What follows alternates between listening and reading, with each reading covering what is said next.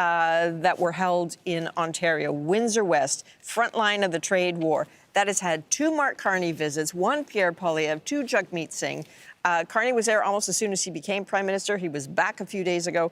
This one is one that, boy, the Liberals are counting on picking up if they can. One last one to look at that I think is really relevant here. This is King Vaughan. Again, the Liberals won it in 2015, then they lost it in 2021 by very few votes, but also it had the lowest turnout in the province then.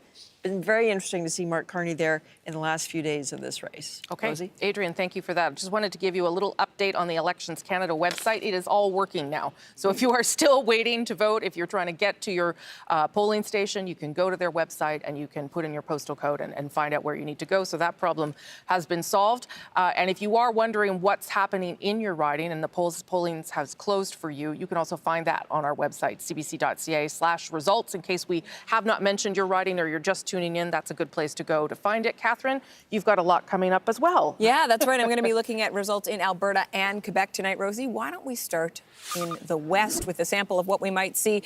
Edmonton Centre. Now, this was Randy Boissonneau's old riding. Former cabinet minister, you'll recall, he resigned from cabinet in November when there was controversy involving his former business partner.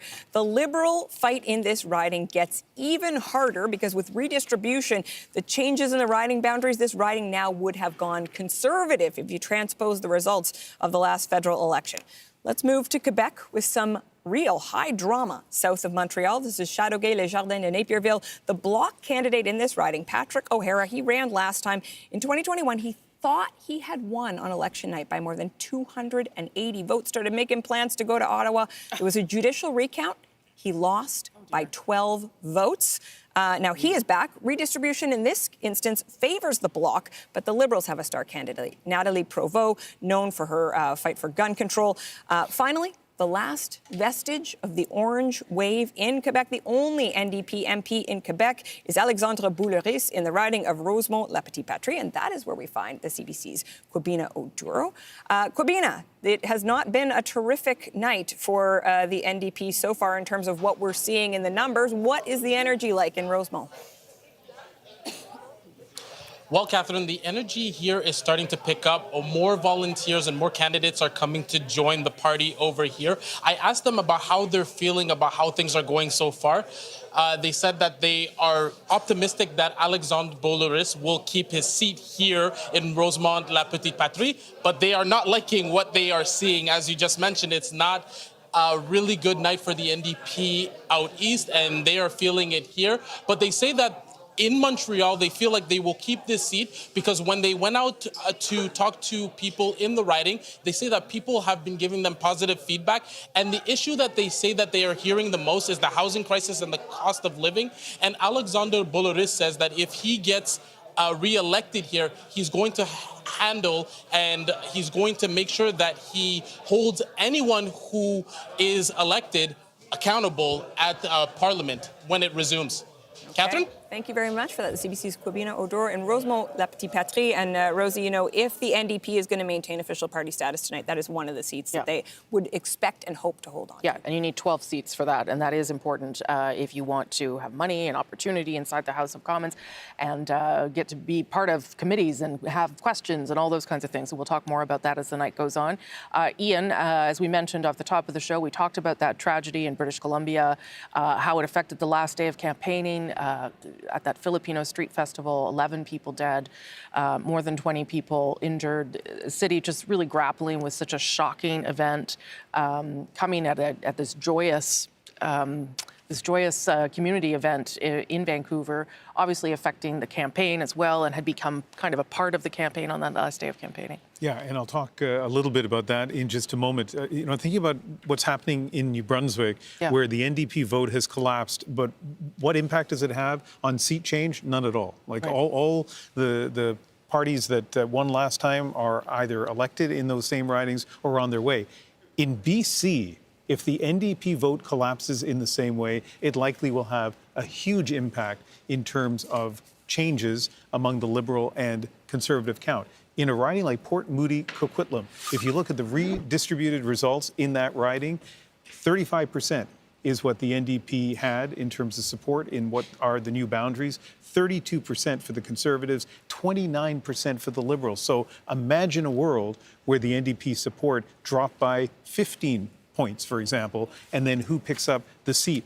On Vancouver Island, take a look at Nanaimo Ladysmith. There, the leading party was the NDP with just over 29% of the vote, the Conservatives at 26.5%, and in third place, not the Liberals, but the Greens with almost 26% of the vote. So again, in a world where the NDP ends up losing 10 percentage points, 15 percentage points, then all of a sudden you wonder, does that go to the Conservatives? Does it elect even a Green member? Yeah. So that it's really intriguing. So, you know, the political observer in all of us finds that intriguing, even exciting to see what's going to happen. But there's the other part of the BC story, as you mentioned, and it's with, every time I think about British Columbia, it's with a heavy heart right now. I mean, everything changed on Saturday night, and so many of us, you know, just feel very close to what happened there. I know the neighborhood very well, and so we're toggling here between those two things, political excitement, but also the heaviness of what happened there on Saturday. Yeah, thank you for that, Ian, and we are trying to reflect a little bit what's going on in Vancouver, because, listen, Lindsay Duncombe talked about how people were voting, but they're also voting with all of this weight on them. Lindsay, you're in Vancouver. Give us a sense of how people are doing and what is happening there right now.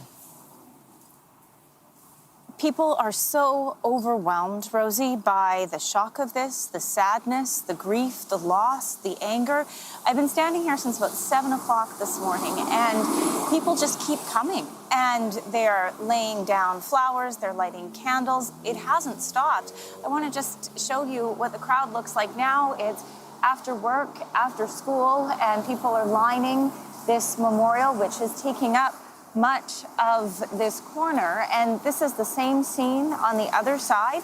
There are just as many people there. On the other side of the police tape, there are 2 more memorials, a little bit smaller than this one, where people have also been gathering. I think there's just a real sense that people want to show that they care, that they want to care particularly about the Filipino community in this city. This was, as you mentioned, a celebration, a festival of culture, and it all just went so tragically wrong when 11 people were killed.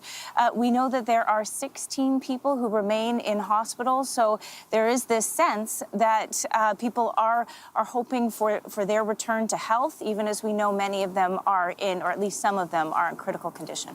Okay, Lindsay Duncombe, thank you for speaking to us from Vancouver. Wanted to make sure we talked about that, because I know a lot of people in British Columbia with heavy hearts again still today. Thank you so much. The leaders certainly responded to that on the last day of campaigning. We will see if it gets mentioned again at all tonight. Obviously, they did continue to campaign, but the campaign looked very differently in those last hours and had a lot less energy, perhaps, in some instances, because people were trying to address 2 things as they were unfolding. Did want to address something that's happening there on the bottom of your screen, and you can see a couple of block numbers. The polls haven't closed in Quebec yet, so there may be some early returns that have been put in. We're not going to pay too much attention to it yet, because the polls are going to close in under 10 minutes. 2 party leaders this time are in the nation's capital, both Mark Carney and Pierre Poilievre, both running in ridings, neighboring ridings, in fact, in the nation's capital. We're going to start to see the results from their own ridings soon. One has never been elected to public office, and the other trying to get elected for an 8th time. Let's start with the CBC's Ashley Burke at the TD Place. Ashley, how are they feeling so far about things? Well, Rosie, the doors are about to open here at the Liberal headquarters, and we're expecting supporters and volunteers to start filling this room. The stage has been set for leader Mark Carney to appear here later tonight. On the first week of the campaign, we were at a rally when he said that he was seeking a majority government. Then his language changed, and he talked about in the final week here that he wants a strong mandate. I'm getting texts from sources saying, with the campaign, saying that so far so good based on what they're seeing from the results. One person said that the theme of this campaign has been pragmatic, that they want to over-campaign, they want to be overly cautious and overperform tonight. And they've been targeting, Mr. Carney's been targeting, going on the offensive in places like Atlantic Canada, targeting ridings that were held by the Conservatives. And the theme of his campaign really has been trying to remind Canadians and hammer home his message about what's at stake this election. And for him, that's Donald Trump and his threats to Canada's sovereignty and the economy. But tonight, tonight it will be Canadians that are the ones deciding if it will be Carney sitting around that table with Donald Trump at the end of all this or not. Okay, Ashley Burke, thank you for that. You are in Ottawa. You're finally home after a crazy couple of hours there with the Liberal campaign crisscrossing the country. We'll come back to you through the evening, of course. Kate McKenna with the Conservatives. She's at the Rogers Centre in Ottawa. Kate, what is the word there? Perhaps a little bit of optimism from the Conservatives, given what's happened in Atlantic Canada. Yeah, quite a lot of optimism at this headquarters, Rosie. It is open. There are people here. There are a couple hundred people here watching the results as they roll in. And of course, Atlantic Canada is a difficult region for the Conservatives, but what they're seeing on the board is making them extremely happy. I was going out and looking around talking to people, and they were scrolling their phones saying, why are we ahead in this riding, or why are we ahead in that riding? And of course, as you've been saying, these are early returns, but a lot to be excited about if you're the Conservatives, because they're then saying, well, if they're outperforming the polls in Atlantic Canada, then what's going to happen when they hit Ontario with all of those seats in Ontario? And in fact, just a few minutes ago, one of the leaders of this campaign came by and gave me just a big 2 thumbs up. They're very excited about what they're seeing in Atlantic Canada. They're not losing seats so far in Atlantic Canada, and that's a very positive thing for them going into these Ontario results in the next few minutes. In fact, I think there's one pickup there for them, so I can see why they would be encouraged by that. Kate McKenna, thank you. So I'll talk to both you and Ashley Burke a little bit later throughout the evening as more results start to come in, and we'll get reaction from all the people you're talking to there. Thank you both so much. Appreciate it. Just a reminder that polls are closing in just under 5 minutes in many provinces, Quebec, Ontario, and all the way through to the Rockies and a couple of territories. If you are in line, if you are waiting to vote, stay in line, because even after the polls close, you have the right to cast your ballot. If you're watching this on your phone and wondering where things are at, your vote will matter in this election, that's for sure. So stay where you are and make sure it gets counted. Catherine Cullen has a result. Yeah, well, we've got a few interesting stories coming out of Nova Scotia. A little bit of drama to start with. First couple of races here. Central Nova, Sean Fraser continuing to be in second place. You can see about a 400 vote difference. So this one is certainly one we're going to keep following through the night. You want to talk, though, about dramatic races. What is happening in South Shore St. Margaret's here right now? The Liberal challenger in the lead, but an even smaller margin, 354 votes. The incumbent is Conservative Rick Perkins. He picked up the riding in 2021. And if you want a sense of what this has looked like, certainly for the candidates and the teams watching this race closely over the course of the night, check this out. What has been happening. And you can see sort of that big bump at the beginning, but just look at how close those lines are, Rosemary. So this is definitely going to be one that we're going to have to follow closely. And we're going to take a little jaunt back to Halifax as well, where we have the candidate projected elected and then where the CBC's Tom Murphy finds himself tonight is in the lovely riding of Halifax. Hey there, Tom. What's going on? Thank yous that I have time for that you want me to. Hey, Catherine. Yeah, another bar, but a different mood in this one for sure. Shannon Meadaba, the Liberal candidate here in Halifax, projected elected, as you say, taking the stage to make her acceptance speech. And boy, is this room boisterous compared to what the NDP camp were. A lot of people wondering where that NDP vote would go, because going into this election campaign, the NDP were thought to be leading in this ride. And by the sound of this room tonight, you can tell how much things turned around. Shannon Meadaba is a political rookie, a real neophyte. She just finished saying in her speech just now that she is not a politician in the regular sense. She even wondered if she had to make a speech tonight or not. So. And you got to keep going with that speech because it's what the people in this room want to hear. An impressive win for her tonight. Obviously, people, that big election question issue about who would be best to attract or deal with, rather, Donald Trump and tariffs in the United States. People in this riding seem to swing to the Liberals on that front, and it seems to have made the difference. We're going to try and get Shannon Meadama for a quick interview as soon as she wraps up her speech here. But obviously, this is one of the seats that the Liberals were really working hard on trying to bring around, and tonight they did it. Thank Very much. CBC's Tom Murphy waltzing from bar to bar in the riding of Halifax.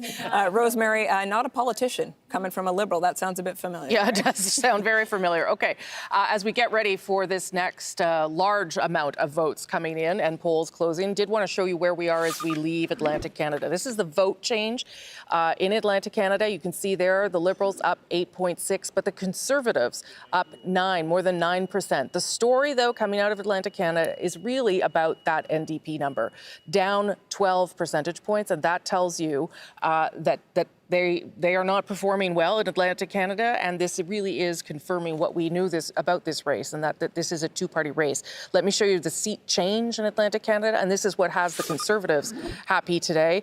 Liberals down 2 and Conservatives up 2. That's the kind of movement the Conservatives are happy to see coming out of Atlantic Canada and would hope to see as the polls begin to close right across the country.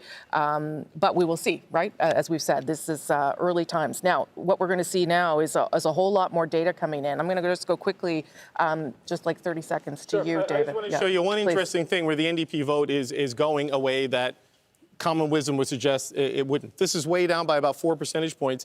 By the numbers, it's all gone to Jonathan Rowe, the Conservative, as has the People's Party vote. In this riding, the Bull Arm Fabrication Yard that built the Hibernia project, there's an oil refinery there, so it's trades people and the traditional offshore industrial base. So the NDP collapse is more that blue-orange thing rather than the orange-red. So that's how it's playing out, at least right now. That's what Jason Kenney was warning us about, or telling us about. Yeah. Okay, good. So good thing to keep in mind as we get ready to bring you a whole lot more information. This is where the bulk of your votes are going to be counted now. Almost 9:30 Eastern. Polls are going to close between Quebec all the way to the Rocky Mountains and 2 territories. This is when your say will start to determine who is going to form government. As we come out of Atlantic Canada, you can see where the results are at the bottom of your screen. Polls now closed in much of the country. Polls have now closed in most of Canada, and that means we're about to get the biggest waves of results we'll get tonight. From Quebec, Ontario, Manitoba, Saskatchewan, Alberta, the Northwest Territories, and Nunavut. 266 more seats will be added to the count. Many of these are key battlegrounds of this election, ridings you need to win to form government. Okay, so that is what is to come. Let's look at where we are right now. Coming out of Atlantic Canada, the Liberals leading and elected in 22, the Conservatives with 10, and the Bloc there, we're not going to talk too much about it. We believe some early results were put in for one riding in Quebec, but there is one riding where the Bloc is leading, and that's in Gaspésie-Île-la-Madeleine. But you can see there, this is not exactly the way the Liberals wanted the evening to start. It's an encouraging sign for the Conservatives, but remember, it was just 3 months ago that the Liberals thought that they were kind of hopeless, not only in forming government, but certainly in losing a lot of seats in Atlantic Canada. So that is part of the story as well, the recovery of the Liberals that we've seen after Mark Carney took over. Ian Hannah-Mansing.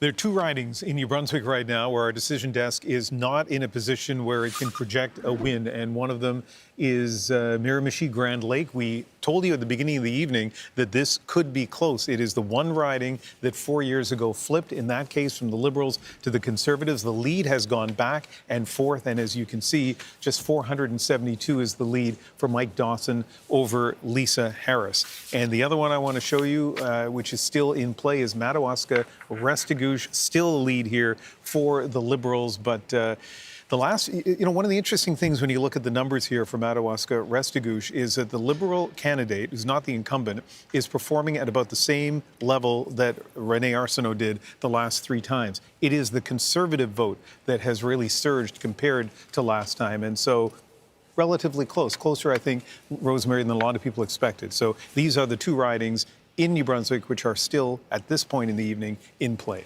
Okay, thank you for that, Ian. Polls now closed in an additional 266 ridings, meaning that we are going to get a lot of information very quickly about where Canadians are at. Want to bring in At Issue, if I can, just for a moment, to get a sense, Chantal, of what you're going to watch for now as so many more polls have now closed. Well, obviously, what happens to the Bloc Québécois vote, whether it's going to be down, as was predicted, or whether the Bloc will hold its ground. The only riding that we actually have numbers for Gaspésie, les Îles de la Madeleine, and I'm not even sure that we're getting the entire numbers because a section of the riding is actually on the same time zone, in the same time zone as the rest of Quebec. I see. So, but this riding, which we will get a result, a more definitive result early, is significant. It's actually two ridings because of redistribution, a former Bloc riding and a Liberal-held riding. So someone is going to lose a seat here. And if the Bloc keeps the seat, as opposed to the Liberals, it may be that they'll have a better night than they would have otherwise. But the big area to watch, obviously, for the Liberals is in and around Montreal. And that is also true of the Bloc, with some battles in Quebec City, mostly against Conservatives. Okay, I'm going to come back to you, Andrew, in just a minute. But Ian's got some results because you can see the numbers on your screen moving there. Yeah, counting super quickly in Battleford's, Lloydminster, Meadow Lake in Saskatchewan. We already have a few of the votes counted. And there are a couple of things that are notable about the results to this point. First of all, this is a riding where you'd expect Rosemary Falk to win. She has already, and her vote share in 2019 was 78%. In 2021, 69%. And it's even greater at this point. It's in the 80% range. And one of the reasons for that may be that Meadow Lake, Saskatchewan, is now part of this riding. A lot of Conservative supporters there. And I mentioned Meadow Lake because it used to be part of the Desnethé, Missinippi, Churchill River riding. The fact that it's now moved in redistribution, Rosemary, is good news potentially for the Liberals. It makes that more likely a place where the Liberals could pick up. And the Liberals have not won a seat in Saskatchewan since 2015.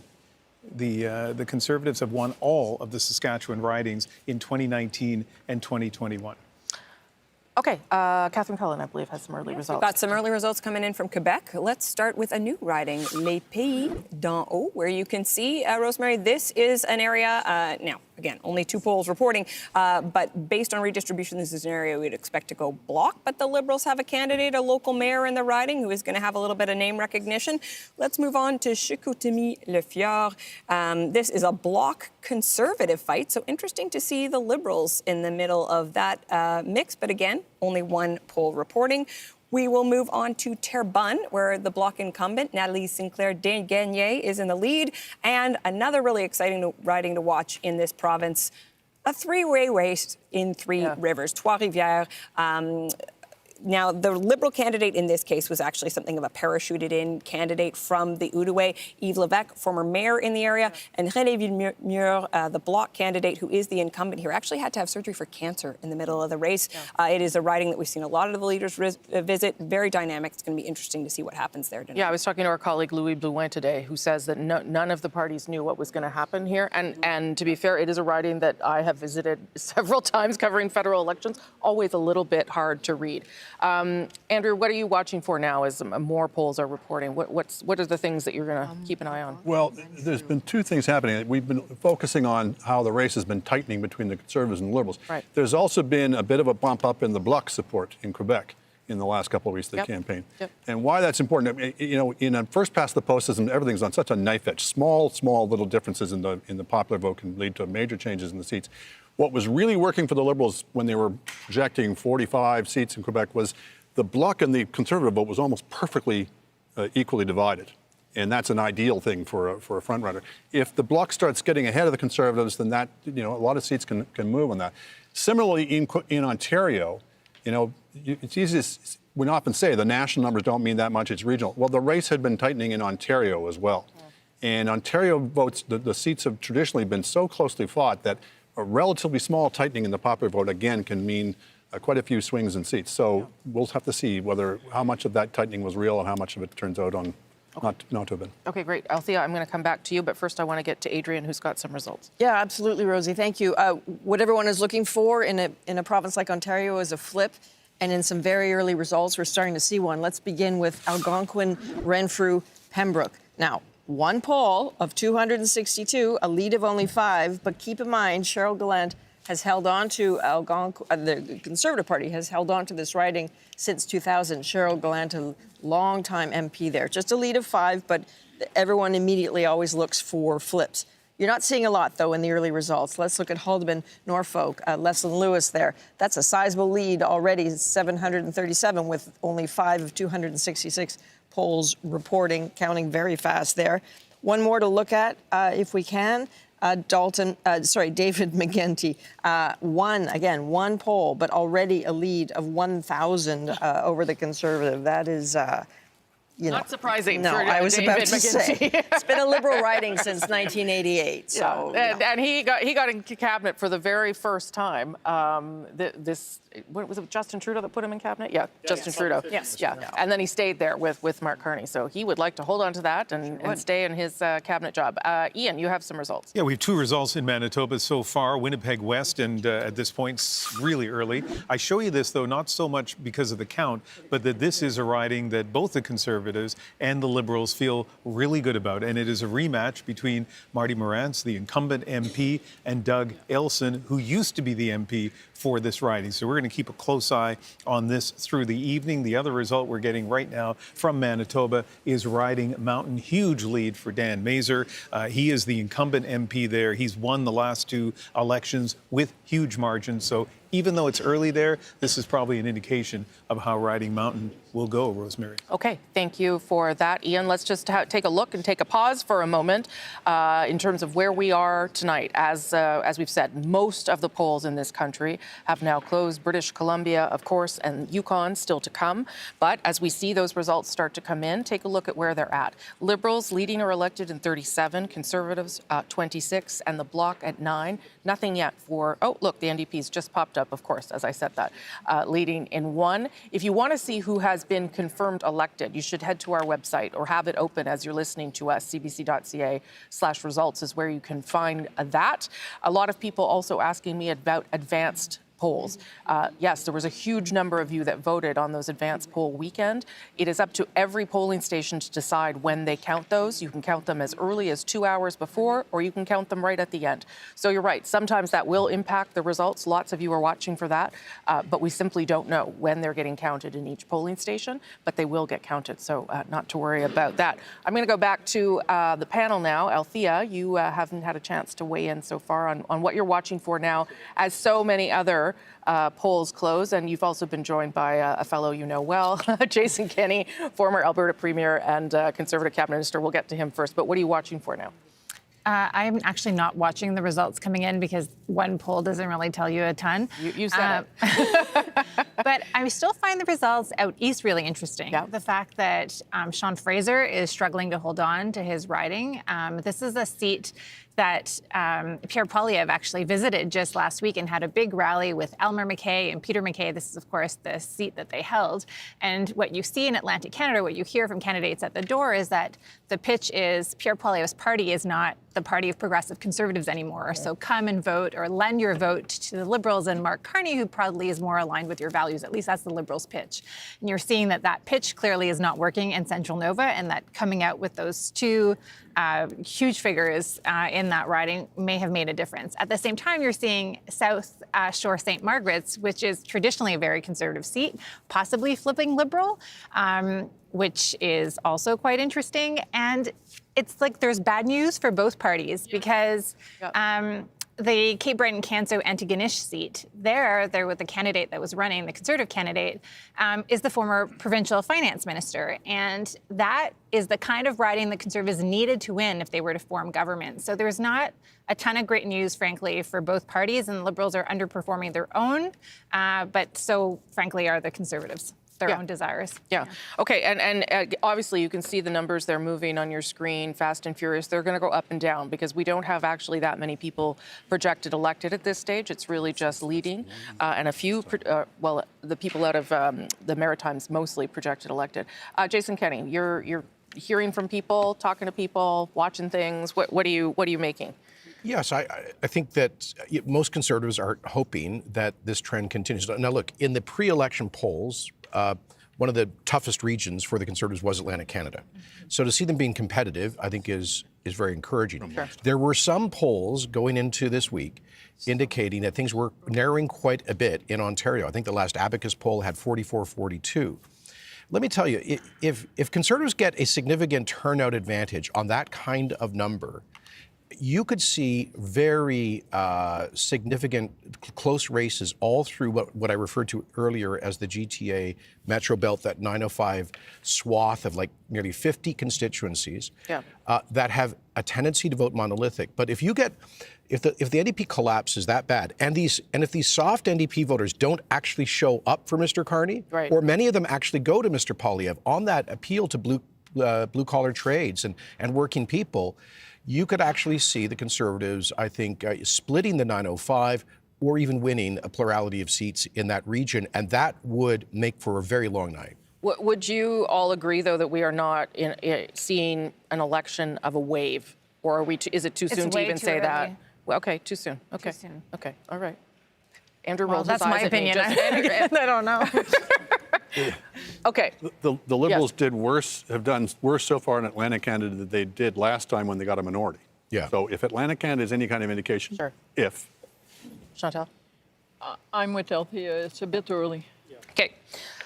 Catherine Cullen's got some results from Quebec. Some early results. Let's just emphasize that, Rosemary. We're going to check in on some exciting races, starting with Châteauguay-les-Jardins de Napierville. We were telling you earlier that this was the riding that was decided by 12 votes in a judicial recount last time around. Patrick O'Hara is back. He told my excellent colleague on the House, Emma Godmere, that he has been thinking about this race every single day since last time around. He's up against a Liberal star candidate in Nathalie Provost. Let's check in Berthier-Maskinongé. The interesting name there that Canadians are going to remember is the NDP candidate, Ruth Ellen Brosseau, known to much of the country as Vegas Girl, because in the time of the Orange Wave in 2011, she went to Vegas during the campaign, but things have changed a lot for Ruth Ellen Brosseau. She lives in the riding now. She is a farmer. They, in fact, raise boar and bison, despite the fact that she is a vegetarian. But it does appear that it is going to be some difficult sledding based on just the first poll for Ruth Ellen Brosseau. And we want to take a look at Abitibi Bay James Nunavut EU. The Liberals have a candidate here that they're pretty excited about, Mandy Gull-Masti. She was the first female Grand Chief of the Cree Nation government. She actually stepped away from that term in order to run for the Liberals. But the Bloc really want to hold on to this seat. Yves-François Blanchet went all the way. This is a northern riding. He went up to visit it to try to give Sylvie Bérubé a bit of a boost. So, again, this is another riding folks are going to be watching closely tonight. It'll be interesting to see how that race shakes out. Okay, great. Thank you so much for that, Catherine Cullen. Just a couple of numbers to keep in your mind as well. David's going to give us a few more. But in order for the Liberals to reach majority tonight, they needed to gain 18 seats. They are not on that path so far. The Conservatives, though, needed to gain 44. So I don't think anyone is on that path so far, but it's early. It's early. It's a night of early results, Rosie. Yep. Let's face it, we still don't have some seats called in Atlantic Canada. So look, right now there's a couple of seats in Atlantic Canada that are very close, and within one riding I'm looking at, there's only 5 of the advanced polls in. There's still like 20 more advanced polls to come in, and this is why some of these aren't being called. So we've been talking about the Atlantic for a while. Let's look at where we're getting results now, now that Quebec to the Rockies is open. Right now, it's a hodgepodge, but just to show you, for example, look, this is the island of Montreal. The battleground is the North Shore and the Shore ridings. It's all gray. This is like the big chunk of seats that's going to determine a lot of the storyline tonight. So you're looking at the scoreboard at the bottom of the screen. The big ridings where a lot of people live in Quebec have still not come in yet. Let's go to Ontario, and let me give you a pretty good example of that. You're seeing some red in the north and different things like that, but let's go to the Greater Toronto area. Very few results, very early, right? So this is that belt that Jason Kenney was talking about, Mississauga and Brampton and up in the York region. That's the battleground between the Liberals and the Conservatives in Ontario for first place. We have almost nothing from there at this point in the night. Similar thing, I believe, in southwestern Ontario when we go there. This is where the Conservatives are very strong in some of the rural areas, but we've got Windsor, we've got London, we've got Kitchener, we've got Hamilton. If I'm going to extend southwestern Ontario beyond its normal definition, we still have nothing from there. And it's a similar story out on the prairies, okay? You go into Manitoba, you see the blue seat there, but look, Winnipeg, we have one riding. You know, the bulk of the population in Winnipeg, there is no reporting from there yet. So it's still very early in terms of being able to draw any firm conclusions about where this is going. Same thing in Saskatchewan. Nothing from Regina. Nothing from Saskatoon. You go into Alberta, right? You see orange right there, but look at where this is. It's Leduc-Wetaskiwin. Cars cost less in Wetaskiwin. New Democrats don't often win in Wetaskiwin. That is a conservative riding historically, and so you got to keep that in mind. Here in Calgary, where it's expected to be the battleground, where the Liberals hope to gain, you've only got 2 conservative seats reporting at this point in time. Similar thing in Edmonton. You do not have results yet from the bulk of the ridings in the big cities of Canada at this point of the night. So while it's 57, 43, 10, and 1, that one, Rosie, is in Leduc-Wetaskiwin. I believe that's where Pierre Poilievre had that massive Edmonton rally, because that's the riding where the airport is. If the New Democrats win that, nobody knows anything about this election, and everyone has been wrong all along. I mean, I'm willing to accept that. Let's, me too. As we've been saying, so early results and lots of results flooding in, and as you can see there at the bottom of your screen, 11 minutes now before polls close in British Columbia and Yukon. But let's look at the share of the vote to start to get a sense of the story so far this evening. 51.2% for the Liberals, 39.7% for the Conservatives. The NDP and the Bloc still in very, very low numbers there. Let me show you what that looks like in terms of seat change so far, right? And this is leading and elected. This is not the full picture yet, but look, the Liberals are up 13. And it looks like, at least at this stage of the evening, that it is to the expense of the Bloc Québécois down 12 and the Conservatives 1. If that kind of trend were to continue, that would be encouraging for the Liberals. That would mean that they would come out of Quebec having gained some seats and some more strength, frankly, than they perhaps needed. We're not there yet, but that's what that is pushing towards, and we'll keep our eye on Quebec to see how many of those things turn into actual flips for the Liberal Party. Let's look now at Mark Carney, the Liberal leader, watching results as they come in there with his wife, Diana Fox Carney. He's just, well, he was watching us. That's also good. He's also waiting, of course, to see the results of his own riding. He is putting himself up for public office for the very first time in the riding of Nepean. We'll keep our eye on how he's doing in his own riding. Okay, let's go to Adrian now, who's got some results from Ontario. We do, we do, Rosie. Really interesting. I'd really like to start with Kapuskasing, Timmins, Mishkegowuk. This was Charlie Angus's riding, right? This is the one where people wondered, I wonder what will happen in the north. Could it be that we're looking at an orange-blue transition? So far, no. Steve Black, who's the former mayor and the city councillor in Timmins, has a lead of 79. Just 3 of 206 polls reporting. This is one you have to keep an eye on. This will matter for a whole bunch of people, including the NDP, of course. So let's move on to Markham-Stouffville. Again, Helena Jazik was the incumbent there. With 1 of 217, you already have, for the police officer, the Conservative candidate, a lead of 65 there. That is the sort of flip that the Conservatives will really want to hang on to. One more that's relevant to this conversation in particular is Essex. So Chris Lewis, this was held by the Conservatives I guess it's been a Conservative NDP race, basically, in the past with Liberals in third. But look at what is happening here with Chris Sutton, who's a public affairs for a Millwright Council. He's got a lead of 42, just 4 of 278 polls reporting. But that whole area, the cross-border relations, it wraps itself around Windsor. You can imagine the tariff conversations that have been happening there. No one knows that better than Chris Ensing, who is joining us now. Chris, what are people saying there? Adrian, the tariff's top of mind. You know, talking to voters here today in Windsor West, the riding I'm in right now, where the NDP are hoping to secure Brian Massey's seat as the longtime incumbent, voters were telling me that who is going to battle Donald Trump in these conversations and negotiations of a new NAFTA is top of mind. That threat against Canada's sovereignty is also something that they're taking very seriously. And when we think about what's happened here in Windsor, Essex, just in the past, you mentioned in Essex how the NDP have been sparring with the Conservatives, the Liberal in there now. Well, you also have this fight going on in Windsor-Tecumseh Lakeshore, where the Liberals have eked out wins with slim majorities or slim wins there in that riding. And so what we see in Windsor-Essex is an area that is trying to decide what it will do next in the face of this trade war.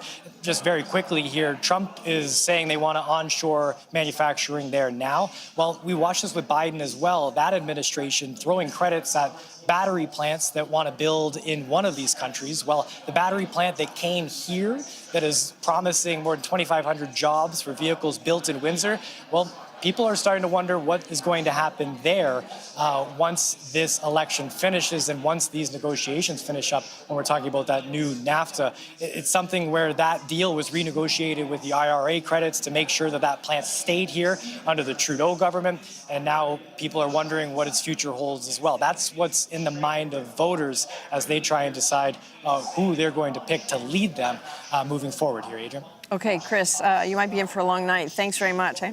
Rosie? Thanks, Adrian. Thanks, Chris. And I'm going to go to Ian now. Let's take a look at Desnethe, Mississippi, Churchill River in Saskatchewan. Redistribution suggested that the Liberals had a chance to pick this seat up, have a chance to pick this seat up, still obviously really early in the counting. And Jim Lemaigre is a former Saskatchewan Party MLA. Buckley Belanger is a former NDP, MLA, both high profile, both considered strong candidates by their parties. And we are going to be watching this riding very closely because if the Liberals were able to win this riding, it would be their first win, as I mentioned before, since Ralph Goodale won in Regina, Wascana back in 2015. Okay, thank you for that, Ian. I can tell you that at this hour, more than 1 million votes have been counted, and obviously the counting continues. Of course, there were also more than 7.3 million of you that voted in the advance polls, but lots of vote counting going on right now to bring you some of these results that you're seeing here at the bottom of your screen. Take a look. Those numbers are leading and elected. So the Liberals are leading and elected in 80 ridings at this stage, Conservatives 56, Bloc on the board with 11, NDP with just 1, where they are leading and or elected. And remember, we gave you those numbers before. If the Liberals were trying to form a majority government, they needed to pick up 18 seats. The Conservatives needed to pick up 44. The Liberals have picked up 15 so far. So those not all confirmed, but that is the trend that we are seeing so far, and we'll keep watching as more polls about to close in British Columbia and the Yukon. Catherine Cullen. Yes, let's talk about Alberta. Rosemary, we're going to start with the first projected elected in the province of Alberta by the CBC Decision Desk, Michelle Rempel-Garner, a Conservative who is certainly a well-known vocal member of that caucus. That big smile on her face because she is the first Conservative that the CBC Decision Desk says has been re-elected to her seat. Let's take a look, though, at some other interesting races. Edmonton Southeast. Part of what makes this interesting, Amarjeet Sohi, former Liberal cabinet minister under Justin Trudeau. He was defeated. He ran for mayor of Edmonton. He won. He has stepped away from his mayoral duties to run in this seat. But it is worth noting it is a new riding. And if you look at what the numbers say from the 2021 election results, this is a riding that should go Conservative right now with the first poll reporting. The Conservative is in the lead in that riding. Let's move on to Edmonton Northwest.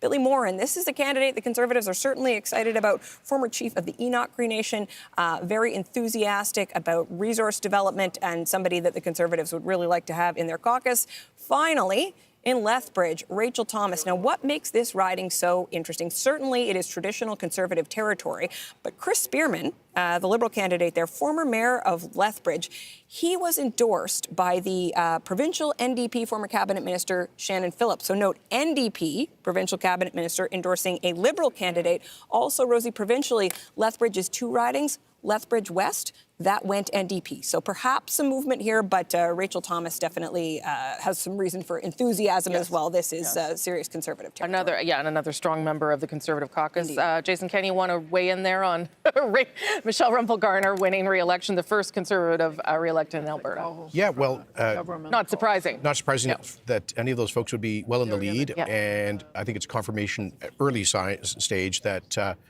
the strong Conservative support in Alberta is holding. There are some phenomenal new candidates as well. You just saw Billy Morin on the screen. I've worked very closely with him as Premier. He was chief of the Enoch Cree First Nation, and really a significant leader in economic development for First Nations in Western Canada. He, together with Ellis Ross, a former chief councillor of the Haisla First Nation out in the BC West Coast Kitimat, if those two are elected, you will see 2 very strong voices for reconciliation, for First Nations to not just exercise the right to say no in consultation, but to say yes to responsible resource development. So one of the interesting aspects of this campaign has been energy has not been a dominant, but a significant issue, perhaps for the first time ever. Yeah. And you may end up with some very strong pro-resource development First Nations leaders in the next parliament. And that may be because of Donald Trump. Really, that's why we're talking about it in a different way than we had before. Okay, thank you for that, Jason Kenney.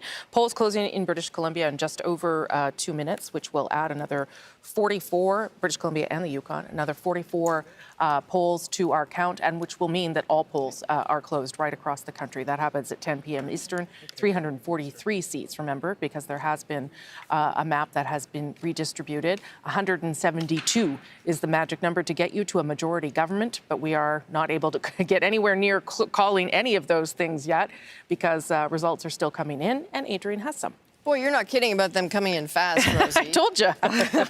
All right, let's look at some important ridings that we've been talking about all night. Let's start with Peterborough, because this has always been a riding to watch. Historically, a bellwether, bucked the trend in 2021 when Michelle Ferreri, a popular TV anchor, won. But look at that lead. 436 for Emma Harrison, the small business owner, with just 6 of 308 polls reporting. The Liberals will want to hang on to that one. Let's look at the next one here. This is important. Newmarket Aurora.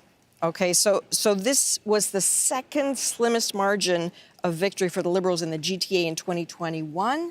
But look at what is happening. Sandra Kobena, lead of 227, just 2 of 212's polls reporting. But that is on trend, certainly for what the Conservatives want to see. They poured a lot into that riding. One last one to look at. This is important. This is Niagara Falls, Niagara-on-the-Lake. So this has gone back and forth a little bit between the Liberal and the Conservative this evening. Only 3 of 202 polls reporting, just a lead of 8. But this is a riding that's been Conservative for the last 25 years. It's definitely smaller in redistribution. The Liberals were hoping that would help them out. Rosie? Okay, but a very, very small lead of 8 votes, so we'll see. Mark Carney was down there pretty recently as well, making his case about Canada, the U.S., and taking on Donald Trump, another area where, of course, that argument resonates very strongly. Okay, polls closing in British Columbia and the Yukon in just moments. If you're in line to vote, stay there, because you still get to do it even after the polls are closed. It is 7 p.m. Pacific. Polls are now closing in the westernmost parts of this country. There are 43 ridings in beautiful British Columbia and 1 in the Yukon. That means that polls have closed right across the country, 343 polls reporting. And British Columbia, aren't you excited? We haven't called government yet. That rarely happens to you. So guess what? Your votes are going to matter here as we get ready to decide where this is going to go. Let's give you an indication of what we're noticing already, and that is the change in the share of vote. Liberals taking off now at this stage, well over 50%, and the Conservatives at 38.8, which, to be clear, is a very good score for Conservatives on any other normal election. But this election has been unusual, and you can see the NDP and the Bloc not performing where they normally would be. That, too, has been the story of this election. Let me show you now what seat change looks like. Okay. Let's go through this. Liberals seem to be at this stage leading or elected in 17 seats. Conservatives down 5, Bloc down 11. That would be a devastating amount of losses for the Bloc Québécois in Quebec. NDP down 1. Of course, that is going to change as British Columbia starts to report. But remember, that number to keep in your head here about whether we can get to a majority government is for the Liberals to gain 18 seats. They are 1 away right now in our projections, not everything confirmed, but they are tracking towards that at this hour, and a lot of it coming at the expense of the Bloc Québécois. Let's go now to Catherine Collins. Yeah, let's try to look a little bit closer at what that story is, the Liberals and the Bloc Québécois. Let's start with looking a bit at the big picture in the province of Quebec. The seat change, the Liberals up 14 seats. The Bloc down 11, the Conservatives losing 3 seats in Quebec. But again, these are still relatively early numbers. Let's dig into some of what we're seeing in the province. Here is a riding that folks are going to remember the name of, La Salle, Émard, Verdun. That consequential by-election in the fall, it's on the island of Montreal. This is part of the Liberal Château Fort, right, of Fortress. And yet the Bloc Québécois, Louis-Philippe Sauvé, a former Bloc Québécois staffer, won in that by-election. Now the Liberals have something of a star candidate in Claude Gay, former president of IBM Canada. Right now, with 2 polls reporting, he's in the lead by almost 300 votes. Let's move over to Shefford, where, again, the Bloc Québécois incumbent, Andréanne LaRouche, in second. And in the lead, the Liberal candidate, Félix Dion. I believe he's a councillor in Granby. And finally, Rimouski, Alexander Reiford, again, a name that would be known well in that area, the former director of the Métis Gardens in the area, English Gardens, and the Bloc Québécois incumbent, Maxime Blanchet-Jonca, in second. So all, again, Rosie, you know, these are only some of the polls that are coming in, but interesting to see how those numbers are shaking. Yeah, Métis Gardens also, just a lovely Beautiful. place. Yeah. We could just do ads of places to vacation. Chantal, I want to get your take before I get some more results, because if this holds and the Bloc is trending or looking projected to lose as many as 11 seats, that's pretty devastating. The Bloc itself believed it could lose 10 to 15 seats. Of course, that wasn't the hope, but this is the best beginning of night for the Liberals in Quebec that I have seen in decades. How many decades? Oh, I don't think I was around because Jean Chrétien never won a majority of Quebec seats. Yeah. So you go back all the way to Jean Chrétien, and Brian Mulroney wiped them off the map. So I think you'd have to go back to Pierre Trudeau. But it's early. It's early. It's early. But that's still. It's early. But it's still fascinating that someone who, at the beginning of the campaign, was not speaking French as well as he was at the end, would be suddenly that appealing to Quebecers, if this is where things go. But I'm also wondering, and the numbers are still coming, whether the Conservatives are also having a difficult night in Quebec. Okay. Because at this point, they are under what is called the paying zone. In percentage points, they're below 20%. That's not when you get votes, but not seats. You need to get over that. And at this point, who knows? Because we're still missing a lot of seats and a lot of polls. But for the Liberals who want 40 seats, they're ahead in 33. Yeah, not too bad. No, and if that is true, that the Conservatives are going to suffer in Quebec, that I think speaks to some of the choices that Pierre Poilievre made. But we will talk more about that as results firm up. Ian has some results, though, now. Yeah, let's look at your home province, Manitoba, and in particular 3 ridings in Winnipeg that are reporting results right now. This one would be, if the Liberals were able to keep it through the night, a pickup. I'm laughing because, of course, I can read the numbers just as well as you can. It's really early. What's interesting about this, besides the fact that it's an NDP incumbent is in second place, is that Raul Walia, 23 years old, got the nomination here in the old days, December 2024. Remember then? Remember the prospects for the Liberals at that point? So I don't think when he became the candidate, he expected to be possible that he could go to Ottawa. We'll see what happens in Winnipeg Centre as the evening unfolds. Let's go now to Winnipeg West and see what's happening there. And Marty Morantz, the Conservative incumbent, is in a lead, not a huge lead. Doug Elson has been the MP here before. This is the 3rd time, I think, these 2 very well-known politicians, and Doug Elson also an ER doc, so well known for that as well, are facing off in Winnipeg West. So another one we're going to be looking at very closely. And in Winnipeg North, no surprise to see Kevin Lamoureux, the incumbent, in the lead. But I'll tell you what is interesting is that if you look at the percentages last time around, the NDP was in second place with 28% of the vote.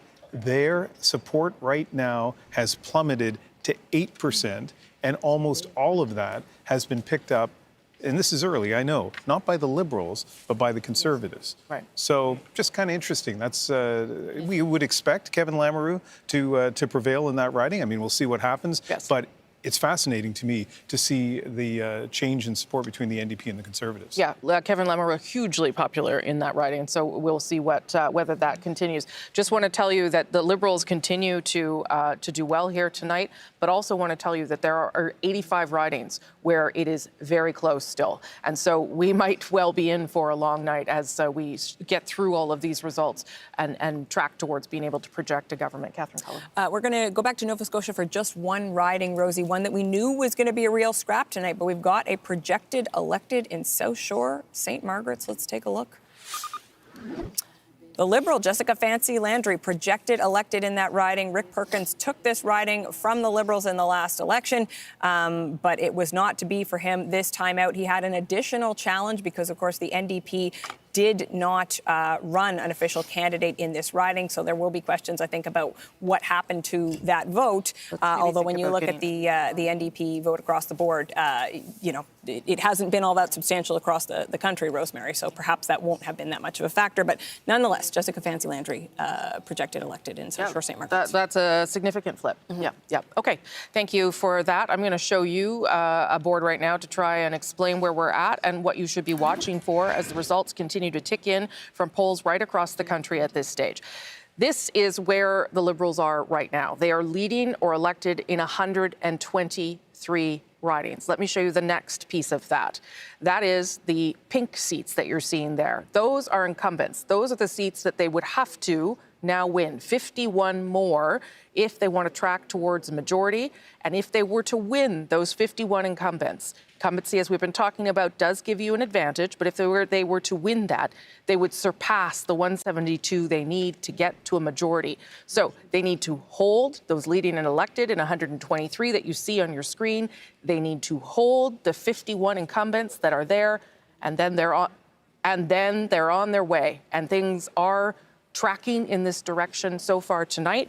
But again, many close races, and we're watching some of those. And I think David Cochrane wants to talk to us now. Yeah, so just to give you an idea of how close this is, when we were talking about Atlantic Canada earlier, it was 22-10, right? 22 Liberals, 10 Conservatives.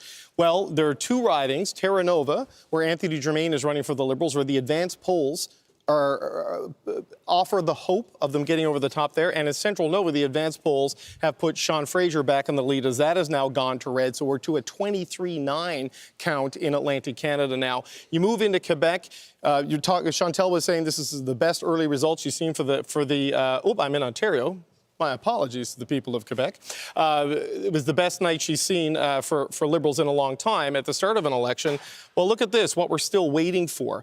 You know, Rosie was saying the Liberals are up seats. We still don't have a lot of seats in from the island of Montreal, where the Liberals are going to be strong, and in some of these battlegrounds on the South Shore in particular, where the Liberals and the Bloc are in a fight that really could determine whether the Liberals can get to this majority government that the polls have been suggesting was available for them in this election. And it's a similar situation in Ontario. We're starting to get things populated. You're seeing a lot more red getting there in the GTA, but still not out in sort of the Halton region and the Peel region. We're still waiting on a lot of seats there.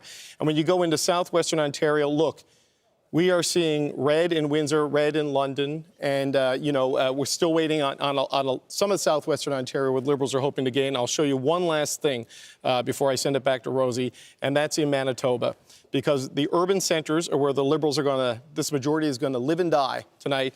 There's only two ridings in from Winnipeg, so still a lot to come in the big cities of Canada. Rosie? Thank you very much for that, David Cochrane. And some news for all of you, Canada. Get ready. Our CBC News decision desk is ready to make a call.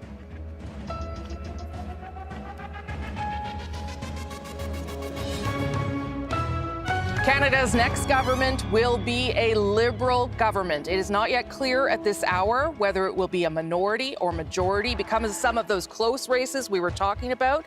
This marks a fourth Liberal mandate, very rare in Canadian politics. But the Liberal Party, led by Mark Carney, has pulled it off, a stunning reversal, a Liberal comeback with a first-time politician as leader. You're looking live there at the Liberal Party headquarters right now. Live there at the Liberal Party headquarters right now.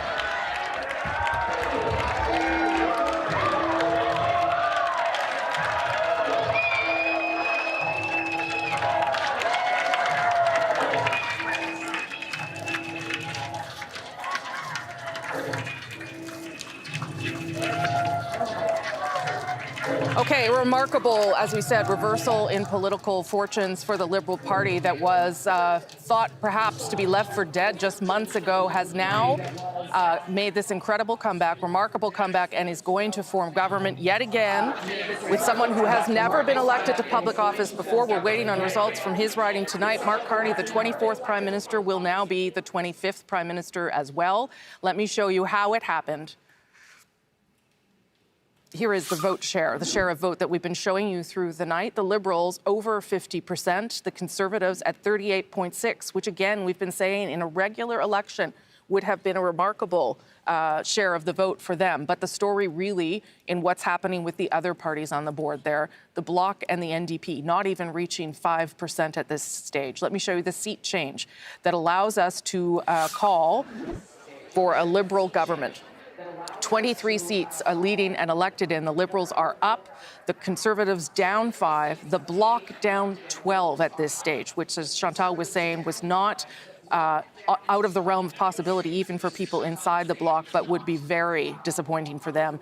And the NDP now down 6. The NDP right now on your screen only leading or elected in 2 ridings. Remember, you need 12 to get official party status.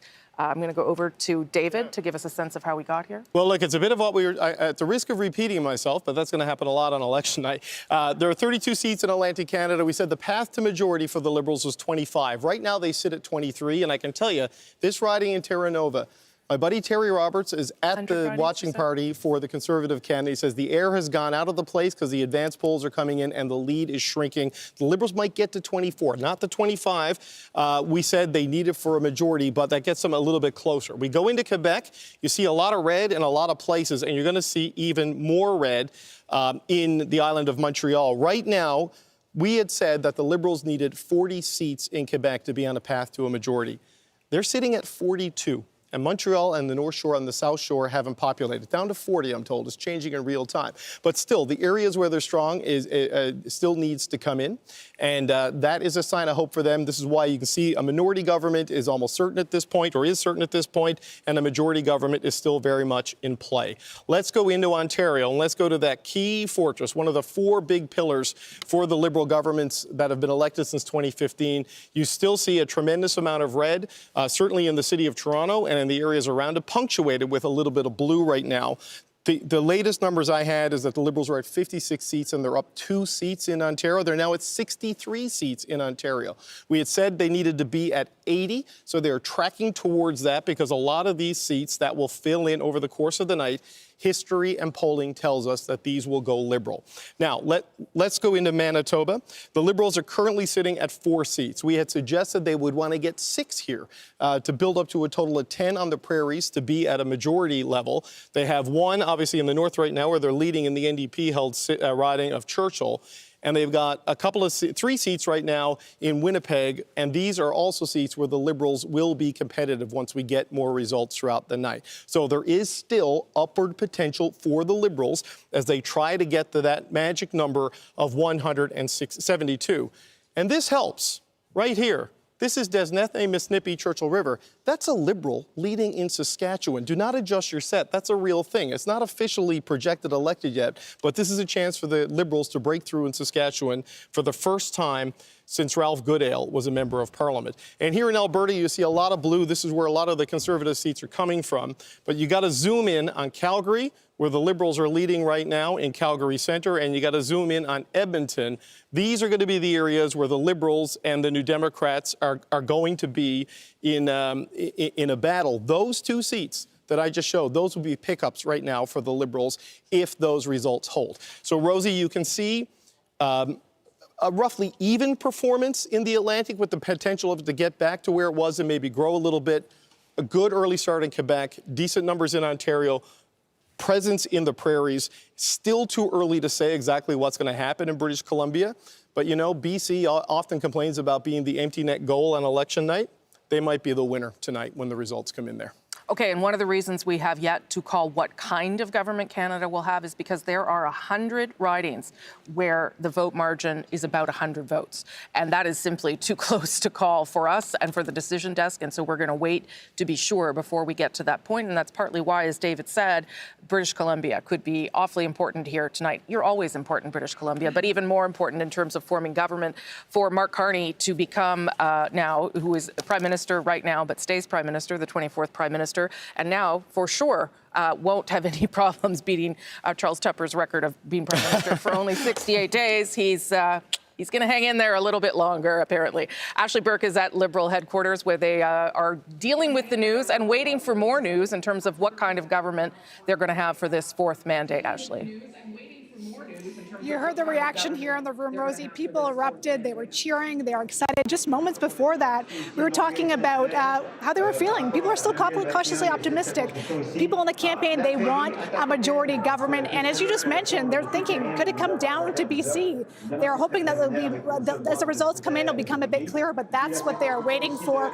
This, as you mentioned, is one of the most dramatic reversals in political fortune that we've seen in recent Canadian history.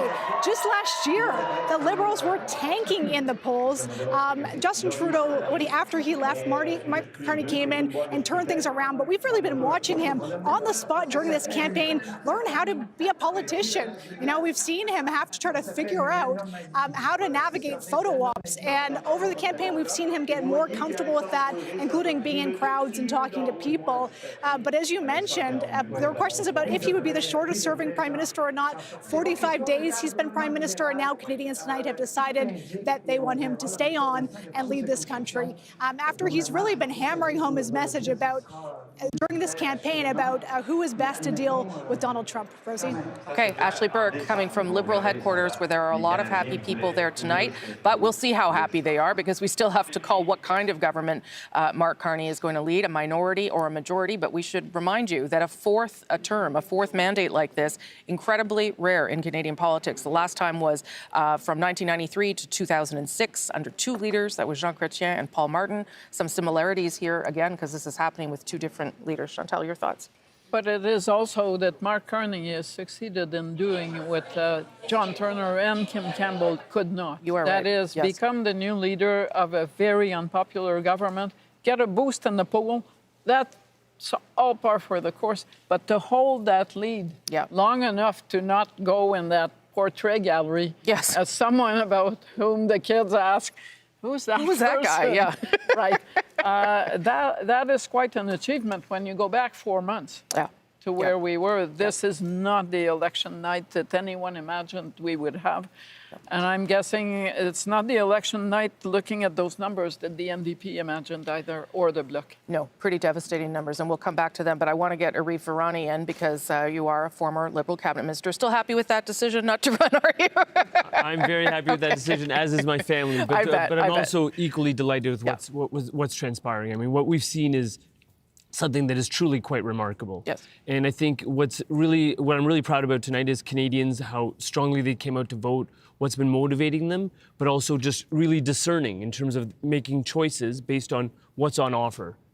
An individual with a business background who had navigated two world economies through difficult crises, and you had another politician who was frankly still offering catchword phrases and running an election as if we were back in November or December. Things changed. Justin Trudeau is no longer around. The consumer carbon price no longer around. And Donald Trump entered in a big way. Yeah. And we saw other conservative politicians in this country pivot, like provincially, Doug Ford in this province. We saw an inability for a pivot on the part of Pierre Poilievre. And I think you're seeing the results. People have decided that they want mature professional leadership, and that's what they're getting with Mark Carney. And I think it's a really important time for Canada, because there's a lot of hard work to be done. Yeah, it'll be interesting to see what kind of government we end up with here, Andrew, because that also sends a message. If Canadians opt for a minority government, that also is a message to the Liberals and to Conservatives. But what do you make of the fact that this has happened? Because it is right, it is a remarkable thing. Yeah, it would not have happened without Donald Trump, I don't think. If Mark Carney had simply come in and said, well, I'm changed, I'm a new prime minister, I'm not sure that would have been enough to carry the day. I'm not sure if Trump alone would be enough to carry the day, though. I think it's the combination of so far as the first part of the campaign in particular focused on Trump as the issue, and therefore focused on leadership and the relative qualities of the two-party leaders. That was clearly to Carney's advantage. But I think probably what put him over the top was he was also enough change for enough people. Right. He wasn't, on its own, it wouldn't be enough change, but the two things together, I think, was enough to put him over the top. Althea, what do you make of the win? I agree with everything Andrew said, but I would add, basically, it's New Democrats that have handed Mark Carney the ability to become prime minister, remain prime minister. And for them, the fear was, Donald Trump, but also Pierre Poilievre. They decided that they really feared Pierre Poilievre more than they feared another Liberal government. And so they've basically abandoned their party in droves and possibly handing Mark Carney a majority government. So it's not... You guys should send the NDP a thank you note. I think progressive voters in my riding of Tayek on Parkdale Park, and good luck to the team there. But I think progressive voters really had to make a difficult decision, and that was simply that in the face of what the country is facing, we need to select a prime minister and a government. That's more important than anything else. That relates to the CBC, that relates to protecting linguistic rights, that relates to protecting human rights. And you had a choice between somebody who would empower Donald Trump and somebody who would confront Donald Trump. That's the choice that Canadians have made tonight, and I think they made the right choice. Okay, and the NDP sitting right now at 7, leading or elected. Let's get some more information about how we got here, how we were able to call a Liberal win tonight. Catherine Cullen's got some of those results. Yeah, and obviously, Rosie, part of this picture has to do with Quebec and what has happened with the Bloc Québécois. So let's take a look. The Liberals up 12 seats. Yes, one of them coming from the Conservatives, but most of that, the vast majority, at the expense of the Bloc, again, based on the numbers that we're seeing early. Let's see where it's happening. We're going to take a quick zip around the suburbs of the island of Montreal. We're going to start in Thérèse de Blainville, and you can see here the Liberal candidate in the lead. Let's go to Rivière-des-Mille-Îles. We're going to stay on the North Shore. And again, the Liberal candidate with the Bloc Québécois incumbent in second. We'll head down to the South Shore, Longueuil, Saint-Hubert, and again, yes,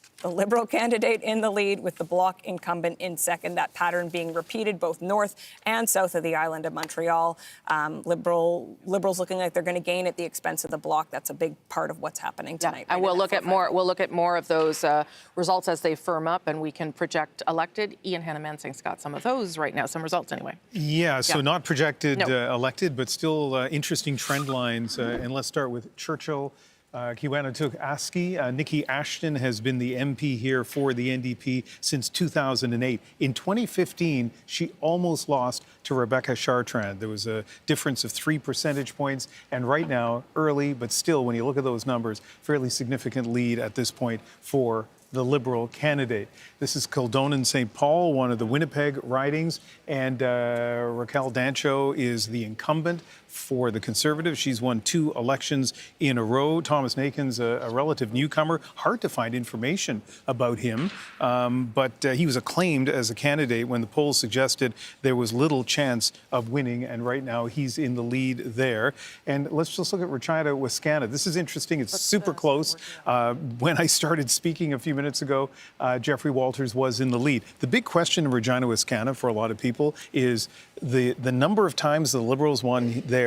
Was it Ralph Goodale that was the factor, or was it Liberal support? And a lot of people wondering what's going to happen there tonight. As you can see, it is close, but the Conservatives are in the lead in Ralph Goodale's old riding. Okay, Adrian, you've got some results too. Certainly. Catherine showed you some seat changes. I'd like to show you some vote changes in Ontario. Why don't we have a little look at this? So Liberals up 9.5 percentage points. Conservatives also up 9.0, but look at the NDP down 12.7. That is where the votes are largely coming from. So what does that look like? Let's start with Sault Ste. Marie, Algoma. This is a riding that Terry Sheehan is ahead by 428. Interesting, because the Liberals only picked it up by 247 last time. Still just 35 of 287 polls reporting. If we move on to the Bay of Quinte, this is a riding we've been keeping an eye on. The Liberals picked it up in 2015. They wanted it desperately because this is the sort of riding they need if they want to get a majority. They've got a lead of 193 with just 15 polls reporting. And the last one, which is a big one for Fortress Toronto, if you will, is Leslie Church and Toronto St. Paul's with a lead of 701. She lost that to Dawn Stewart in July by just 600 some votes. So they're counting on that lead. And remember, that is part of the story. Thank you, Adrian. That is part of the story here, is that a lot of these ridings are still close, and that's why we cannot yet tell you what kind of government Mark Carney will lead. But yes, in case you missed the big moment, the Liberals have secured a 4th mandate led by Mark Carney, who is at this stage waiting to see whether he will be elected in his own riding in Nepean. All right, Ferrani, what are you hearing from your Liberal friends? Are you getting lots of texts of people? Are they thinking that a majority is still within reach here? What are they saying? I think, obviously, a majority government is aspirational. That's what we would like to have. You heard Dominic talk about that earlier, but I think people are elated. I mean, we know where the party was prior to Christmas. Yeah. We know where we were in early January. The fact that it's been such a remarkable swing is a testament to optimism. It's a testament to Mark Carney's leadership. But again, it's a testament to Canadian voters. And I think, when I think back about what's really changed in the last little while, I think if you're looking at somebody who you need to stand up to an American threat that is as clear and demonstrative as Donald Trump, and you have somebody who's posturing themselves that they want to be that person, Pierre Poilievre, who shows an inability to stand up to Preston Manning and Danielle Smith, I think you know you don't have the right individual. When you have somebody who still continues to speak in three-word slogans as opposed to presenting an accurate plan, an outlined plan, a professionalized plan, you don't have the right person. Canadians have realized this, and as I said earlier on the show, I think Quebecers have realized this,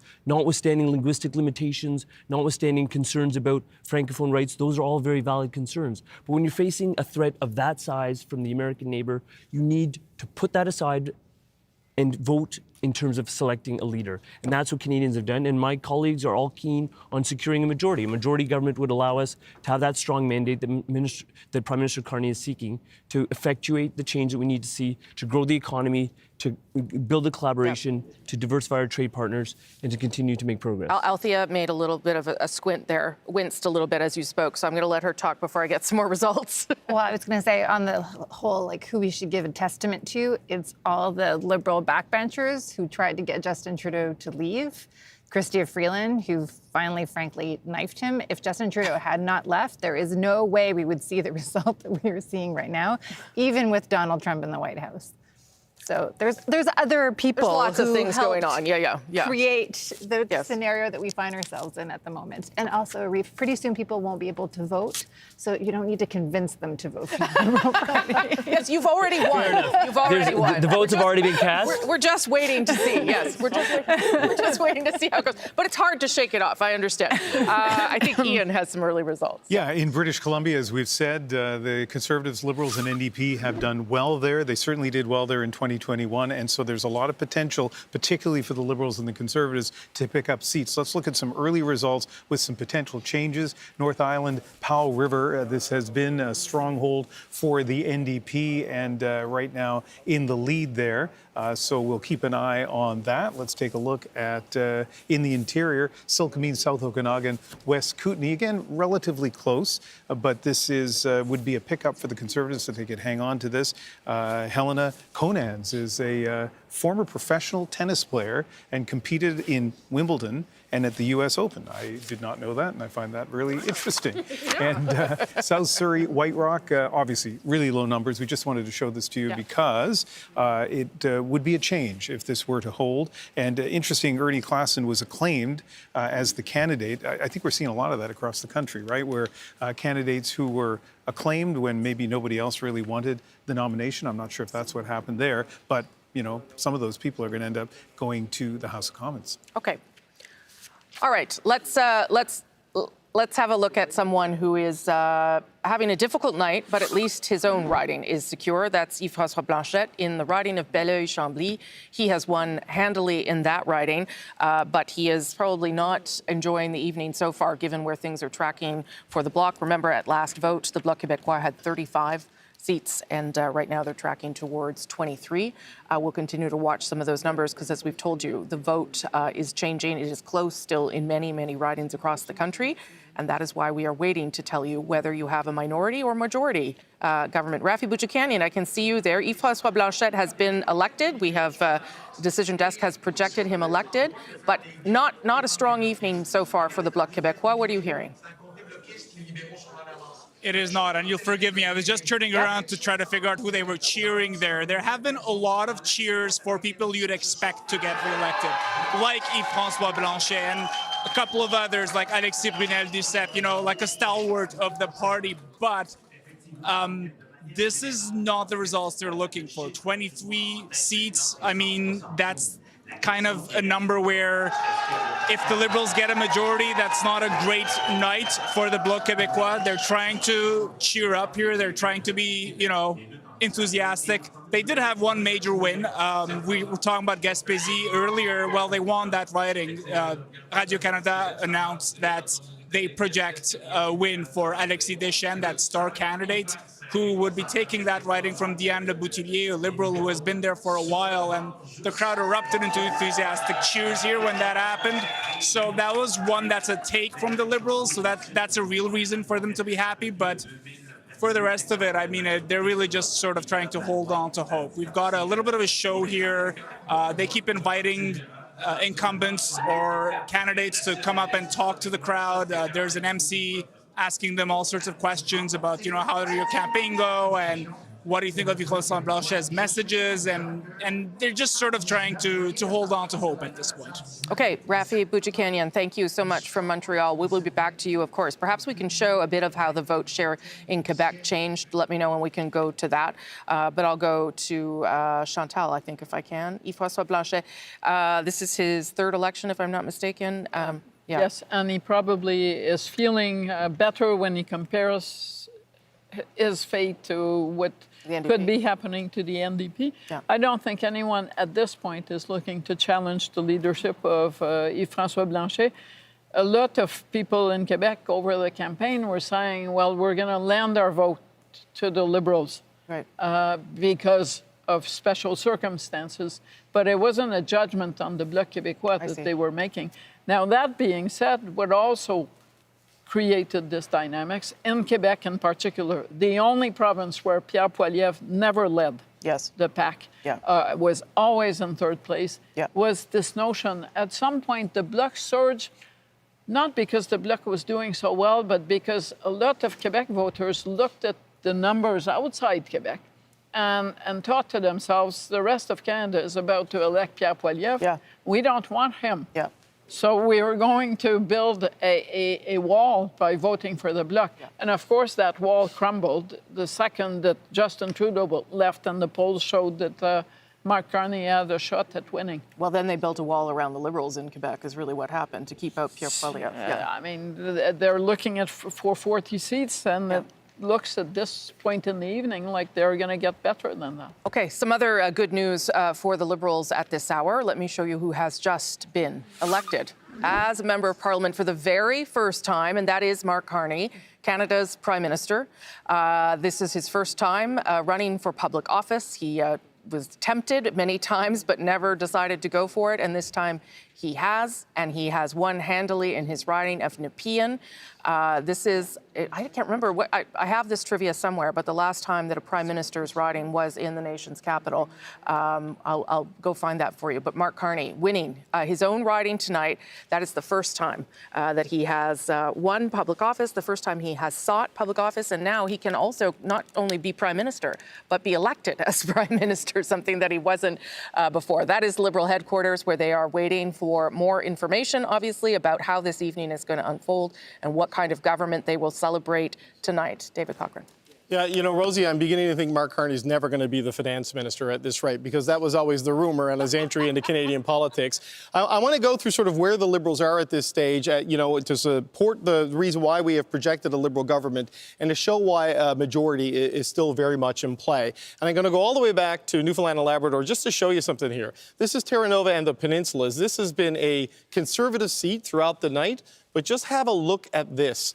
It's now down to a 28-vote lead. This has been happening in a lot of the ridings in Atlantic Canada where the advance vote is being counted late and where the Liberals did a really good job of getting their vote in early over that Easter weekend. So with 12 polls reporting, you can see Anthony Germain, the Liberal candidate there, chewing up that Conservative lead and getting now within less than 30 votes.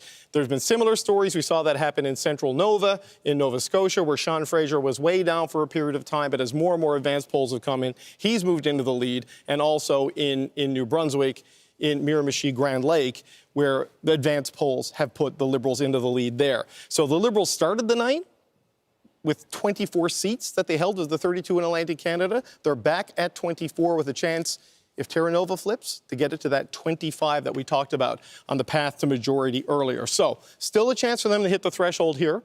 We'll go into Quebec, where the last I checked, because the numbers are changing soon, they were at 42 seats. They're now at 44 seats in Quebec, 13 of them pickups. And look at this. We're still waiting for a little bit of data on the island of Montreal, only really in one riding. There is a Conservative leading on the island of Montreal right now in the riding of Mount Royal, so we'll have to see where that goes. But either way, the Liberals at this point in the night, with still a lot of votes to be counted, are ahead of the 40-vote threshold they needed to be at in Quebec. Now, Ontario, A lot of votes being counted, slightly different story. They are at 69 seats of the 122. They are down 6 right now. You're seeing some movement here in the GTA seats that have been the stronghold of the Liberals. Oops, I didn't mean to click on Kitchener, but they're doing well in Kitchener. But there's only about 11% of the vote counted in Ontario. And again, this is going to be a pattern throughout the night with the Liberal vote. They are widely believed by all the campaigns, we've heard this from Conservatives as well, to have outperformed their opponents in the advance vote, and in a lot of cases, that comes in last. So while they're at 150 seats there right now, the last time I checked, there were still about a dozen seats that we were waiting on results for that all the campaigns believe are going to go Liberal. So you can bear that in mind as a reason why we have not yet ruled out the possibility of a Liberal majority government. In Manitoba, we had set the threshold at 6 for them to be on the path for majority. They're right at 6 right now. They've got 2 pickups. They're leading right now in Winnipeg West, which was a Conservative seat. They are not leading in Winnipeg Centre, but they have picked up, or at least leading, in the Northern Manitoba riding right now. In Saskatchewan, we said 1. All they needed was 1. Well, guess what? It looks like they have 1. They're up there. They're leading right now in Desnethe. That's Buckley Boulanger, as Ian was telling us. They're nowhere right now in the Saskatoon ridings, though Mark Carney did go there, and Saskatoon University was a riding that the Liberals had talked about as a potential gain for them. They've held right now 2 of their 3 in the north. Nunavut is still trending NDP. I don't want to ruin the NDP's night, but they are no longer ahead in Wetaskiwin, as we predicted earlier. But right now, the Liberals do have 2 seats in Alberta, and they're both in Calgary right now. So Calgary McKnight, where George Chahal was the incumbent, and Calgary Centre, which was on their target list. They're leading there now. They are not ahead in Edmonton. That is where they had 1 seat. That was Randy Boissonneau's seat in Edmonton Centre. That is blue right now in Edmonton Strathcona. Maybe the safest NDP seat around. We don't have results from that yet. So with a lot still to come, Rosie, in Vancouver area in particular, the Liberals right now, they only have 8 in BC, but look at this, right? We got a lot to come, but of the 8 that are reporting, the Liberals have 3 pickups, and we're still not fully in to the Vancouver core and the suburbs there, and that is the Liberal stronghold in British Columbia. So they're at 155 right now at this point in time. There's still upside growth there for them. You can see a path to the delta of 17 that they need, and it might actually include Delta, which is a seat they hold on the Lower Mainline. Yeah. Okay, so let me tell you part of the reason why that is there too. Was there a joke there that I missed that I was supposed to? Yeah, I was talking about deltas and deltas, you know, like sort of thing. Don't worry. I got a lot of people talking to me. That was a funny one. Thank you. Sure. There are 47 ridings still where the vote is under 100. So that gives you a sense of why we are still holding off in determining what kind of government this is. But as David rightly points out, it is still possible, and we'll show you more about that in a moment. And just because I have a lot of good colleagues who heard me, the only other Prime Minister to hold a seat in the Ottawa area was John A. Macdonald. So Mark Carney becomes number 2. Ian, over to you. So interesting things happening in British Columbia in terms of the vote. And let's look at the vote change so far in the province of British Columbia. And you see both the Conservatives and the Liberals up. Liberals up by 15 percentage points. And who is down? Well, no surprise. The NDP, almost 16 percentage points. And in some of the ridings, you can see the impact of that. Let's take a look at Kelowna. Kelowna is really interesting because if you look at what happened to the NDP support there, at least as of right now, it was 18% in 2021. It's down to 2.7%. And it seems to be going to both the Conservatives and the Liberals. The Liberals right now in the lead, the incumbent in second place. Let's take a look at Okanagan Lake West, South Kelowna. There, the NDP support has gone from 18.9 percentage points to 5.5. Now, super early, but still interesting to note and to keep an eye on. And now Richmond East Steveston, this is another riding that kind of shows what's happened to the NDP support. It's gone from 19% in 2021 to 3.7%. Both the Liberals and Conservatives up. It looks like the Conservatives in Richmond East Steveston might be benefiting more from that drop in NDP support than the Liberals are. But throughout British Columbia. We said this hours ago. I mean, maybe it was yesterday. I'm not sure. But anyway, hours ago. We haven't been here since yesterday, to be feels fair. That way, yeah, though. I know. Anyway, what would happen to NDP support? Would it drop? It seems to be doing that in British Columbia and in a province where the Liberals and Conservatives are so competitive in so many ridings. Who will benefit the most from that? Still very much in flux, but they both seem to be benefiting. Yeah, you're right. Okay, so let's get another part of that story, and that's to look at whether a majority is still possible here as we wait to make a firm call on what kind of government Canada has chosen. So here you go again. This is back to the House of Commons. All those red seats there, leading and elected. So that gets you up to 157. Now we're going to add incumbents to come.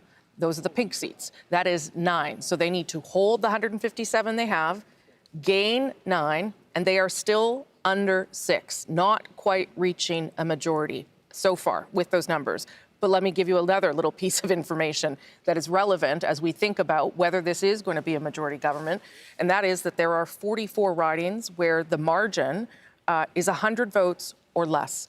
And in 24 of those, the Liberals are in second place, meaning that there is still a possibility that they could flip some of those ridings and indeed get over that threshold of 172. And that also tells you why we're not saying anything just yet, because there's a lot still in flux here. It's possible, but it's getting a little bit harder for the Liberals to get there, and they're going to have to work a lot harder in these other ridings and these counts in order to make it.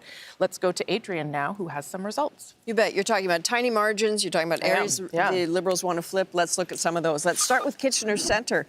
You are not seeing green on the map on the bar at the bottom because Mike Morris is trailing by 33. Just 3 out of 213 polls reporting, but it's the very thing Rosie's been talking about. Let's look at another one, Hamilton Centre. Again, the NDP wanted to hang on to that.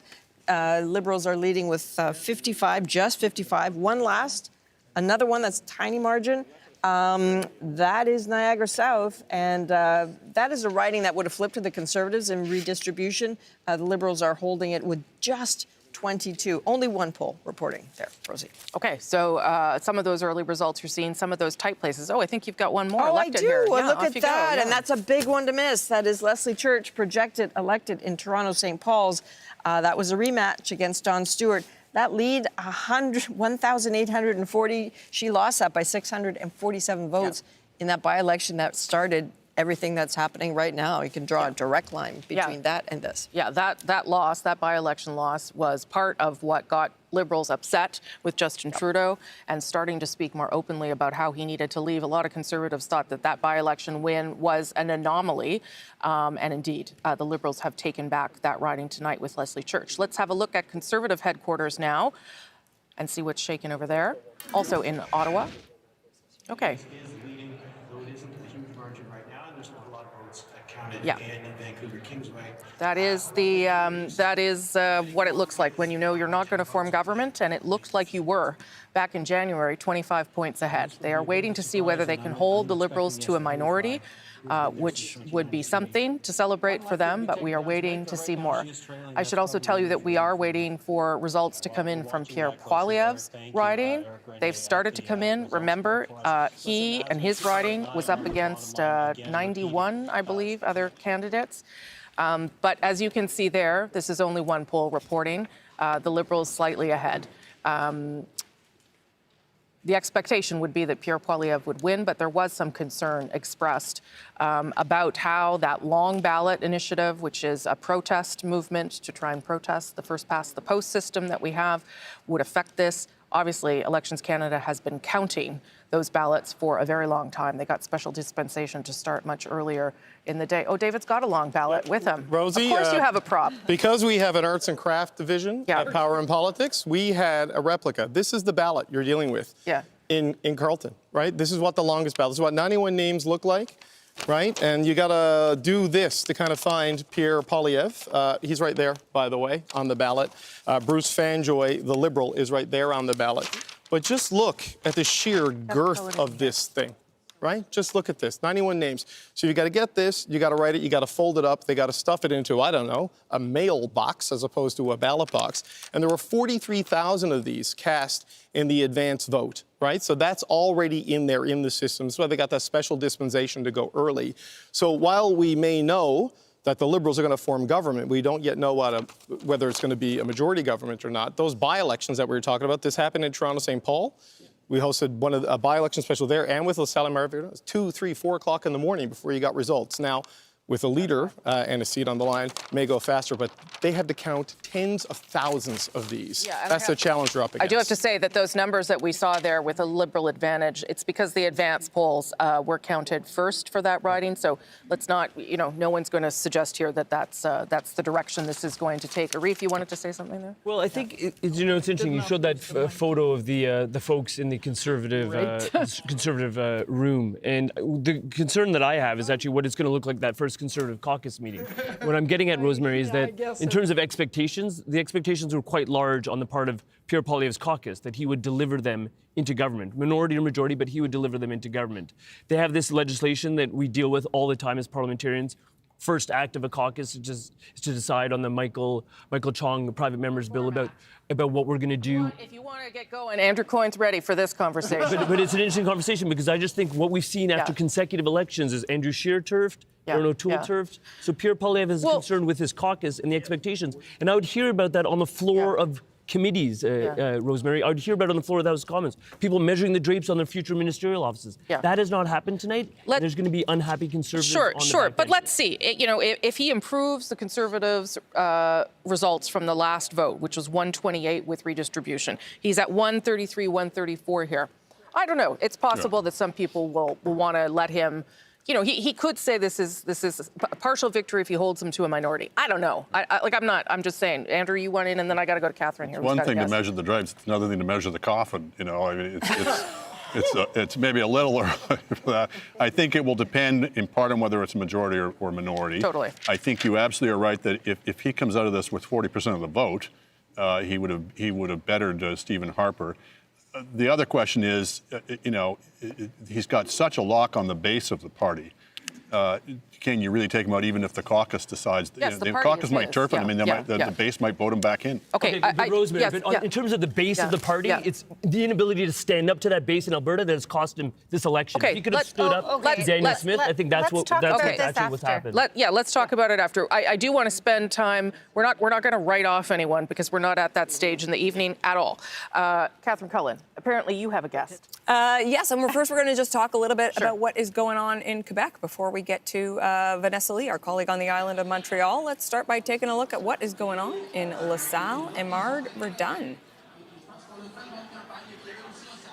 Oh, perhaps. In fact, we are going to go to Vanessa Lee right away. Let's just get to the good stuff. And there you are, Vanessa Lee, on the island of Montreal. I believe you are with some prominent Liberals. Tell us what's going on. Well, Catherine, we are at the Society of Arts and Technology in the heart of downtown Montreal, and this is a very happy place because this is where more than a dozen Liberal candidates in the greater Montreal area are gathering and celebrating tonight. And joining me now is Stephen Guilbeault, the Quebec Lieutenant, most recently responsible for Parks Canada as well as Canadian culture and identity. Mr. Guilbeault, congratulations on your party's win. How are you? What's going through your mind right now? Because your riding is still too close to call. Yes, I think things are looking very well in the riding, but as you rightly say, it's too close to call yet, or it's very early. I think our numbers are very good, but are very early. We're very grateful that Canadians have decided to give us another mandate, and we feel honored, and we will work hard for Canadians. We're asking for a strong government because we know we have tough days ahead, certainly with the U.S. administration and President Trump. We know it's going to be complicated, so the stronger the Canadian government can be, the more united we are, the easiest it's going to be to face President Trump. What do you think made the difference in this election that Canadians have voted for another Liberal government? And how confident are you that it will be a majority government?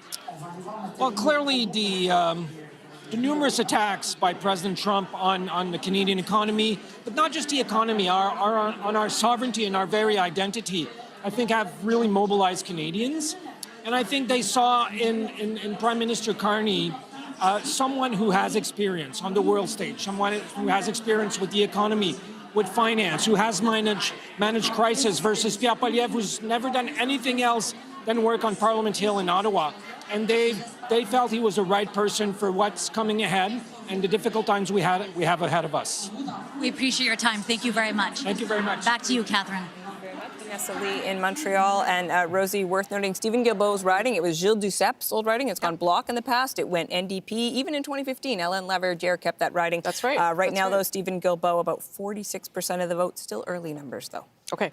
And you can see there at the bottom of your screen, we have still not made a call about what kind of government Mark Carney will be leading as the 24th Prime Minister.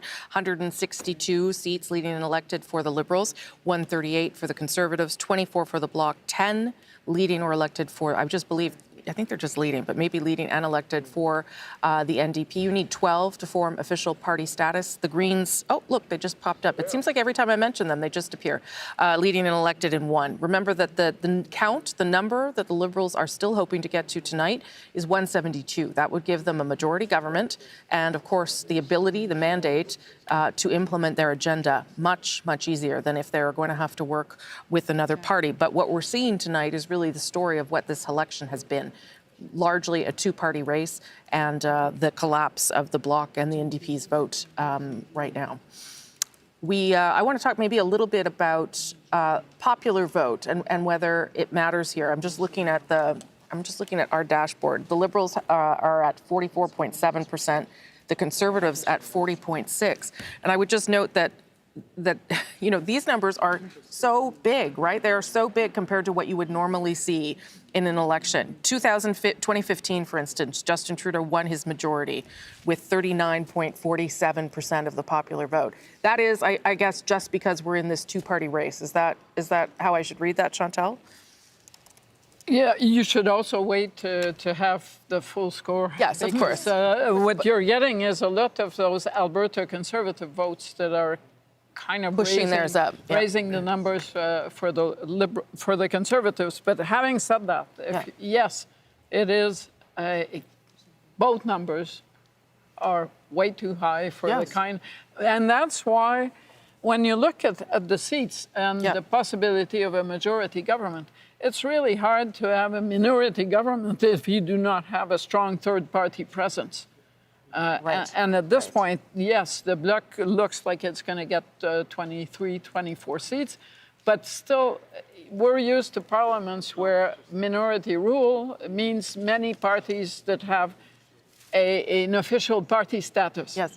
And at this point, that's not where we're going tonight. So I'm curious to see how the night unfolds. Yeah. I notice there are still loads of places where the vote has barely been counted. Yes, there are probably 24 places where it has barely been counted. Worth remembering here that 6 of the last 8 federal elections have produced minority governments, right? The last majority government we had, of course, was Liberal in 2015. And with 4 parties with official party status, we look like we're going down to 3. I don't really believe there are loads of new Democrat votes hidden in those uncounted votes. No, we might get to 4. Does that concern anyone that there is fewer, less representation of parties inside the House of Commons in terms of what that means for democracy, Andrew? I don't think it's a good thing or bad thing on its own. I mean, again, you get into the issue of how representative is the popular vote in that regard. How well represented is it in terms of the number of seats? Yeah. But ultimately, the electorate is going to decide whether they want to have a multiplicity of parties or maybe in the present circumstances. That's the question is this a one-off or does this represent a greater degree of change? We've seen the NDP written off before they came back. We've seen the Liberals written off before. The Bloc too, yeah. We've seen the Bloc. Yeah. So these are enduring brands and the wheel goes full circle and they may come back. Chantal, then Althea. On the NDP, they went from no official party status in '93 to a decade or 2 later, I admit, but they still, at some point, they had presence across the country, from Atlantic Canada to BC, including Quebec. So that possibility is still there. Do not assume that a victory for the Liberals tonight is necessarily a Liberal reign for all times. No. At some point, the seeds of change will come back, and they might have a better chance to bloom. Yeah, and Liberals probably shouldn't assume that either. Andrew, and then Althea. The one thing I think we should be looking for is not just, will they get over the majority, will BC put them over the top, but also how will the Liberals do in Western Canada? One of the things people have been very worried about, some people, is will another Liberal victory cause Westerners, and some Westerners anyway, to give up on Canada? I should note that the numbers coming in BC and Alberta are looking pretty close to what the polling numbers were suggesting, and the polling numbers are saying the Liberals are going to do better, at least in the popular vote in those provinces, better than they have since 1968. So that should hopefully dampen down some of the sort of attempts to portray this as the West being shut out yet again. We'll see. Last word to you, Althea. Just a few things. So on that is something that the Liberals were quite concerned about, which is why Mr. Carney spent the last day going to Saskatchewan, going to Alberta to make that case, hoping to grab seats that they otherwise did not have. I think it's not a thing about democracy if there are no parties, smaller parties in the House. I think it's just, if the balance of power is the Bloc Québécois, it is an opening for the Conservatives to say that it's an illegitimate coalition, much like they did in 2008, which basically means that we will have another election. But it's not a coalition. It's just one party helps another, right? Right. But they framed the last supply and confidence agreement as a coalition. The Bloc isn't about to sign a supply and confidence agreement with anyone. Of course not. They will do issue by issue as they always have, as they have always communicated. But that will not stop the Conservative Party from framing it in that way. Right. And I think it will make it very difficult, especially if Mr. Poilievre remains the Conservative leader, because I don't see areas where, although there actually are lots of policy areas where they could get together, I don't see the personalities leading to cooperation in the House of Commons, which basically just means that we will have an election, if it is a minority government and the Bloc has a balance of power, either later this year or next year. But at that level, if the NDP doesn't even need official party status, it can have a share of the balance of power. Let's agree that we are not yet in those scenarios where the Bloc was going to become the official opposition. And then I was going to hold a knife to the throat of the government. That's not what's happening. No, I got to get to David Cochrane here. He's got some stuff from the 905. Well, look, this is part of the reason why we are where we are. You see the Liberal number actually retreating a little bit. Right now, they are only at 65 seats in Ontario. They are down 10, down 11. And we're going to look at the Greater Toronto area, and this gives you a sense of where we are right now. So you can see here, Mississauga is blue, a Brampton is blue, another Brampton is blue. So Peel region has been breached by the Conservatives at this point in time. As we were saying earlier, this is the gate that they need to break down and get closer to the downtown part of Toronto if they're going to make it more of a game at the top line numbers, but certainly in Ontario. And the Liberals are having a little bit of a struggle, at least at this hour of the night. Similar story. There we go. In Vaughan Woodbridge, this is a Conservative-held seat. Thornhill, that's Melissa Landsman. But York Centre, this is another Liberal seat that is blue at the moment. And in Richmond Hill, Aurora, Oak Ridge is a Newmarket, Aurora. York region and Peel region. The Liberals felt pretty good about Peel region. There was some top-line polling suggesting that it was tightening up there as you got towards Election Day. And you are seeing that also up in the York region, which is what the Liberals were the most worried about in their seats in Ontario. But an interesting thing developing as well here in southwestern Ontario, because look, the Conservative number is 144. Like, that's way up for Pierre Poilievre. Like, that is a big increase in the seats, at least at this point in the night. In the NDP, from Hamilton to London to Windsor right now, those are blue. The conventional wisdom was the collapse of the NDP vote would elect Liberals. But if the Liberals and the NDP both are strong second and third, the Conservatives could come up the middle. That may be what is happening in those areas. And just going back to the GTA, I know this was a concern up in the York region here, was that the NDP vote dropping would help the Liberals run up the score in the downtown Toronto core where they're going to win just by larger margins. But there were not really any NDP vote to be gained in a lot of these 905 outer areas. And that would you would have a false sense of how viable you were in those ridings, and you would see Conservatives flip those blue. So the Liberals, still early yet in Ontario, but vote inefficiency not playing in their favor as they are down double-digit seats. in a province that pollsters from start to finish had them up double-digit points, right? But that, again, speaks to what we're talking about around the popular vote and the seat efficiency. Nothing is working as it normally would in an election. That's what's happening, right? Yes, and Donald Trump obviously disrupted this entire election. I mean, the U.S. president makes about $400,000 U.S. a year. The Liberals should probably book that as a campaign expense, given the way that it's helped them throughout this thing. But, until we get sort of the urban votes in mass number to know exactly how the cities of Canada are going to vote, and the suburbs of Canada are going to finally vote, and of course British Columbia, it's hard to know if they're going to get there. But the vote efficiency that has helped the Liberals win the 2019 federal election and win the 2021 federal election, despite losing the popular vote, at this stage, we're not yet seeing that. Now, they're starting to tick back up. They're in 161 right now. Them and the New Democrats and the Greens, Rosie, that's a majority. You got a bingo right there. But, that's a whole lot of work that still needs to be sorted out at this point of the night. Okay, thank you so much for that, David Cochrane. If you're just tuning in, we have, in fact, called a Liberal government with Mark Carney as Canada's 24th Prime Minister. He also has been elected for the very first time in his life in the riding of Nepean. We are waiting to see whether it's a minority or a majority, so we're going to go to Adrian now, who's got some projected results maybe that will help us get there. Indeed. So we're looking at a projected elected, the only one that is a flip in Ontario so far. That is Toronto St. Paul's with Leslie Church. Again, the only projected elected flip for the Liberals so far in Ontario. Wouldn't it be interesting to talk to Leslie Church? Well, why don't we do that? Let's talk to Eli Glasner, who is in Toronto St. Paul's with Leslie Church. Hello, Eli. Yeah, Adrian, so we are here in our room crammed with volunteers, and here she is, Leslie Church. Congratulations. I want to know from you that very close loss to Don Stewart back in June, and then to pick up the campaign and start again. How was it different when you started knocking on doors for now a second time? Well, the difference was really Trump and Mark Carney.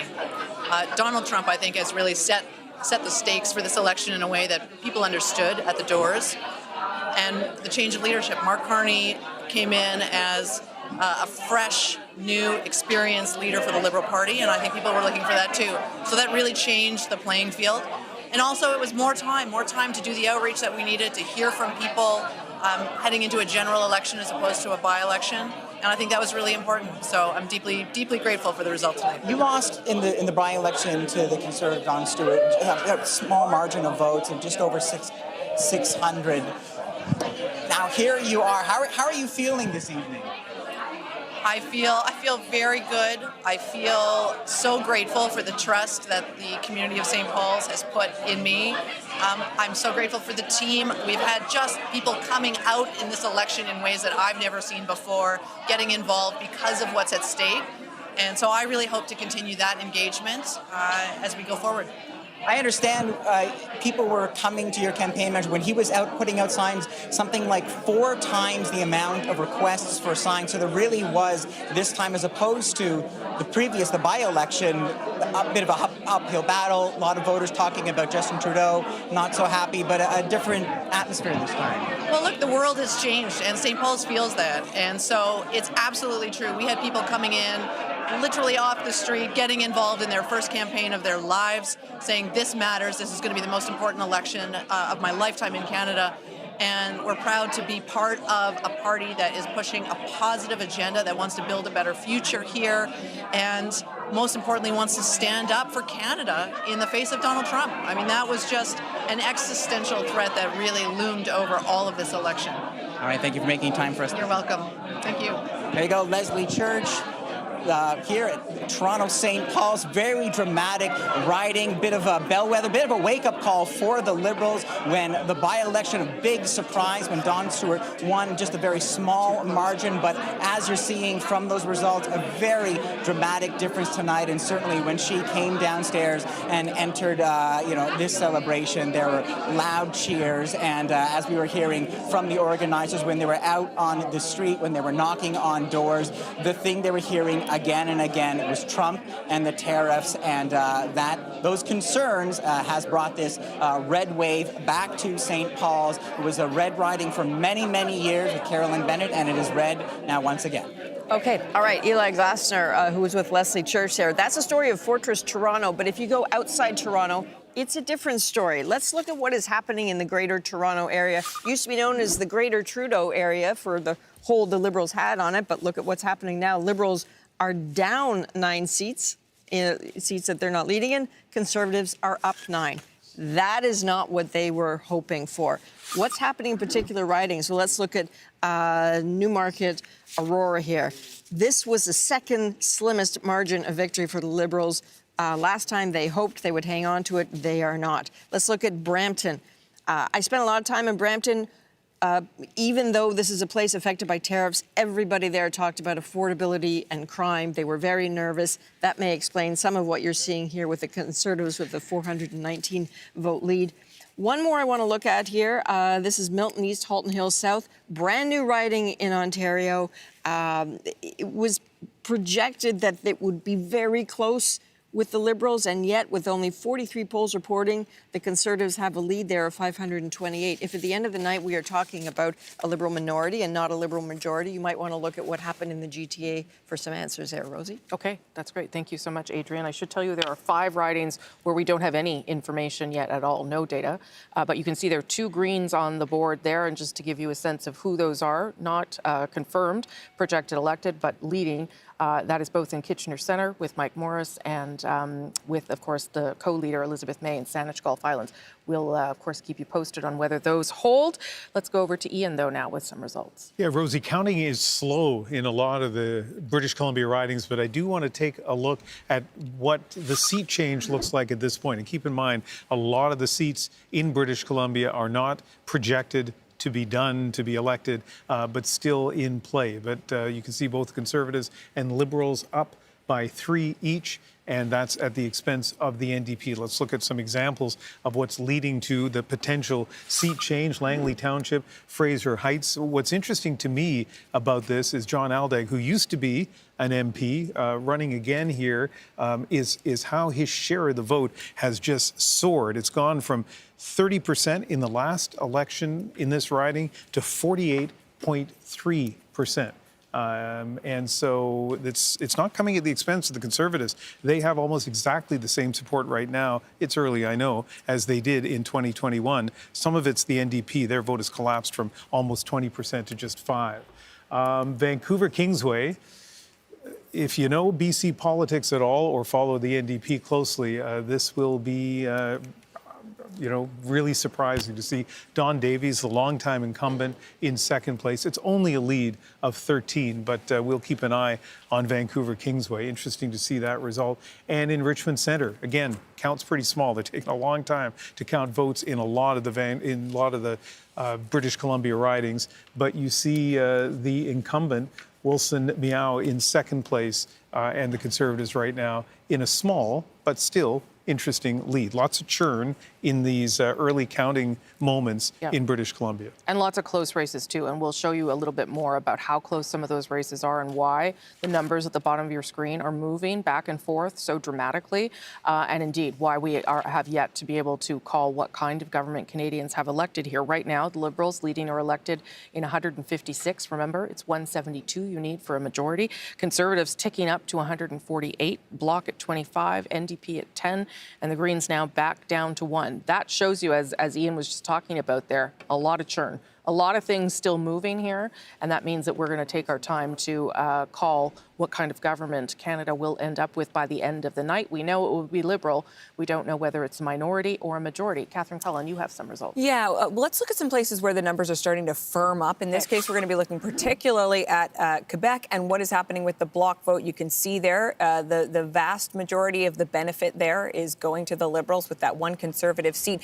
But some of this is less tentative now. We're going to look at 3 examples of projected elected seats, and they're all pretty interesting, starting with LaSalle and Mard Verdun. Of course, we talked about earlier that famous by-election where the Bloc got into that Liberal stronghold. Well, no more. Claude Gay, projected elected in LaSalle and Mard Verdun. Let's move over to Châteauguay, Les Jardins de Napierville, where Patrick O'Hara lost by 12 votes last time around. This time, it is Liberal star candidate Nathalie Provost who is projected elected in that seat.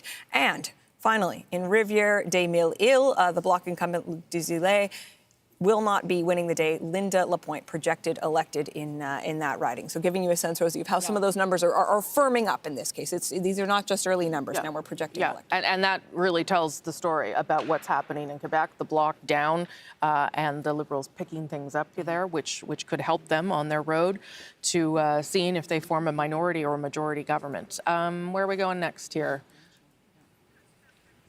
Oh, let's check in with the panel. Yes, Arif Irani. Well, I just think Arif Irani put his hand up, so I should have known that's where we were going next. Rosie, I think what's important is that sort of understanding sort of the optimism and the aspirational component of the election, right? You talked about it yourself during the course of this evening. Mark Carney was not a polished politician. I think the fact that he wasn't a polished politician actually allowed him to present himself as a fresh face to Canadian voters, but he was also very ambitious and very confident, right? Going into ridings like Saskatchewan, where we've been talking about Destinity tonight, working on his French for that French language debate, showing that optimism that we can maybe take seats on Vancouver Island. A lot remains to be determined, but I think that optimism was telling, and I think that started to become a bit infectious. And as you saw, as the campaign rollout happened with the advertising, for example, he was front and center on almost everything. And then you saw Pierre Poilievre conversely sort of being resiling a bit and sometimes being replaced by Stephen Harper, which is a bit antithetical to that change narrative. You're talking about a guy who was the Prime Minister 10 years ago. So I think that's important to sort of understand in terms of what's been taking place here. And what I heard from folks in the 416, in the 905, is that that message that Carney was offering was really resonating. So I heard that from James Maloney in Etobicoke Lakeshore. I heard that from people such as Karim Bardisi, and I will just a personal shout out to Tayakan Park, Delhi Park. He's been declared elected. He will make an excellent successor, and that's a terrific result to see.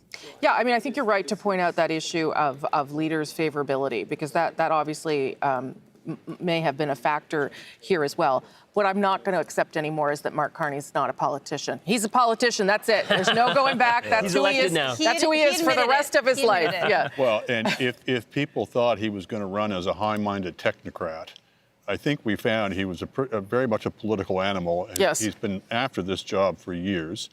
He was quite capable of being economical with the truth, quite capable of putting forward policies that were vaporous on observation. You know, he could play the game for good or ill. Well, he also got good just at talking to people and doing rallies. And, well, Theo, you were out with him for a while. He got a lot better. Like the first 2 weeks of the campaign, the difference between the last two is just astronomical. Like, he has really fine-tuned his skills as a politician, as a public speaker. I don't want to defend the Conservatives on this panel or any political party, but I mean, I do think that a lot of Conservatives have also pinned their hopes and dreams on Pierre Poilievre, and they feel like, just as so many progressives feel, that Mark Carney is the one to lead them out of the threat of Donald Trump. So many Conservatives and new members of the Conservative Party feel that Pierre Poilievre is the person that is going to make them wealthier and reduce crime and get rid of the homeless on the streets. And you know, I do feel that there has been a lot of projection of aspirations on political leaders in this election. And that can be dangerous. Obviously, Prime Minister Carney started with lower expectations, but I think what's really quite amazing is that learning curve and how quickly he adapts and how quickly he could pivot from being a leading banker in two different sort of states to an elected representative, because it's difficult, let alone in a different language that isn't his mother tongue. And I think the Quebec electorate has responded to that. Chantal. Talking about the Quebec electorate, if you look at the province that did deliver what the Liberals needed tonight, it was Quebec. Take away those 9 gains and we are in a very different territory, the one where we never go to sleep tonight because we're still waiting to figure it out. Well, that could still happen, let's be clear. And what was but the feature that caused this, yes, there was the Trump factor, but it was Pierre Poilievre's lack of popularity in Quebec. Yes. If Quebecers had not been so viscerally opposed to Pierre Poilievre, the Quebec results for the Bloc would not be as bad as they are. And the Liberals would not be sitting with not a very big lead on the Conservatives seat-wise. Yeah, no, not a very big lead at all. We'll see where that goes. But if you see that kind of tight, if we're heading towards a minority and it's that tight, my gosh, that's not a very stable time for anybody. David, you got some stuff you want to talk about there? Look, Rosie, I think the political science term for that is a parliament from hell. But what's happening right now is the stories in Ontario, folks. I mean, look, the Liberals have been projected to win the most seats here tonight, but they are down in Ontario, not just below where we thought they needed to be for the path to majority. They're just flat out down. And like, let's go through some of the regions here. The NDP vote is nowhere in Ontario, but a lot of it's going Conservative. So we've seen the Conservatives moving into the Peel region here and like gaining seats in the York region. But what's also interesting is if you go to southwestern Ontario, look at this. Windsor right now is blue. London Fanshawe is blue. I believe Kitchener Centre, the Green Party seat, that is blue right now. And I bet you if we go into the Hamilton area, we're going to see some of that there as well.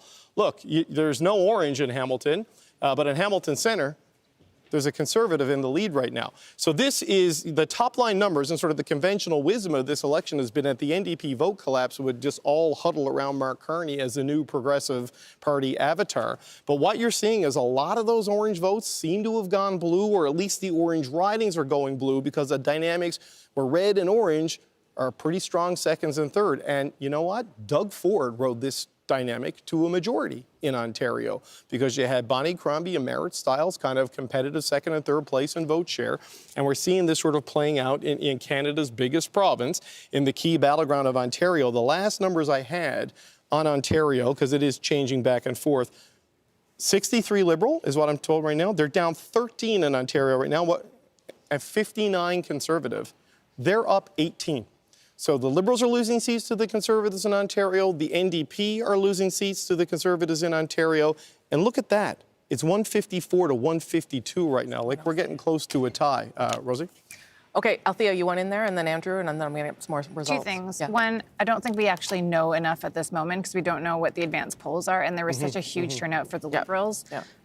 So I don't know, but a lot of the ridings that Mark Carney went to in the last week, like Newmarket, Aurora, King Vaughan, those are all blue at the moment, and I think a lot of the major issues there are crime, and the Liberals really did not speak to a lot of people's anxieties on that. The other thing that you're seeing in Edmonton Centre, in Windsor West, in London Fanshawe, is that the Liberals decided to go after basically NDP incumbents to get to their majority, and Progressives did not know who to vote for. We talked about this at the beginning of the show. And so these are not naturally Conservative seats at all, but the Liberal and the NDP have split the vote, and the Conservative is coming in. Andrew, and then Arif, and then I'm going to take a... Well, these are remarkable numbers at this point. Now, I know a lot can change. I know we've got the advanced poll. I know that there's probably more urban votes to come in. But a lot of seats are going to have to flip from where they are now to get the Liberals to a majority. And I would certainly only say, let's not equate minority government with instability or parliament from hell. You know, this is, there's, you know, even in a crisis, there's two ways in which you can have stability in a crisis. One is one party wins a majority of the vote and just rams everything through. Another is the parties figure out they have to work together. I agree, but look at these two parties. Put aside politics as usual. Do you see Pierre Poilievre working with Mark Carney? We'll have to see. I mean, he believes that the role of the opposition is to oppose. Like, that is how he attacked the NDP in the last But look, if things get really hairy with Trump, the electorate will be in an unforgiving mood for anybody who's seen to be just playing politics as usual. I think we've seen that the electorate has adjusted their metrics as to how they look at people when they're really scared about things. Maybe. Quickly, Arif Irani, then I got to go to Catherine Cullen. Well, I'll agree with a bit of what Althea said, but just politely push back. So on the point about the advanced polls coming out, that we still need to wait for that. There's no doubt. I think the conversation with respect to crime has absolutely happened by Mark Carney, by the platform that he put out. It talks about things like gun control. It talks about things like investments in officers. What it doesn't talk about is suspending charter rights and invoking the notwithstanding clause. I think that's a mature approach, a professional approach, and one that is required from somebody who aspires to the highest office. Okay. Take a look at the bottom of your screen. That's what's got us all worked up here, because things are moving around very quickly and things are very close. And so that's where we are tonight. Yes, it'll be a Liberal government. What kind is anyone's guess? Catherine Cullen. Yeah, and you see the NDP there hovering just below official party status. But one thing that is a little bit more certain than that, one seat that is a little bit more certain, is that of Alexandre Boulris. He maintains the NDP presence in Quebec. And I believe we have Mr. Boulris. The CBC's Kwabena Oduro is in the riding of Rosemont-la-Petite-Patrie. And you got the candidate himself there, Kwabena. Yes, I do, Catherine. And when it was brought up on screen that he was elected again in his riding, the crowd erupted. And I'm here with Alexander Boulouris. What's that feeling like? I'm so proud, and I thank the people of Rosemont-la-Petite-Patrie for their confidence for a fifth mandate. And I will continue to talk for them and to fight for them and get results. So it is going to be a Liberal government. What are your feelings about that? At least it's not a Conservative government, and we showed in the past that we can negotiate with the Liberals and get concrete results for Quebecers, like dental care. So we will continue that kind of work in Ottawa. It's not going to be easy, but I don't know what will be the end of this evening. It's quite exciting. What do you want Quebecers and Canadians to know now that you are going back to the House of Commons to serve them? I will be there to talk for their issues, grocery, housing, the cost of living. We will continue to fight for working families, and we will have a close look on the Liberals and Mr. Carney. So you are happy, your fans here are happy, your volunteers are happy. What is it like seeing your party not do so well tonight, though? It's difficult. It's a rough night for the NDP in general. We'll see at the end of the evening. But it was difficult from the beginning because of Mr. Trump changed everything. But we will continue to be there for Quebecers and Canadians. Thank you very much, and congratulations. Thank you. Back to you, Catherine. Thank you very much for that, Kwabena, the CBC's Kwabena Oduro in Rosemont-la-Petite-Patrie. And I will note, Rosemary, I believe as of right now, Mr. Boulouris is the only actually projected elected NDP candidate in the country. There are obviously a number of races where they're leading, but that's the only one the CBC's decision desk has said is a go. Okay, so again, at the bottom of your screen there, 156 to 149, but those numbers keep bouncing around back and forth, and that's because we still have so many ridings where we do not have a projected elected, and that's what's going to happen until we get things a little more solidified.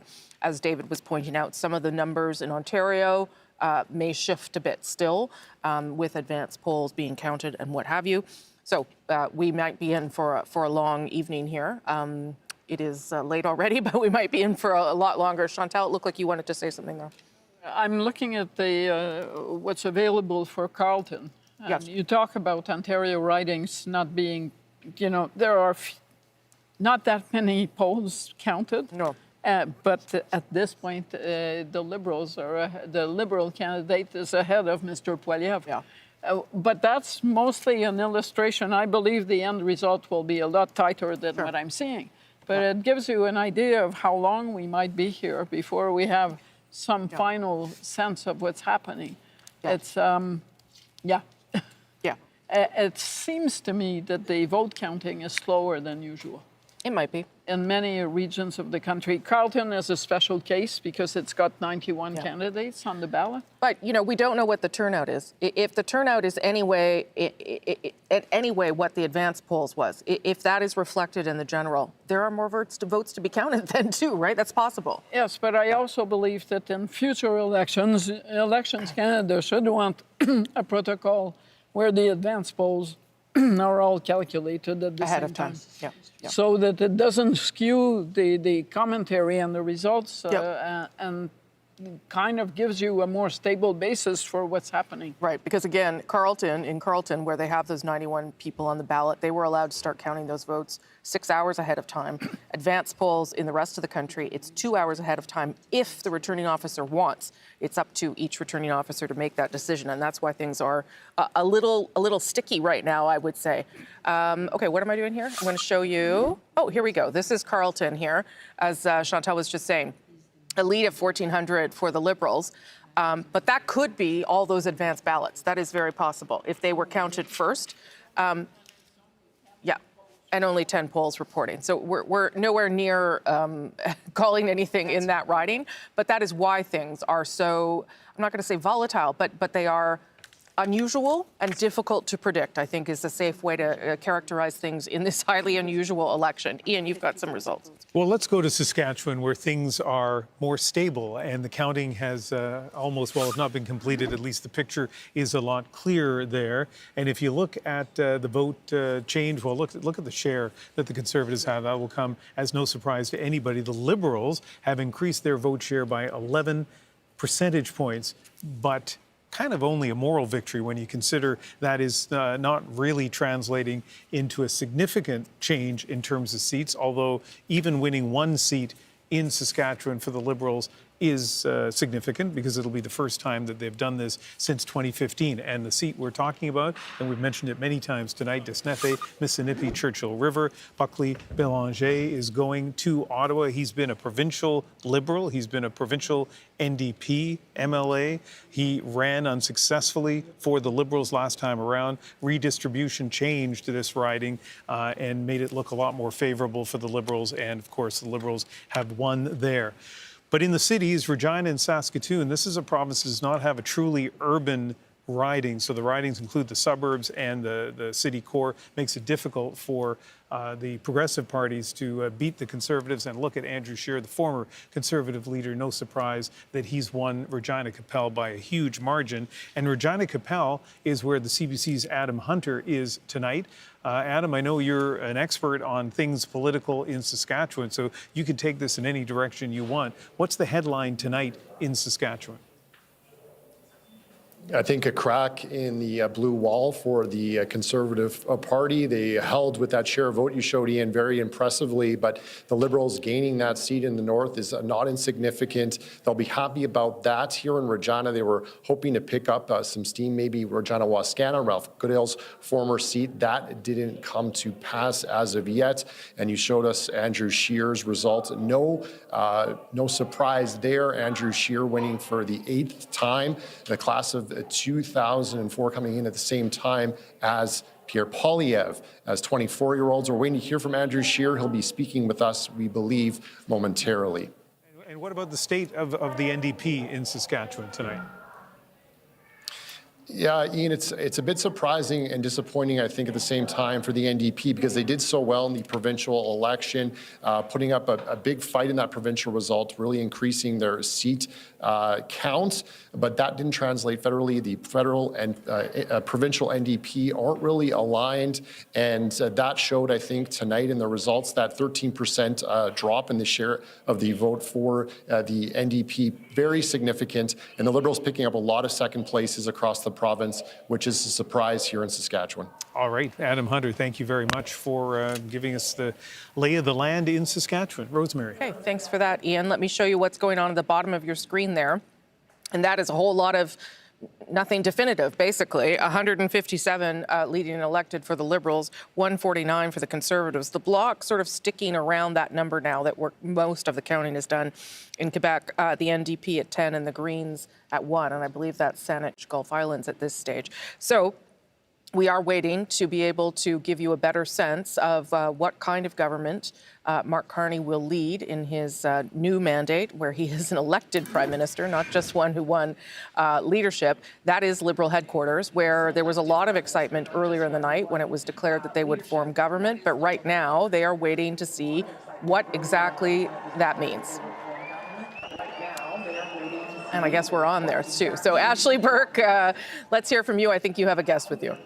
And I guess we're on there, too. I do, and there's a lot of people in the room watching these election results really closely, nervous about whether or not it'll be a majority or a minority government. With me is David Lametti, the former Justice Minister and Attorney General of Canada.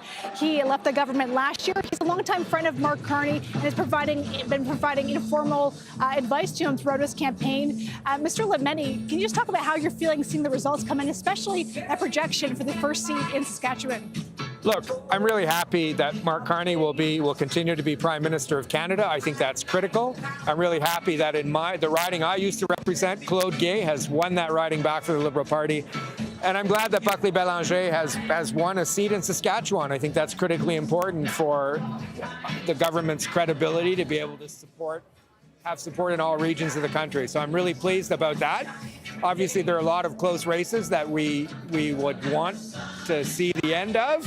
Hopefully our numbers will go up a little bit when the advanced polls come in Ontario and other places. But look, if you had asked me in December if these numbers were possible, I would have said no. With Mark Carney in place, we've got these numbers, we've got government, we can serve Canadians, we can stand up to Mr. Trump. There's so much we can do that we couldn't do last November, last December. Right now, do you still think the Liberals can win a majority tonight? Well, there are a lot of tight races left. A lot of really tight races in Ontario. We'll see more tight races in British Columbia. We still have to wait and see the advanced polls. So let's see what happens. We know we're going to get government.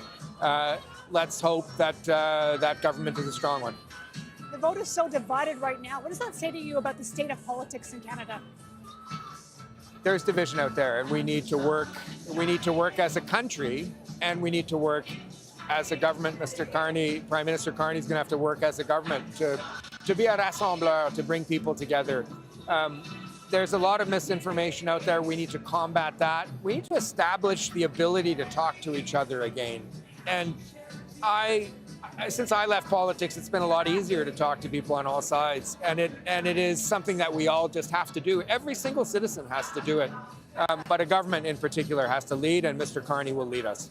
Thank you for your time, Mr. Lemeni. Thanks, That's Ashley. David Lemeni, the former Justice Minister here at the Liberal headquarters. Okay, thank you, Ashley Burke. And of course, David Lemeni, a good friend of Mark Carney's, who has been advising him, is what we kind of understand, a little bit throughout this campaign. As you see Liberals there waiting to find out how this night is going to unfold. Catherine Cullen, do you have some results? Yeah, well, Rosie, a lot of action happening on that board. So let's go to Alberta, look at some of the cities and see where some of that action is happening. I believe we are going to start here with Edmonton Griesbach.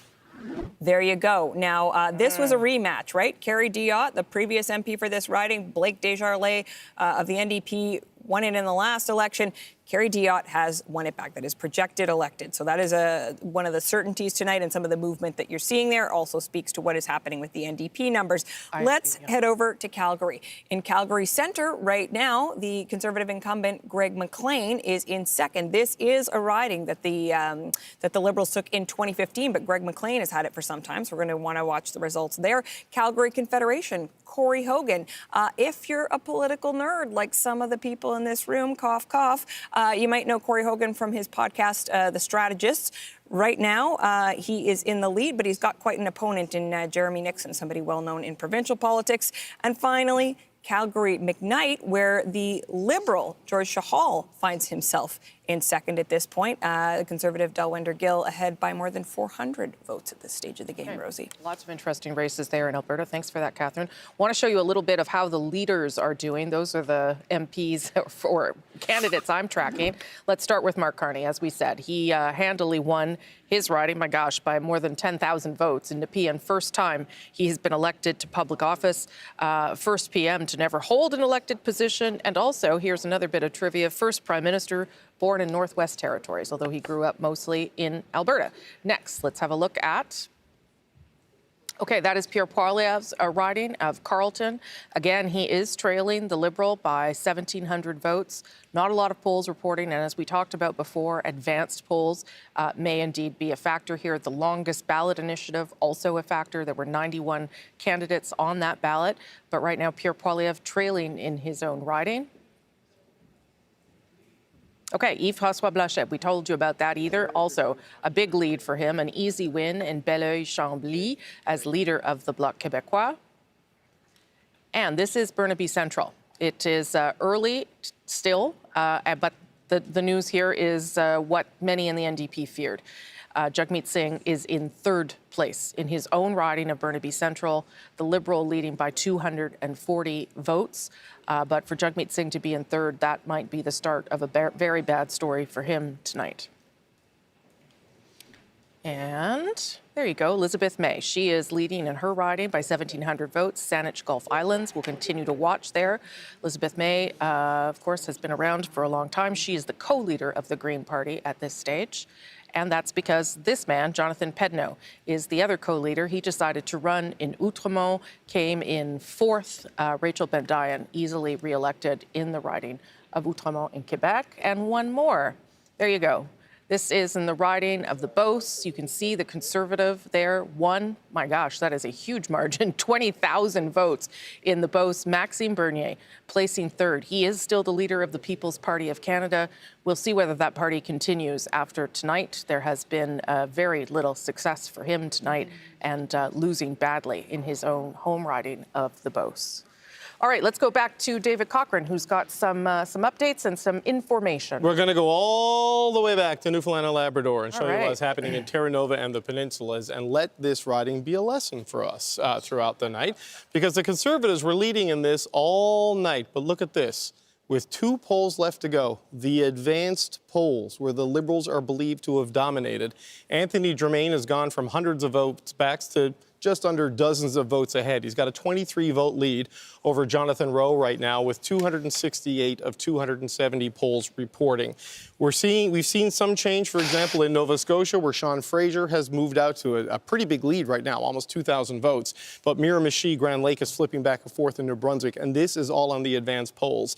And that's going to be something we've got to watch in the GTA, for example. Rosie, as I was saying earlier, the Liberals are down about 10 seats in Ontario. There's a lot of advance votes, they think, still to be counted in a lot of these ridings where they are losing.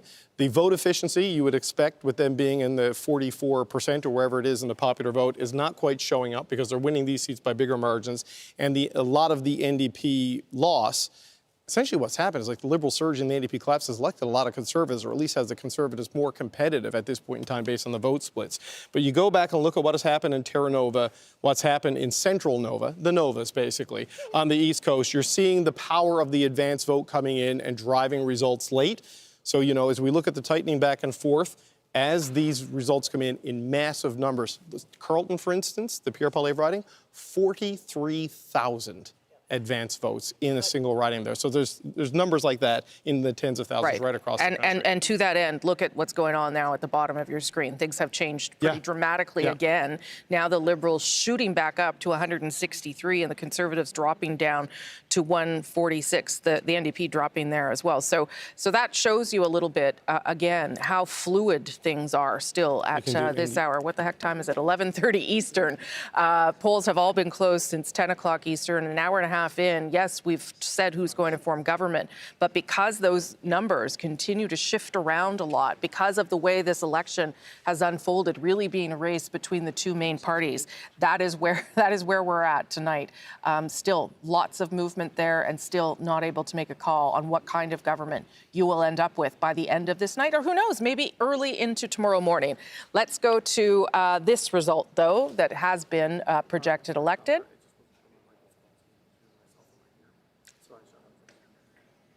Here it's coming. There you go. And that is in the riding of University Rosedale. Chrystia Freeland has been projected elected with a significant lead, more than 8,400 votes. And Chrystia Freeland joins me now. Congratulations to you, Chrystia Freeland. Thank you, Rosie Barton. How are you feeling about where the Liberal Party is tonight? Yes, you're going to form government again. Not sure what kind of government, but what do you make of what has been a remarkable turnaround? I think it's a remarkable turnaround, Rosie. You know, I look back to where we were as recently as December, and you know as well as I do that at that point, people had totally written us off. People were even talking about whether the Liberals would retain official party status. And right now, you are talking about what the strength of our government will be. So to me, that is a remarkable comeback, and I really want to say kudos to our Prime Minister, Mark Carney, who showed in his few weeks as Prime Minister that he is totally up to the job, and he has been a remarkable campaigner. So this is a great night for the Liberal Party. It's a great night for Canadians. What I have experienced in my own riding, supporting 27 other candidates in Ontario and places like Saskatchewan, is Canadians recognized that this was a critical moment for our country. Canadians understood that the ballot question is who can fight for Canada, who can stand up to Donald Trump, and the answer is the Liberal Party and Mark Carney. How much responsibility do you take for where we are at tonight? Because one could argue that part of your move to quit is what triggered Justin Trudeau's resignation, Mark Carney's arrival. Do you take any solace in that difficult decision, given where you are tonight? You know, Rosie, obviously I did not have a crystal ball on that morning when I took the really tough decision to resign from the cabinet. but I knew it was the right thing to do. I didn't know what would happen next, but I knew that we were headed in the wrong direction and that I had to do something about it. And I knew it was the right thing then. I'm delighted by our party's comeback and really grateful to all of the fabulous Liberals who have come out and worked so hard for this result. I've seen in my own campaign and campaigns across the country, people really getting this is an existential moment for Canada and showing up and working hard and showing, democracy, it's a noun, but we have to make it a verb. So for me, this campaign has been a really joyous experience and a moment when I have been so proud of Canada, so proud to be Canadian, and felt this real palpable wave of patriotism. Now we need to harness that patriotism and use it to unite our country and to build our country. And I know that that is what Mark Carney's government is going to do. Okay, Chrystia Freeland, thank you for making the time on this busy night for you. Congratulations. We will speak again soon, I'm sure. Thank you. Okay, thank you too. Okay, thank you. That's Chrystia Freeland, who has easily won her riding today. Tonight, as she is projected elected, Adrienne Arsenault has some more results. Not such an easy battle in other parts of Ontario. We've been talking all night about how tight it is. Well, let's just look at some places where it's very tight. Eglinton Lawrence, Vince Gasparo, only leading by 55 with 114 polls reporting. This is happening all over Ontario. Let's look at another riding where it is extremely tight. Brampton, North Caledon. Ruby Sahota, the government whip, again, only leading by 29. There are 6 seats in Brampton. Almost all of them are very, very tight. The one I find especially interesting is the next one here, which is Windsor-Tecumseh Lakeshore. Now, it's 325 votes. This was initially thought that it might be a Liberal NDP toss-up, but look at what is happening. And if the numbers don't tell you a story, let's look at this next graph, which shows how tight it has been there all night long. This is the vote share in Windsor-Tecumseh Lakeshore. Look at that line between the Liberals and the Conservatives.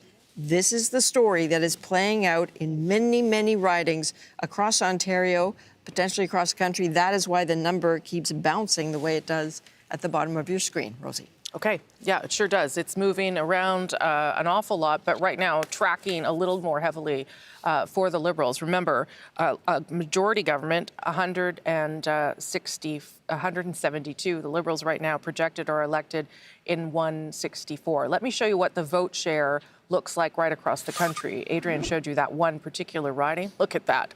42.6 for the Liberals, 41.7 for the Conservatives. That is how close things are. And again, the second part of that story is as you go down your screen and you see what's happened to the Bloc and the NDP at just 5%, which is undoubtedly a devastating outcome for them. They are not yet right at official party status. Not sure whether they will get there. That is the number 12 that you have to watch for. But again, lots of things still fluid and in flux. And Ian's going to tell us a little bit about some of that.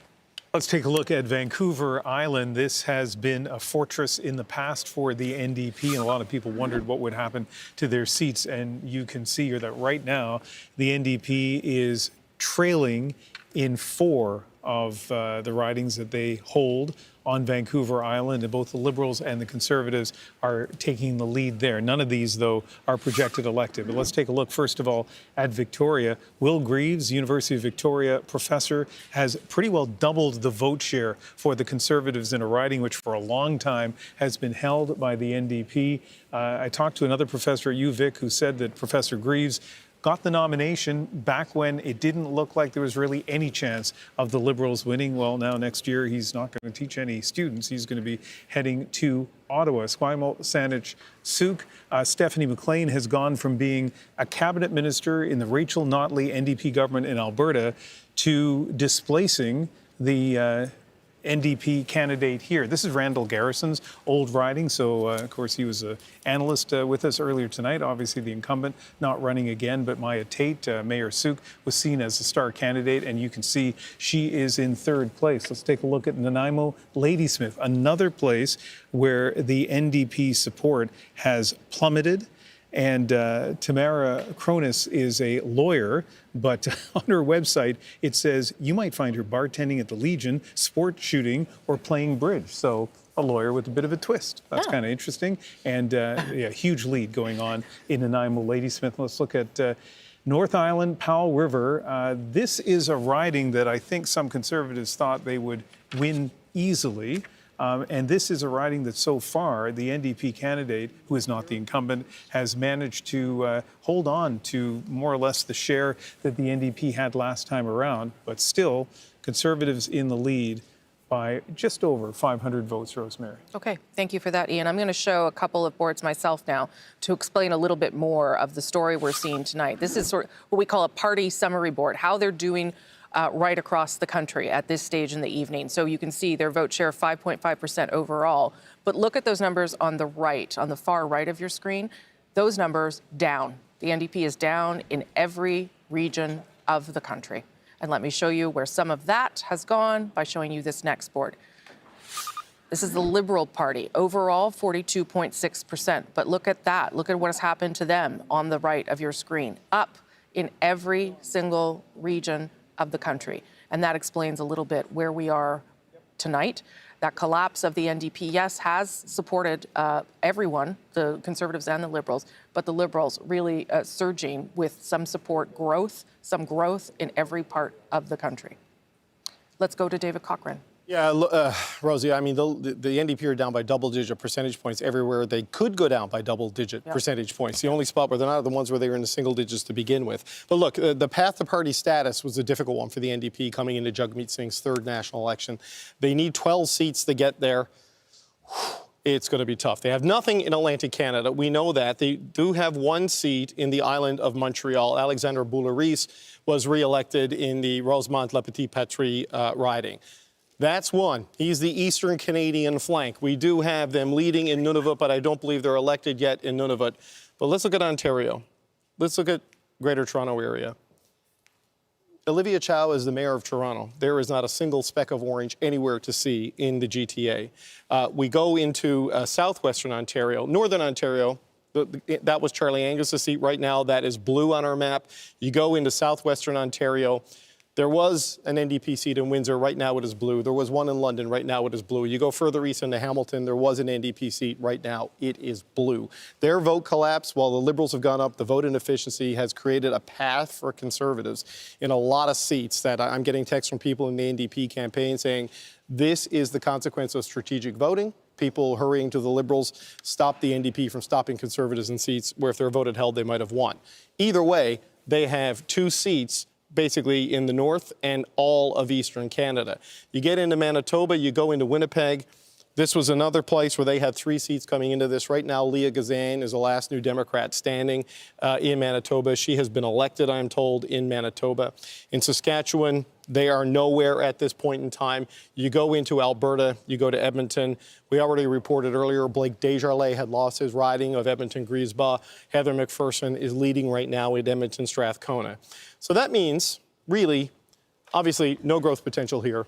No growth potential here. It all comes down to British Columbia. This is where the core of the NDP caucus was. They had 13 seats in the last parliament from British Columbia. Ian talked about what's happening on Vancouver Island. Well, you know, this is going to be tight. It's already one of the orange seats is flipped blue as the counting goes back and forth. You know, I have described Vancouver Island as the Narnia of Canadian politics. You got green, red, blue, and orange. Nowhere else in the country does that happen, but it's playing out here on Vancouver Island. But you have Liberals in Victoria leading right now for the first time since David Anderson was a member of Parliament in the Chrétien years. But look, this is where it really comes down to right now. Is the Lower Mainland. In Greater Vancouver, there were 5 NDP seats in Vancouver, including the leader, Jagmeet Singh. He's trailing right now. The others are close. Don Davies in Vancouver Kingsway, the last update I had on that was less than 300 votes. So these are the areas where the NDP needs to come back, Rosie, if they're going to get to the 12 seats. But the arse is out of their vote. It's up to Vancouver to put it back in there. And I don't know if they have enough time and enough ground game to get it done at this stage of the night. Okay, thank you for that, David. We can, though, elect another leader. Let's show you that. Elizabeth May has won her riding of Saanich Gulf Islands with a significant lead, more than 2,500 votes. She was first elected in 2011. She continues to be the co-leader of the party. Her other co-leader lost in his riding in Outremont, so we'll see what that means for the future of that party. But right now, only one seat, and it's hers, in British Columbia. She has always been an effective parliamentarian, but obviously difficult when growth continues to elude that party, particularly in an election like this. Chantal Hébert, what are you thinking? I think this is what it looks like when you have a two-party system. Yeah. And the nights get long because it's a one-on-one battle. Yeah. And there are so many contradictions. I keep going back to the riding of Carleton. Yes. Mr. Poilievre's riding, which after 40 polls now, he is still lagging well behind. I'm not saying he's going to lose, but you would think they've done well in Ontario. And yet in his riding, this is happening. But the night we're having now is a direct product of the fact that we had a binary campaign. Yeah. And the reason why we're all a bit trying to find our footing is because we've never done an election night that was like this one. Yeah. Where none of the usual assumptions allow us to know how this is going to end. Yeah. Yes, we know it's going to end with the Liberal government. Yes. I also believe the advance poll thing and the lack of a protocol forces us to not go anywhere because we don't know where those votes have been counted. Yeah. Yeah. And that hopefully will be the last time we will have an absent over the universal word on how you count those votes so that we know what we're dealing with when we see results. Well, and it can be done, right? Because the chief electoral officer issued that special directive for Carleton to begin counting advance votes 6 hours before because they were so long. Again, it is the choice of the returning officer, so that's what they get to decide. I guess the issue is, should they be able to decide that way? I will remember an election, now I'm really dating myself, where Jean Charest was going to win in Sherbrooke, and it looked like he was about to lose. Oh, the Radio-Canada declared him lost. That's right. Half an hour was lost on burying Mr. Charest, who subsequently won his seat. He won. And I was in Sherbrooke, and they kept saying to me, don't do it, don't do it. The boxes aren't open. And that is exactly what happened. The advance ballots got opened, and he clinched his riding. So you know why I'm obsessing over advance I do. votes? I've because I lived through that. Yeah. Andrew? Yeah, I have one small concern about that, which is to date, we have not had a lot of conspiracy theories about Canadian elections, that we mark them with a paper ballot. It's hard for people to make funny business out of it. But we did see some people talking about, pens versus pencil, et cetera. And I'm certainly hoping that there won't be anybody jumping on this advance thing where if it comes in a wave at the end and the Liberals improve their seat count, I hope that will not give rise to people saying, well, it was all because there was some funny business with the advance polls. Well, you can use a pen, but they do have special paper, so even if you use a pencil, it doesn't get erased, just so people fact check that. But if you have 7.3 million votes in advanced polls, something's going to happen. Either it's happened or it's going to happen, because that's a lot of people who voted, a record number, So as I say, for some people, that's going to feed some conspiracy theories. Perhaps, yeah. Althea? Even though I absolutely agree on the advance polls, and we don't know where it's going, but the trickle that you normally see in ridings that the Liberals should have felt confident holding is not there. It is bad news for the Liberals in the 905, and so there's probably a lot of people feeling quite antsy at the moment about the results that they're seeing in Brampton, for example. I mean, it's just so tight. Yeah. It's so tight. And Mark Carney will be the prime minister, but there will be a lot of, I think, reaching out to millions of people who did not vote for that party. When I asked him about that on Saturday, I felt his answer was not sufficient, but we were not allowed to ask follow-up questions, so. Yeah, I'm told we're at about 38% turnout. Is that right, where we are right now? So that suggests that there's a lot of ballots that have not been counted. Yes. Yeah. No. 25% of the vote, right? Advance You was know, like 25%. 7.3 million people voted. Unless really nobody voted today, which I also find hard to believe, because I was also told 1 million votes had been counted. So the count may be slow. That might be part of the problem. Did we even want to do Churchill? Maybe we and just turning into California. And what? We're turning into California, where it takes them a week to count the. I don't think that's happening, but yeah. I know you're taking breakfast orders. Sunny side up. I can get you a coffee. I don't know that I can do eggs yet. I'll get my Uber Eats out if I have to, and we'll get you guys sorted. Okay. I'm going to go down to show you where we're at right now as we talk about all these factors that are not allowing us to make any determination on how this night is going to end as we get closer to midnight Eastern here. 161 leading and elected for the Liberals. We've told you they're going to form the next government. We are not confused about that. That is going to happen. Confident in that projection. The second part of the story is what is left there on your screen at the bottom of your screen.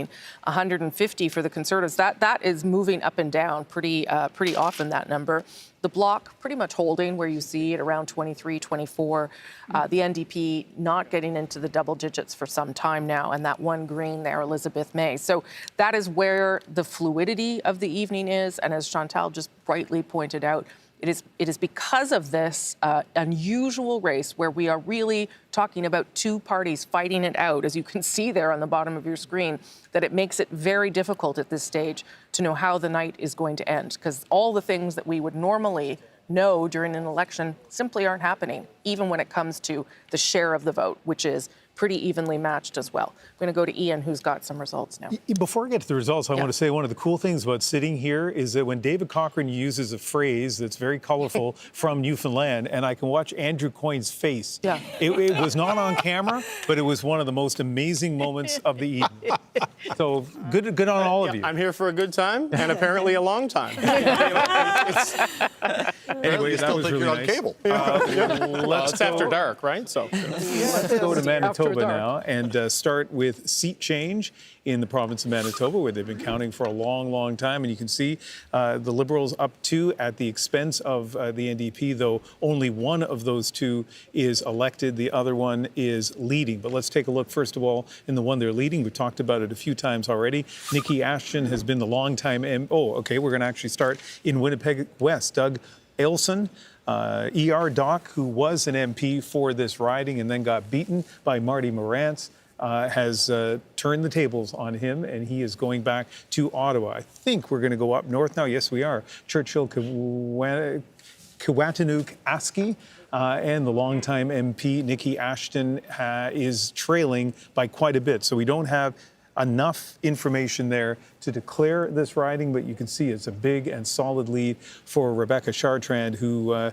lost this riding by a small margin to Nikki Ashton way back in 2015. And let's look at the perfect bellwether, the riding in Winnipeg South, which since I think 1988, the winner of this riding is also a member of the government. It happens time and time again, and it's happened again. Terry Duguid is leading, or actually has been declared elected there. Bartley Kivas, our CBC reporter who's done some excellent work in Manitoba covering politics, is with the winning candidate in that riding. Go ahead, Bartley.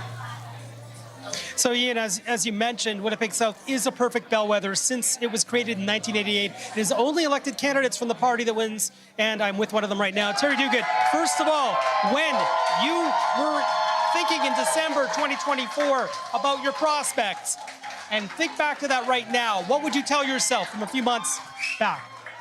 Well, I thought we were always in the game, but it's been a very decisive victory tonight, and I'm very grateful to the people of Winnipeg South and these amazing volunteers that are behind us. So, a decisive victory here, but not a decisive victory nationwide. What do you make of the very close margin here and the fact that you've fallen short of a majority? Well, it was a very hard-fought race. The polls were very, very close all throughout the election campaign. But compared to where we were a few months ago, I think we can be very, very happy about the result tonight. So in a couple of months, if these results hold and you're sitting there in the House and the Bloc Québécois votes with you for the first time, what will your response be to the Conservatives who say this is yet another coalition? Well, I think we have to respect the will of the Canadian people. They give us the Parliament that they give us. We have a responsibility to work with all parties in the House, and we will do that. NDP, Bloc, Conservatives. You know, our country is under threat right now from our neighbor to the south, so we need to work together to stand strong for Canadians. Terry, thanks very much for taking the time here. All right, Bartley, thank you very much. Ian. And we have the CBC projected that the Liberals will form government, and we have not yet had a projection as to whether that government will be majority or minority. Still a lot of counting to be done. Rosemary. That's right. Okay, thank you, Ian, and good to see our friend Bartley Kivas out there in Manitoba. Catherine, you've got some results. Yeah, we said earlier, Rosemary, that the NDP lost the seat of Edmonton-Griesbach, but they have held on to another seat in Edmonton, and that is the seat of Edmonton-Strathcona. You can see projected, elected, re-elected Heather McPherson, and the CBC's Sam Sampson is in that riding of Edmonton-Strathcona tonight. Hey there, Sam. Hi, Catherine. Yes, and we are here with NDP projected winner of Edmonton-Strathcona, Heather McPherson. Thank you so much for joining us, and congratulations on your win tonight. Thank you. Thank you very much. I mean, let's chat about what you said at that stage there just a few minutes ago. The future of the New Democratic Party is in this room, and for the West, that might be you. So nationally, there's a bit of disappointment of how the party has done so far. Where do you go from here as the NDP? Well, you know, honestly, first of all, I want to say thank you so much to all of the people of Edmonton-Strathcona who were kind enough to send me back to Ottawa. And, you know, I'm going to still do the same thing tomorrow that I've done every single day since I was elected in 2019. I'm going to get up tomorrow and I'm going to fight for people in Edmonton-Strathcona, people in Edmonton, people in Alberta, and people in Canada. That's what New Democrats do. You know, this room was filled with people who were volunteers, who knocked on doors. We had the best candidates in the city. You know, we had a great team. It just, you know, the way things went, people were voting out of a sense of fear this election. And New Democrats do better when people are voting out of a sense of hope and optimism. Well, you say you have the best candidates in the city, but unfortunately for your party, Blake Desjardins lost his seat to Carrie Diot in Edmonton-Griesbach. In terms of being the orange spot in Alberta at the moment, I mean, how do you represent the West when you go back to Ottawa when there is such strife within the National Party? You know, in 2019, I was the only New Democrat elected in Alberta, and we were able to get so many things done. You know, with my private member bill, I was able to stop coal mining in the Rocky Mountains. You know, we were able to actually move. In this last parliament, there were 25 New Democrats, and look what we did. The biggest expansion of healthcare in a generation under Jagmeet Singh, a pharmacare plan that the Conservatives and Liberals had voted against time and time again, and that was only 25. So yeah, it's going to be a lot of work.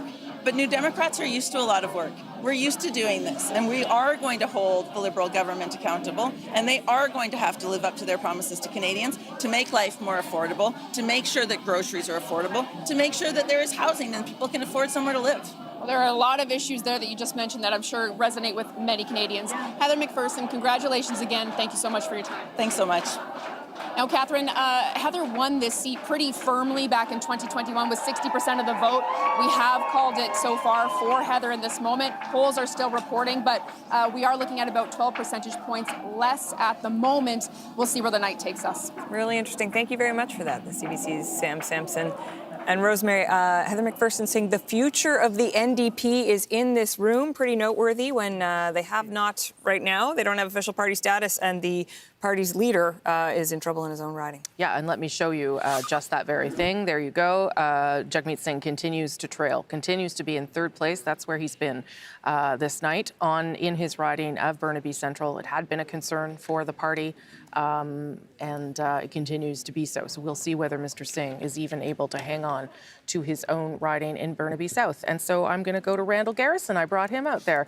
So we'll start with the good for you, Heather McPherson. A bit of a star MP for the NDP, frankly. She was re-elected in her riding, but also a loss of Blake Desjardins. and Mr. Singh is in some trouble. What are you thinking tonight? Well, it's obviously not a happy night for New Democrats, but I think what most New Democrats understand is that this is an election where a lot of our traditional supporters held their noses and said we have to vote for the Liberals to keep Pierre Poilievre out and also to have the strongest possible stance against Donald Trump. Yeah. And so they've lent their votes to the Liberal Party this time. But remember, the NDP is still the government in 2 provinces. We're the official opposition in 4 provinces. I still see a path to 12 seats there because the NDP heavily works advanced polls and everyone knows that. I think we could still end up with 12. I think the Liberals could still end up 12 seats short of a majority. So we could still have a fairly positive outcome. But I'm not trying to say that this is a good night for us. No, you're not going to sugarcoat it. You're a political scientist and recovering politician. A recovering both. So, but I think there's room to rebuild from this. Sure. And that Canadians will remember that Mark Carney is first and foremost a banker and an investment capitalist. And so when it comes time for the Parliament to try and deal with the trouble that Trump is going to cause for ordinary Canadians, there need to be those voices there to say, what are you actually going to do to make it better for ordinary people? And there'll still be at least 9 or 10, if not 12, New Democrats to raise those questions. Do you think, though, that Mr. Singh should have, earlier in the campaign, we talked a lot about how Mr. Poilievre should have pivoted, and who knows if that's actually the truth given where the numbers are. But I wonder whether Mr. Singh should have pivoted earlier, whether he should have not suggested that there was some world in which he was going to be prime minister and should have pushed more for the balance of power and protecting the things that you're talking about. Well, it's a very short campaign we've been in, and so pivoting earlier means a week earlier, maybe? Well, no, starting from that point, maybe. Well, from the beginning, we had no idea what was going on because of Trump. We had no idea what kind of campaign it was going to be. We had no idea that this big shift would be, whether it would be lasting for Carney or there was a bump. Yeah. So for the first couple of weeks of the campaign, nobody really knew what was happening. And once we did know what was happening, he did shift very quickly. Right. What happens if he loses a seat? Well, it's always hard for leaders to lose their seat if they want to stay on as leader. And I'm ultra honest. I don't know whether he'll want to stay on as leader if he loses his seat. It's going to be very difficult for him. I know it's been very hard on his family because of the threats that have been made to him. And maybe he won't wish to continue. On the other hand, the advanced polls come through, he still wins his seat, we still have 12 and the Liberals are 12 short, that's another whole thing. So that's a story you can't write yet. No, yeah, that's fair. And we'll live to see tomorrow where we actually end up. Okay. Thank you, Randall Garrison. Appreciate you being forthcoming there as well. All right, I'm going to take you to some other results here in the riding of Central Nova. Oh, we're just going to go straight to the person who won in the riding, and there he is, Sean Fraser. He did manage to win in the riding of Central Nova. Sean Fraser, congratulations to you, sir. Thank you so much. We get to be together on election night anyway, Rosemary. Okay, so it turns out that idea to not retire and spend time with your family worked out for you here. How are you feeling about that?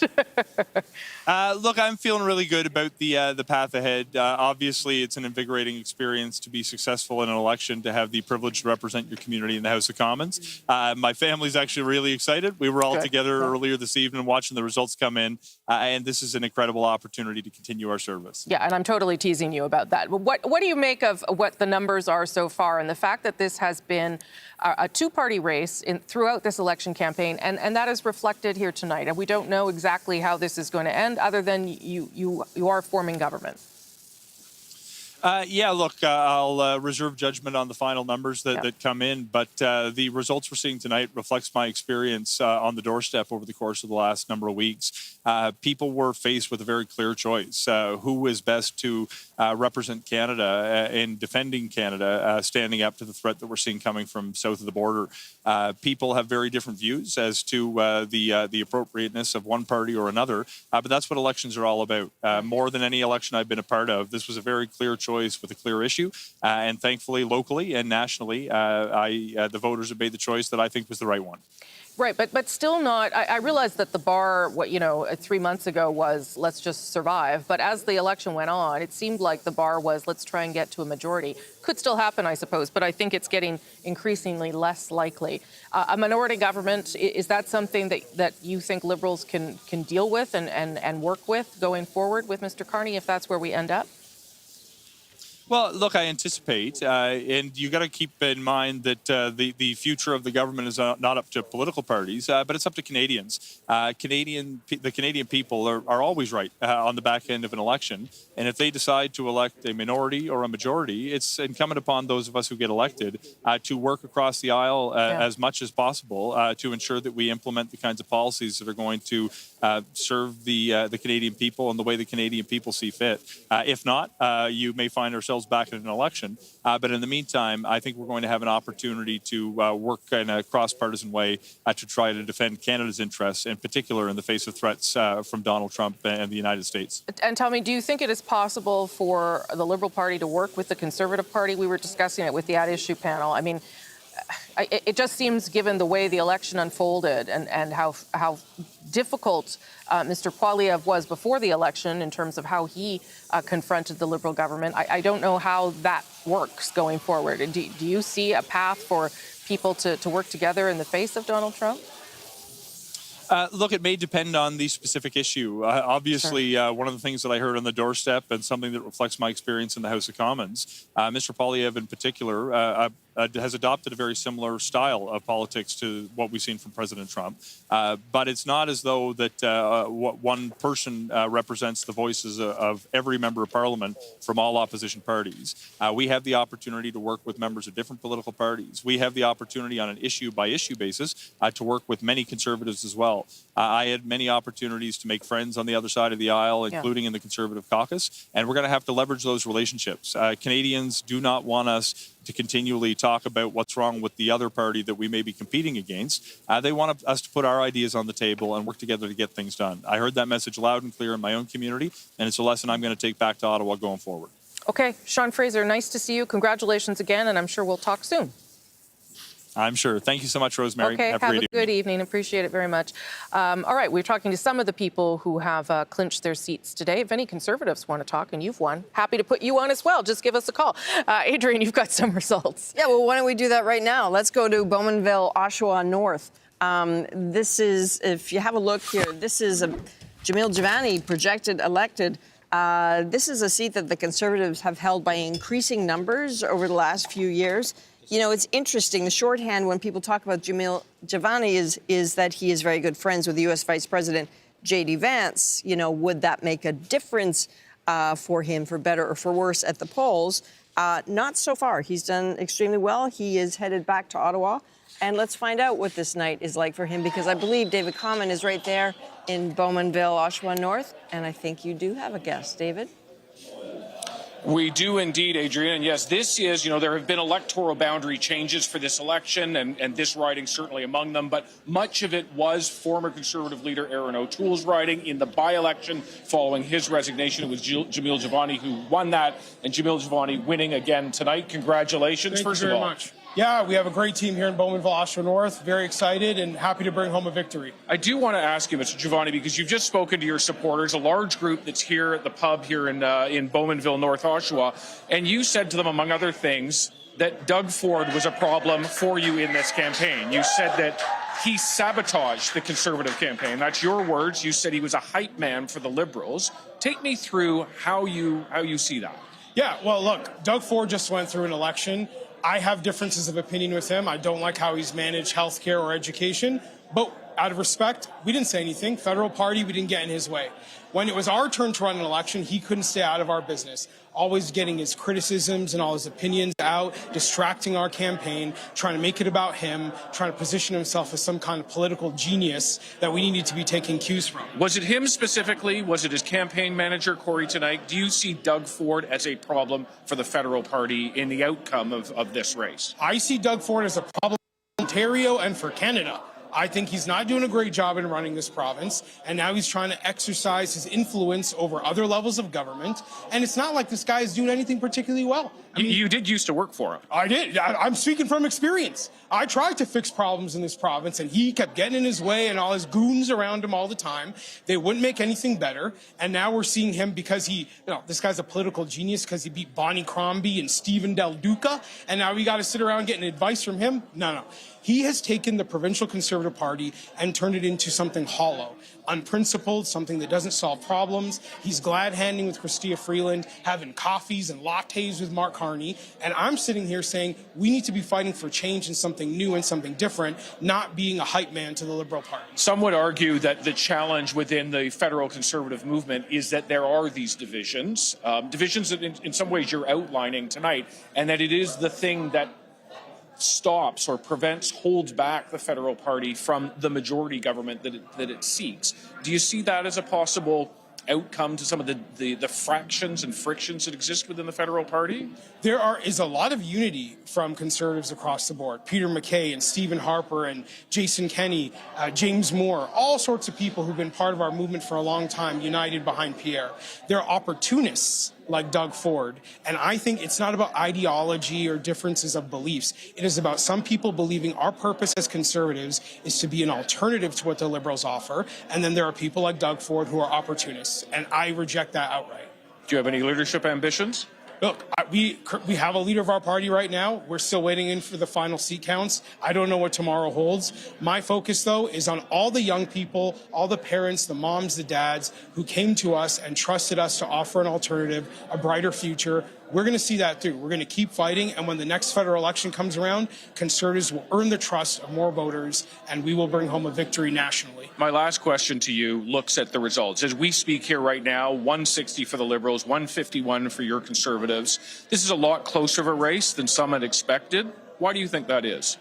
Well, look, I think a lot of people misunderstood just the frustration that Canadians felt. All these polls that showed Conservatives far below the Liberals, I think we're missing how many young people saw our party as the party of dreamers and hustlers and strivers and builders. That is our identity for young people, and we are going to continue offering them that vision for Canada.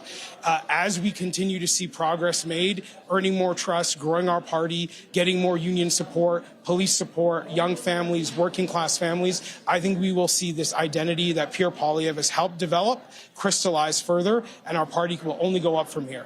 Jamil Jivani, thank you very much and congratulations. Thank you. Okay, Adrian, I will turn back to you from Jamil Jivani's victory party here in Bowmanville, Oshawa North. If only he would speak his mind, David. I mean, it's unfortunate that he's so vague about his views. Congratulations to him. If Doug Ford is listening, maybe give us a call. He might have a few things to say. That was very interesting, Rosie. It was. I mean, there was an interview that Politico did with Doug Ford that was published today that was perhaps inspired what Jamil Jivani said there. It was very frank and aggressive about what the federal Conservatives are doing. Let's bring in the panel and get their response and reaction to that. I mean, if you wanted confirmation that there is a problem, a major rift between Ford Conservatives and Pierre Poilievre Conservatives, Jamil Jivani just showed you that. It's like it was two different interviews. Like the last part of it about the strivers and the go get them, et cetera. The hustlers. That's the kind of, but that's a kind of a positive vision of the party. Sure. The first part where he was on the tirade about Ford shows you part of the problem. I mean, it reflects the duality of the result here. They did a lot better than people were expecting mid-campaign. That's right. So they've escaped with the skin of their teeth. But they blew a 25% lead, and I think you saw part of the reason why there. The failure to build bridges even within their own movement. Yes. And this kind of scabrous negativity. I mean, you know, people talk about, oh, well, it's only because the NDP vote collapsed. A big part of the reason the NDP vote collapsed was Pierre Poilievre's leadership and the specter that he presented to, at least to progressive voters. Yeah. When conservative leaders are scary, NDP voters are more likely to listen to the Liberal siren call of you have to vote with us. Yeah, and the favorability for Pierre Poilievre never improved. In fact, it probably did the opposite through the polls, Chantal. But if you're going to run possibly a fragile government, it's good news to hear this interview because you know the Premier of Ontario will continue to be working with you as the Liberal Prime Minister of Canada. That's right. And in the end, bottom line, once we get through this who knows when thing, the next order of business is going to have to be dealing with what's happening south of the border. That's right. And the one relationship that will really matter is that of the Premier of Ontario with the Premier of Canada in those circumstances. Yes, yeah. Having listened to that, you kind of feel relieved that these are not the people who will be knocking at Premier Ford's door. Well, I mean, it does show that if it was a Pierre Poilievre Prime Minister with that kind of animosity between the biggest province in the country, I don't know how that would have worked to take on Donald Trump. I don't know. Maybe they would have been able to patch things up if they were going to form government. But I mean, when there is no need to say things like this tonight. And you and wonder go on whether rants. you wonder whether he had authorization for this. I mean, Pierre Poilievre, as I say, they escaped with skin of teeth, but he should be a chastened leader at this point. He threw away a 25% lead, and it's because of things like that. And if he doesn't learn from this experience, then he's going to reap all he sows. he still, though, I mean, if these numbers hold, the last vote was at 128. He's 150. He may hold the Liberals to a minority. I mean, that will protect his leadership potentially, right? Yeah. The first question, will he be in the House of Commons? Yes. Because I keep looking at those results in Carleton, and I'm waiting for them to find the stack of votes that puts him back on top. Yeah. There are still lots of polls in Carleton that have not been counted. But he has not led that race yet. Oh, he is significantly behind. Yeah. It's not a close race at this point. Yeah. Jason Kenney, we snuck Jason Kenney in there because I also heard Jamil Jivani say your name as someone who is a conservative that he likes and points to as someone who is able to bring people together. What did you make of that? And there is obviously a problem here between Ford conservatives and Poilievre conservatives, and I don't know if it matters, but there's some deep animosity. Well, there are certainly some personal differences, and to state the obvious, I have a firm grasp of the obvious. By which I mean, I think this is actually much more personal than it is ideological or factional. Okay. Every party has certain issue factions and personality factions. In this case, there seem to be 2 or 3 personalities that have really ramped up what I think is an unnecessary conflict that simply needs to get resolved. Yeah. And, I know Jamil, for whom I have enormous regard. He's a incredibly talented a guy with an amazing story. Yes. He has a particular series of grievances. And I just, none of this should have been in the public domain. Let's put it that way. No, for sure. And I agree there should have been earlier efforts to engage get those relationships well settled much earlier. But it's not like there's a huge rift. Most of the people going door to door for federal Conservative candidates in the last 5 weeks were going door to door for Doug Ford's candidates a few weeks before that. And you know what? The Ontario PC critique has been that Poilievre's team doesn't know how to win in Ontario. He's right now over 45% of the popular vote. Mr. Ford won 43% of the popular vote earlier this year. So the federal Conservative campaign is getting a better result, a larger total raw vote count, and a higher share of the popular vote. Yeah. That's nothing to sneeze at. And I think so a little bit of everybody has to put some water in their wine and put the best interests of the country first. Yeah. And maybe the common interests of partisan conservatives somewhere in there as well. Yeah, I mean, I think if Pierre Poilievre had called Doug Ford right from the get-go, the same way that Mark Carney did, he went and had breakfast with him, it probably would have helped. Whether it matters at this stage, I don't know. Well, remember, it's not just Poilievre versus Ford. It's Poilievre versus Tim Houston in Nova Scotia. Yeah.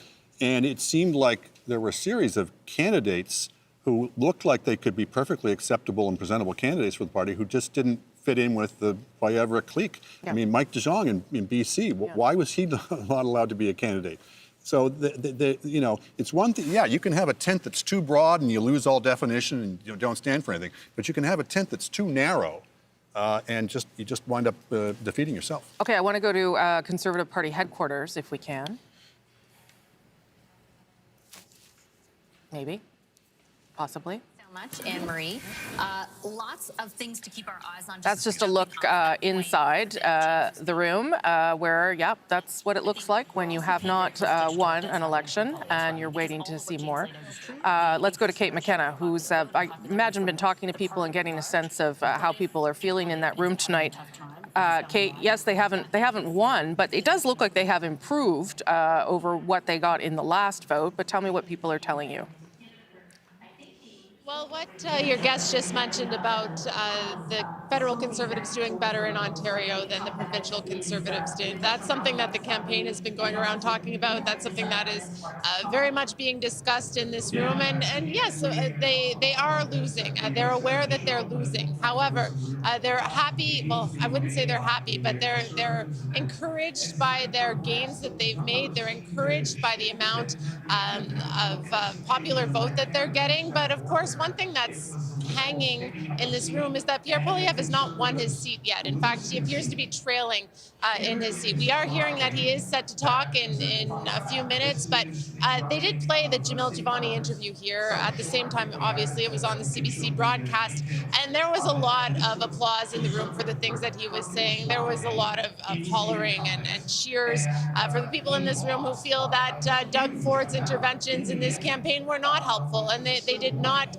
advance the Conservative cause in this very competitive election. So this ongoing rift appears to still be taking place within this party, and we'll be watching to see how it manifests over the next few days. Okay, Kate McKenna, thank you so much for that. I'm going to now go to Ian Hannah-Mansing, who's got some results. Ian. Yeah, well, let's take a look at Greater Vancouver and see how the NDP are doing there in terms of seat change, first of all. So we'll put that up on the screen, I hope, or if we don't, then I will, yeah, there we go. So this is vote change in Greater Vancouver, and you see the Liberals are up. The Conservatives are up. This is a pattern we've seen in other parts of the country as well, and you can see that this is at the expense of the NDP. Now, hours ago, when we looked at New Brunswick, this kind of vote change didn't really affect seats at all, but in Greater Vancouver, it is affecting seats. Let's take a look, first of all, at Port Moody, Coquitlam. This was more or less a three-way race in 2021. This time around, the NDP has plummeted from having won this riding. Bonnie Zerillo is the incumbent MP. You can see she's not only in third place, she's in a distant third place, and it's put the Conservatives in first. Arguably, the progressive vote, the left of center vote, has been split just enough between the NDP and the Liberals to allow the Conservatives to come up through the middle. And take a look at this. New Westminster, Burnaby, Millardville. Peter Julian, one of the mainstays of the NDP for so many years. He's been the MP here since 2004, and he is in third place. And again, easy even for me to do the math between the Liberals and the NDP. If someone had been able to consolidate those numbers on the center left, that would easily win. But in both of those cases, Rosemary, at this point, arguably, it has allowed, once again, the Conservatives to come up through the middle.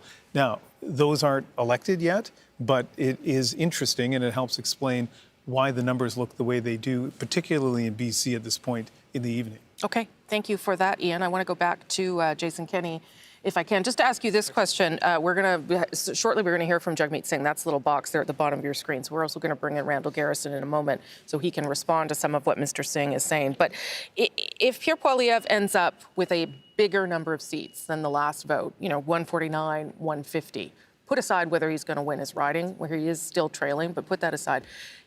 How does the Conservative Party view that? Does he have the ability to stay? What do you think is going to happen there? And then if you want to throw in the thing about the riding, I don't know whether this is real, but he hasn't led at all night. Yeah, well, look, I can't comment on the riding. Sure. I will just say that I think Mr. Poilievre, if he decides to stay as leader and leader of the opposition, he will have overwhelming support to do so. I don't see any faction or group within the party egging for a new leadership. I think the party realizes changing leaders every 3 or 4 years is counterproductive. And I think, on the merits here, he, right now, 42% of the popular vote nationally. The last time the Conservatives achieved that was under Brian Mulroney 37 years ago in 1988.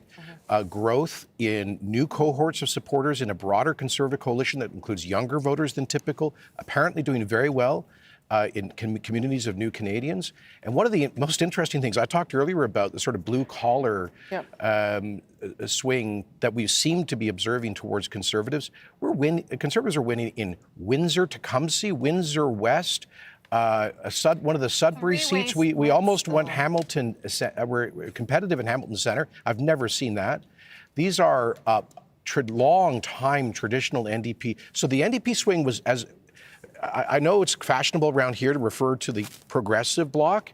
A lot of traditional NDP voters wouldn't regard themselves as on the left. They're for the little guy. Sure. And Pierre Poilievre has been fighting for the little guy. He's broadened the Conservative coalition in that way and picked up apparently at least 30 seats. So, and finally, he has been, in my judgment, the most effective opposition leader in our lifetime. Some might say too effective. Such an effective opposition leader that he became typecast as in that role. And he also got rid of the very things that were going to help him, Justin Trudeau and a carbon tax. I mean, that was his own success brought that to him as well. More than that, look, I mean, I heard my friend Arif here dismissively referring to Mr. Poilievre's three-word slogans. Look, he created the issue matrix that has been dominating Canadian politics for the past 2 years around affordability, the cost of living, housing, immigration, much of it represented, yes, by the carbon tax. He's also taken some principled and courageous positions. I think he took on the Liberals on their class warfare baiting on the capital gains tax increase. I believe he's the only leader who in French and English pointedly opposed the Quebec Bill 21 law against religious symbols in Quebec. Did somebody else? No, don't go there. No. He didn't. He actually has fudged whether he would intervene in the Supreme Court on it. So I heard his clear opposition to it. So my point. He says he's opposed to it, but he doesn't say what he would do about it. I think he ran a substantive campaign. He set up the issue set. He helped to defenestrate Justin Trudeau. And he's got the best result for a Conservative leader since 1988. Okay, and I take all those points, and they're excellent points, and I'm going to let Jagmeet Singh speak in a moment, except that wasn't the bar. The bar was 25 points ahead, and you were going to form government. And you're telling me no one in the party is going to be angry with him? Oh, there's going to be a desire for sure for a retrospective. And I think any leader after this circumstance should show some humility, should take a step back.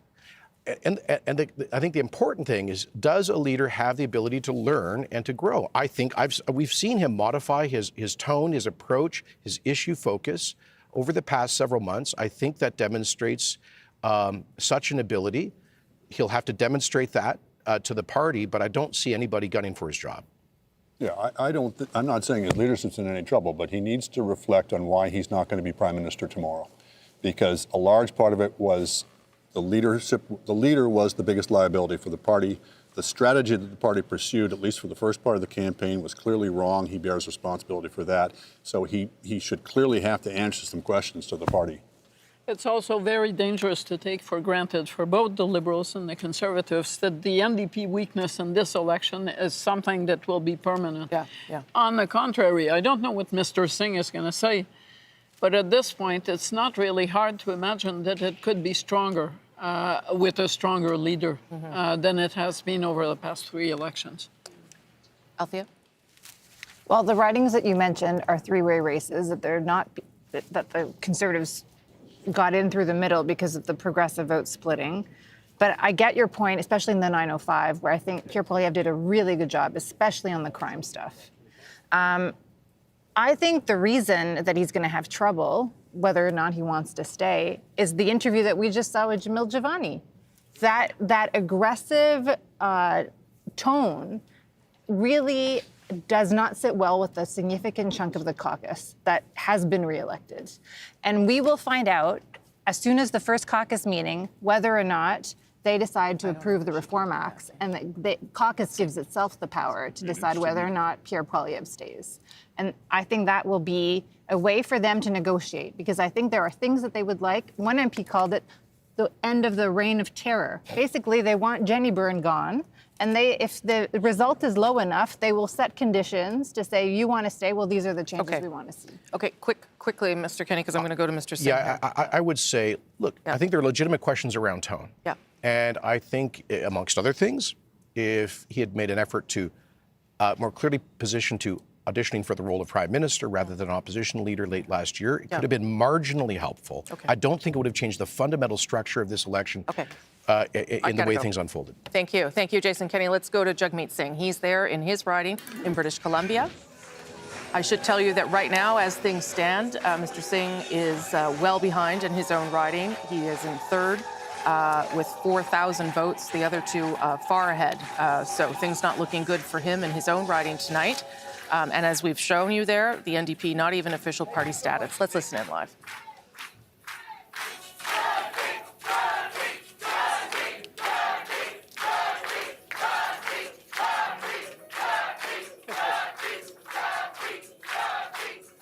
Thank you, thank you, thank you.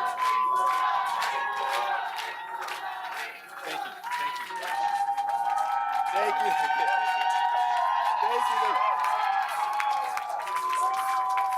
Thank you. Thank you, thank you, thank you. We're good, thank you.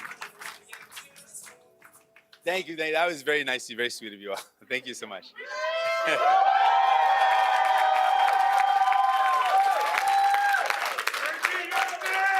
You're gonna get me all choked up here, guys. Gotta keep it together here, folks. Thank you very much. The love is amazing. I appreciate y'all.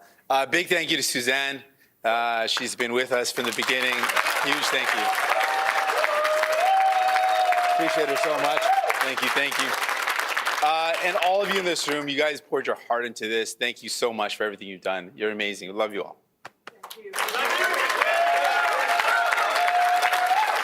And I know in election parties, night parties across the country, people are gathered. I want to thank them all for all their hard work. They're amazing people gathered together across the country. I want to take a moment to congratulate Prime Minister Carney on his victory. He has an important job to do to represent all Canadians and to protect our country and its sovereignty from the threats of Donald Trump. Tonight and every night, all of us here, we're on Team Canada. We want Canada to thrive, and we're going to continue to fight for Canada.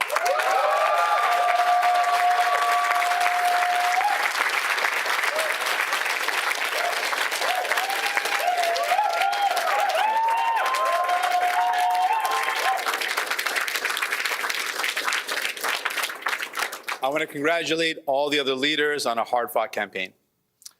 It's been the honor of my life to represent the people of Burnaby Central. Tonight they chose, thank you.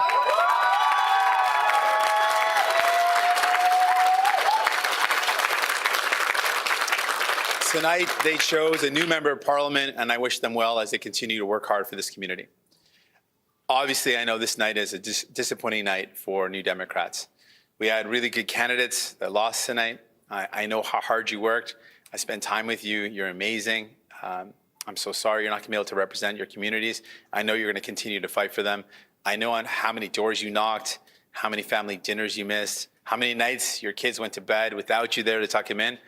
I know it was a tough sacrifice, and I just want to thank, and we can get a round of applause to every single candidate that ran for us. Thank you.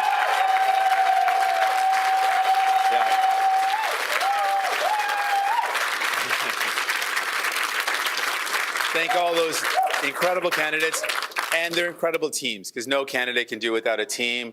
The volunteers, the staff, thank you to all those candidates and their incredible staffs. One more time.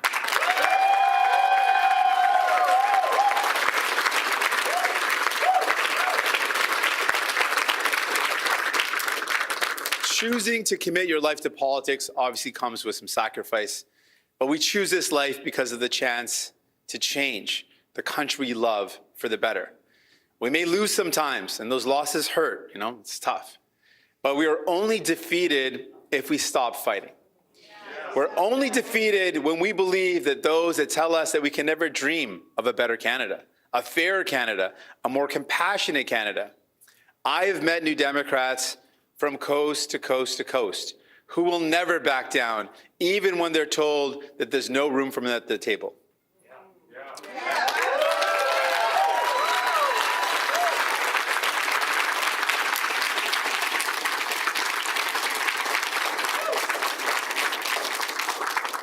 we make room for everyone because we believe that there is enough wealth in Canada for all of us to live the life that we deserve.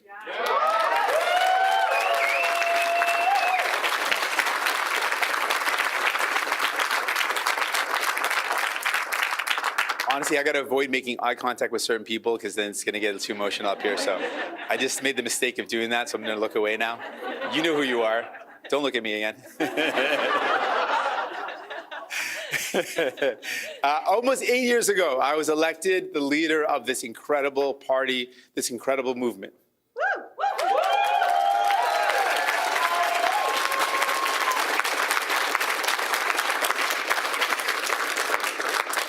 I've worked really hard to be worthy of this trust, to live up to the legacy of our movement. Hold on a sec here, guys. Thank you. One more sec.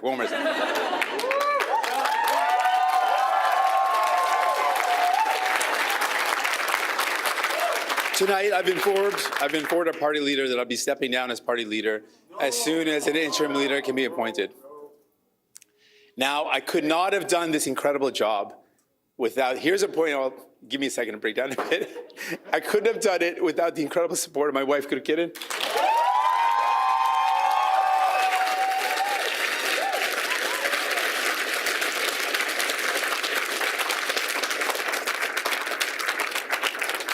She has been my rock. She's been my foundation. For the past couple of years, I've been regretting that I didn't thank her on the night of the last election. So this is my opportunity to make up for it. She has literally been my rock. I couldn't have done this without her. She's backed me up and supported me.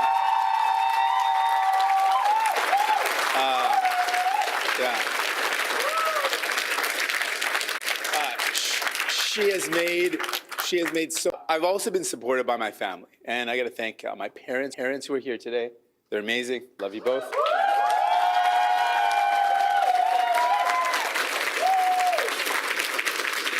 My brother, I wouldn't have been on this journey without my brother. So big shout out to my brother, Krathin.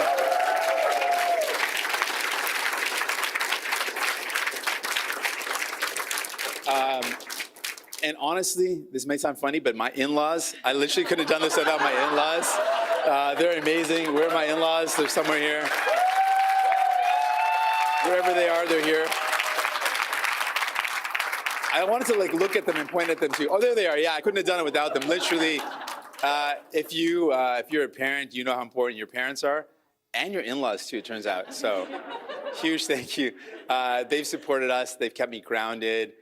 Given us great advice. I'm so thankful to my family. You can't do this work without great people, and you can't do this without a great family supporting you. So thank you to my family.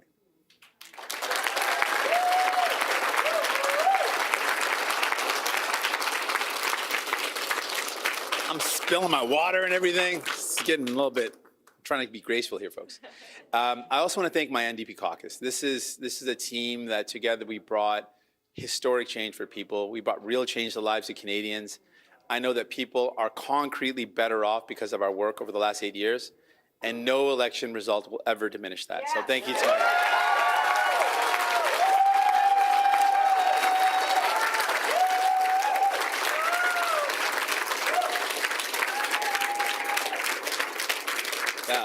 my caucus, honestly, I'm so thankful to them all. We did some incredible work together. Seriously, every one of you, thank you from the bottom of my heart. And I might break down this part too, forgive me if I do. I can only do this, and we can only do this work because of a great staff. And y'all just poured your heart into me, into the work that we did. So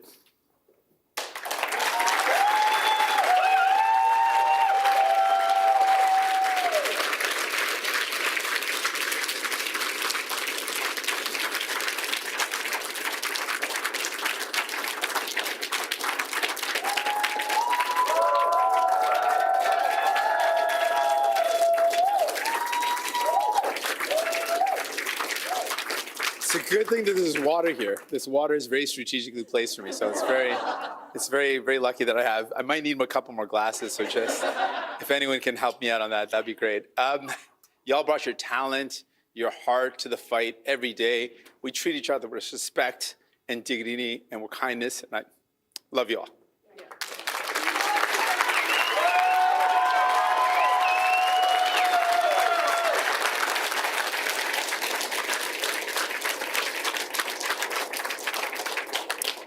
All right. We're almost there, folks. I got a couple other things I really want to get off my chest here. One other thing is, nothing's too spicy, it's just good stuff. I often speak about something my mom taught me. It's a Sikh teaching of Chardi Kala. And this is something fundamental to who I am. And it means, the words break down, Chardi means rising and Kala means spirits.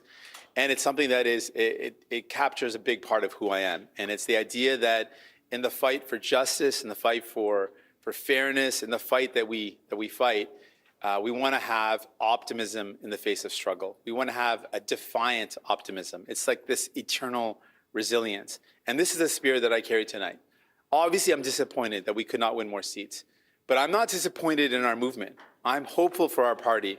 I know that we will always choose hope over fear and optimism over despair and unity over hate. New Democrats literally built this country.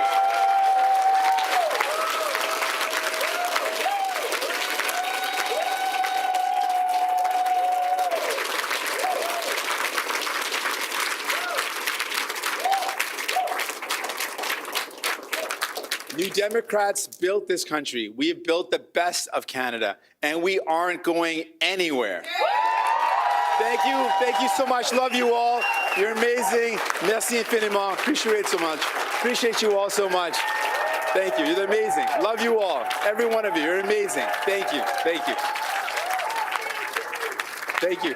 Okay, that is Jagmeet Singh conceding, first of all, his own riding of Burnaby South, where he continues to be in third place, and announcing that he will step down as leader as soon as a new interim leader can be chosen. He was the leader of the NDP since 2017. Marina von Stackelberg is in the room there. Marina, obviously a very emotional room, and I must say, a very gracious speech by Jagmeet Singh tonight.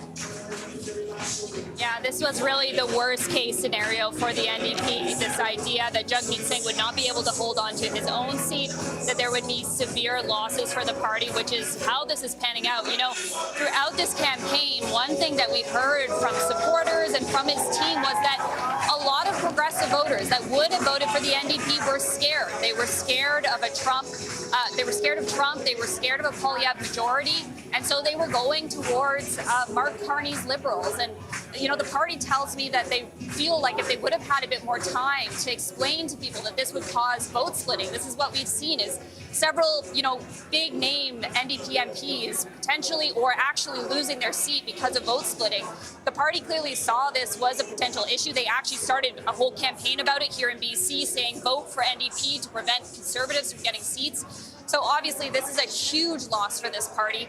One staffer I spoke to earlier today, we were talking about the potential outcome, said for her, it was something that no matter how it shook up, they had helped to get dental care. They had made dental care happen. And for them, that was something they were going to hold on to.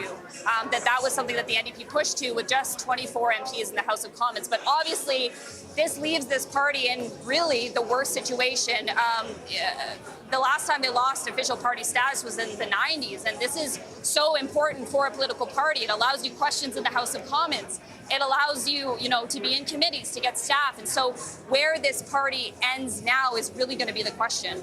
Okay, Marina von Stackelberg live there in British Columbia. Of course, I said Burnaby South. It's Burnaby Central is the riding where Jagmeet Singh has lost his own seat. Thank you, Marina. Appreciate that. I'm going to go to Randall Garrison there. I will say, if you're going to lose and have a devastating night, and still act that gracious in your loss, that speaks to the humanity of these leaders and certainly of Mr. Singh. Speaking about the sacrifices people have made, he himself also has made, and now that he's stepping down. Are you surprised about the fact that he's leaving?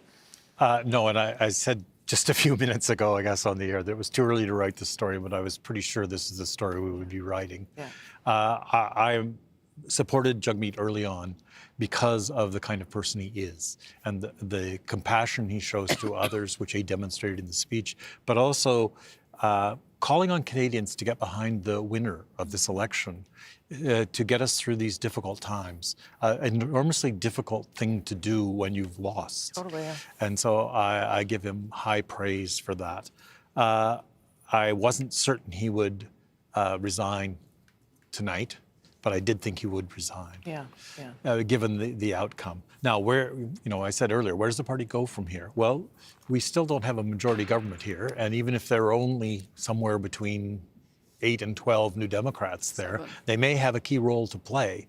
And even if there's a small majority, they'll still have a key role to play in all those things that Jagmeet has talked about that are important to ordinary Canadians and the cost of living, housing, healthcare, all those things that are traditional priorities of the NDP will still be problems that the new parliament has to grapple with. And not to take anything away from that legacy and the legacy of Mr. Singh, but we've come a long way from Jack Layton and official opposition to now. And I wonder why that is. I wonder, and what you think the party has to do to get back to a place of growth where people don't see it as a protest vote or a vote to park, but as a real alternative, a viable party.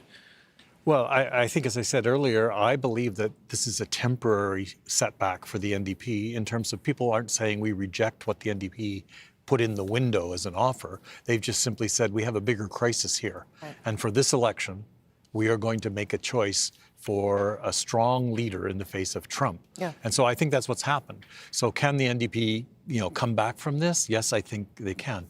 There's always the danger when you shrink back that certain protest moments or groups or things will try to take control of the party and keep it away from the mainstream, which leads to success, not just for the party, but for Canadians who believe in those values. And so I think that will be a challenge for the party in its reduced circumstances. Yeah. But I have no doubt that we'll meet that challenge and be able to move forward probably as soon as the next election, which may be very soon, if this is indeed a minority government. Randall Garrison, thank you for coming all the way from British Columbia to help us with our coverage. I know it's not fun to have a disappointing night and have to talk about it, but you also were very gracious. It is not, and thank you for the opportunity to be here. Apart from the obviously bad outcome, it's been fun. Okay. Good. Other than that, yeah. Appreciate that, Randall Garrison. Thank you. Yes, David. Rosie, I'm just getting word from the Liberal campaign that Mark Carney intends to speak in the next 30 minutes. So we should hear from him in the next 30 minutes or so on wherever this is going to end up tonight. Okay, and there on the bottom of your screen there in that small box is Pierre Poilievre's headquarters, the Conservative headquarters. We are going to hear from him in just moments. And there he is with his wife, Anna Poilievre, who has been by his side throughout this campaign, really a vital part of the campaign to try and get people's support and to show a more personal side of him. Let me show you where Pierre Poilievre is in his riding of Carleton at this hour. Remember, unusual things going on in that riding because of the longest ballot campaign. There are 91 people on the ballot, but Pierre Poilievre has not led once in the course of this evening in his own riding. And the Liberal there, Bruce Banjoy, is ahead by more than 2,000 votes. So that is something to watch for sure. Not calling anything there, but not very encouraging for Mr. Poilievre tonight. Let's listen in. Merci. Merci, Thank you. chers Canadiens. Dear Canadians, Je vous aime aussi. I love you too. Thank you, thank you, thank you. It's with profound gratitude that I stand before you today at the moment of this historic election. Because only in Canada could the story that Anna and I bring to the stage be possible. Adopted son of school teachers and a Venezuelan refugee, stand on this stage in front of our proud country, offering ourselves up to serve for the future. After millions of people have shown up and marked their X, spoken their voice, and exercised their democratic rights. We could not be more proud. We could not be more grateful for the opportunity the Canadians have given us.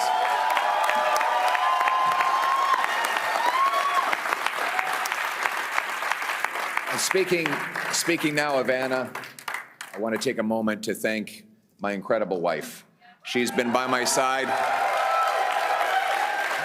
She's my rock. I love and cherish you and our little ones more than you'll ever know. And I could not have done any of this without you. Thank you so much. I love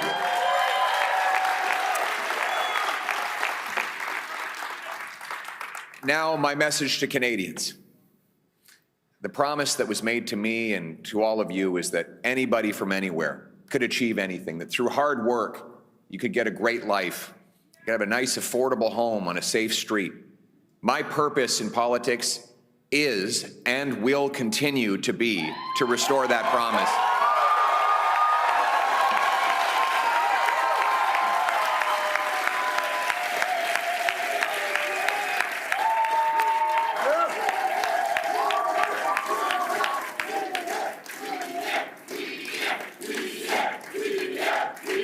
Thank you. To the candidates who ran under our banner as Conservatives, to the volunteers who knocked on the doors, made phone calls, put up lawn signs, rallied at our events, donated their hard-earned money to our cause, I thank you from the bottom of my heart. To the millions of people who voted for the Conservative Party and put their hopes and dreams in our vision, thank you. It will be an honor to continue to fight for you and to be a champion of your cause as we go forward.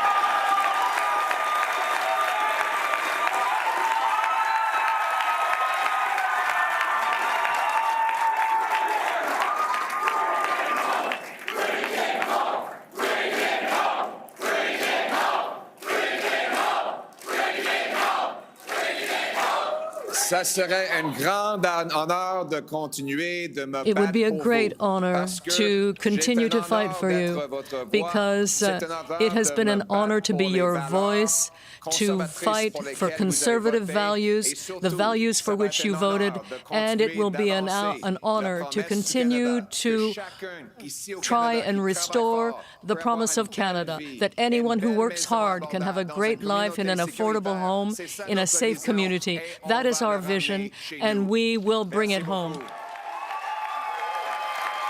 beaucoup. To my fellow Conservatives, we have much to celebrate tonight. We've gained well over 20 seats. We got the highest share of vote our party has received since 1988. We denied the NDP and Liberals enough seats to form a coalition government, meaning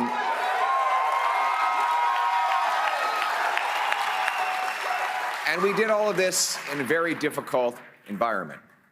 That said, we are cognizant of the fact that we didn't quite get over the finish line yet. We know that change is needed, but change is hard to come by. It takes time. It takes work. And that's why we have to learn the lessons of tonight so that we can have an even better result the next time the Canadians decide the future for the country.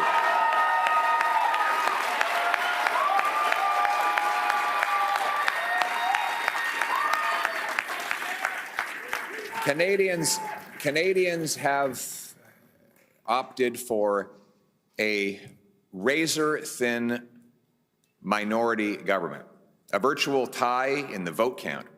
So I would like to congratulate Prime Minister Carney on leading this minority government. We'll have plenty of opportunity to debate and disagree, but tonight we come together as Canadians. We will do our job. Yes, we will do our job to hold the government to account.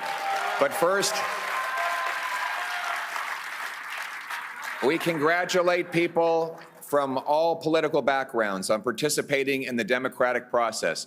And as I said, while we will do our constitutional duty of holding government to account and proposing better alternatives, we will always put Canada first as we stare down tariffs and other irresponsible threats from President Trump. Conservatives will work with the Prime Minister and all parties with the common goal of defending Canada's interests and getting a new trade deal that puts these tariffs behind us while protecting our sovereignty and the Canadian people.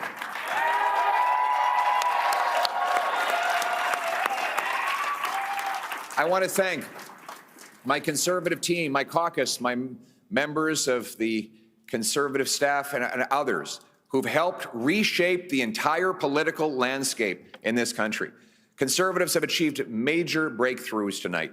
We brought in record support from blue-collar and unionized workers, youth, new Canadians. We gave voices to countless people across this country who've been left out and left behind for far too long. We won the big debates of our time on the carbon tax, on inflation, on housing, on the drug crisis, on crime. Conservatives have been leading the debate, and we will continue to put forward the best arguments to improve the lives of our people right across this country. But we will not stop there. Every single day, our Conservative caucus and I will be holding the government to account on behalf of the millions of Canadians who believed in the message of change. En tant que parti, as a party, we have definitely expanded our support, and every single day the Conservative caucus and myself will be working hard in Ottawa to force the government to account on behalf of millions of Canadians who decided to vote for real change. I had the honor of crisscrossing this country to speak to thousands of people who shared their concerns, their suffering, their despair with me. Took precious time out of their day to tell me about their struggles, their pain, their fears, but also their hopes and dreams. Welders and waitresses, farmers and factory workers, seniors, small business owners and single mothers, young Canadians and young families pleading for the chance to own a home, parents who worried that their kids would never be able to move out of their home, grandparents who saw their grandchildren suffering from the shortfalls of our economy, and countless others who are afraid to go outside because of the rising wave of crime. All of these stories touched my heart and gave me inspiration to work towards something better. These people continue to need voices, and I will continue to fight for them every day, and every day we will never give up on fighting for the Canadian people.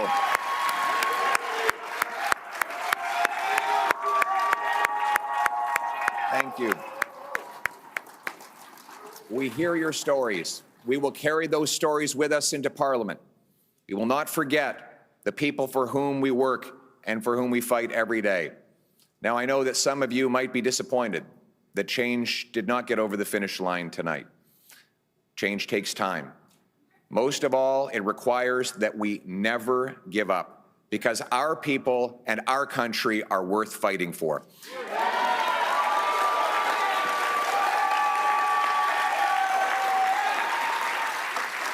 Je vous ai entendu.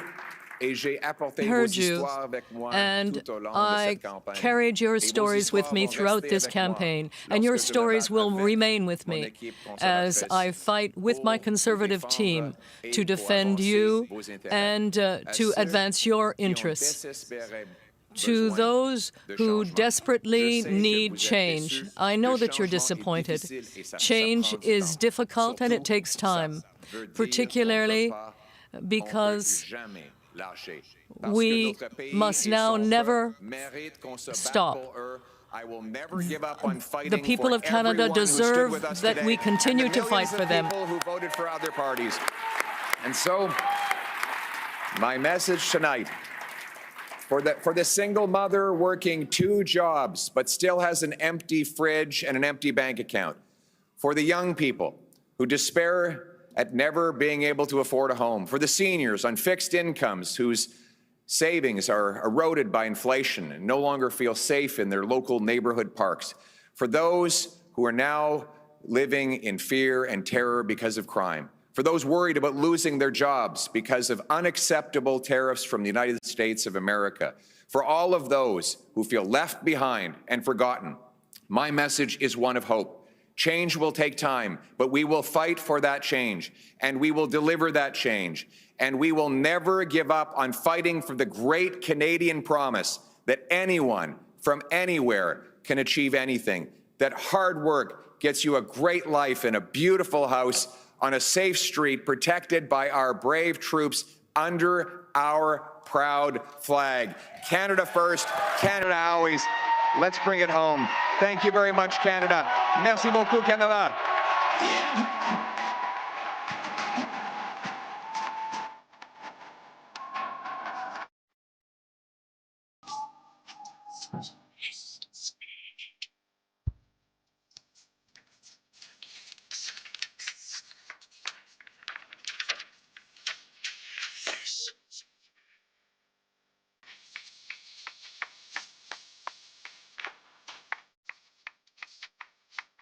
Okay, Pierre Poilievre, the Conservative leader of Canada, as he quite rightly points out, he has improved the Conservatives' outcome tonight, both in popular vote and in seat count.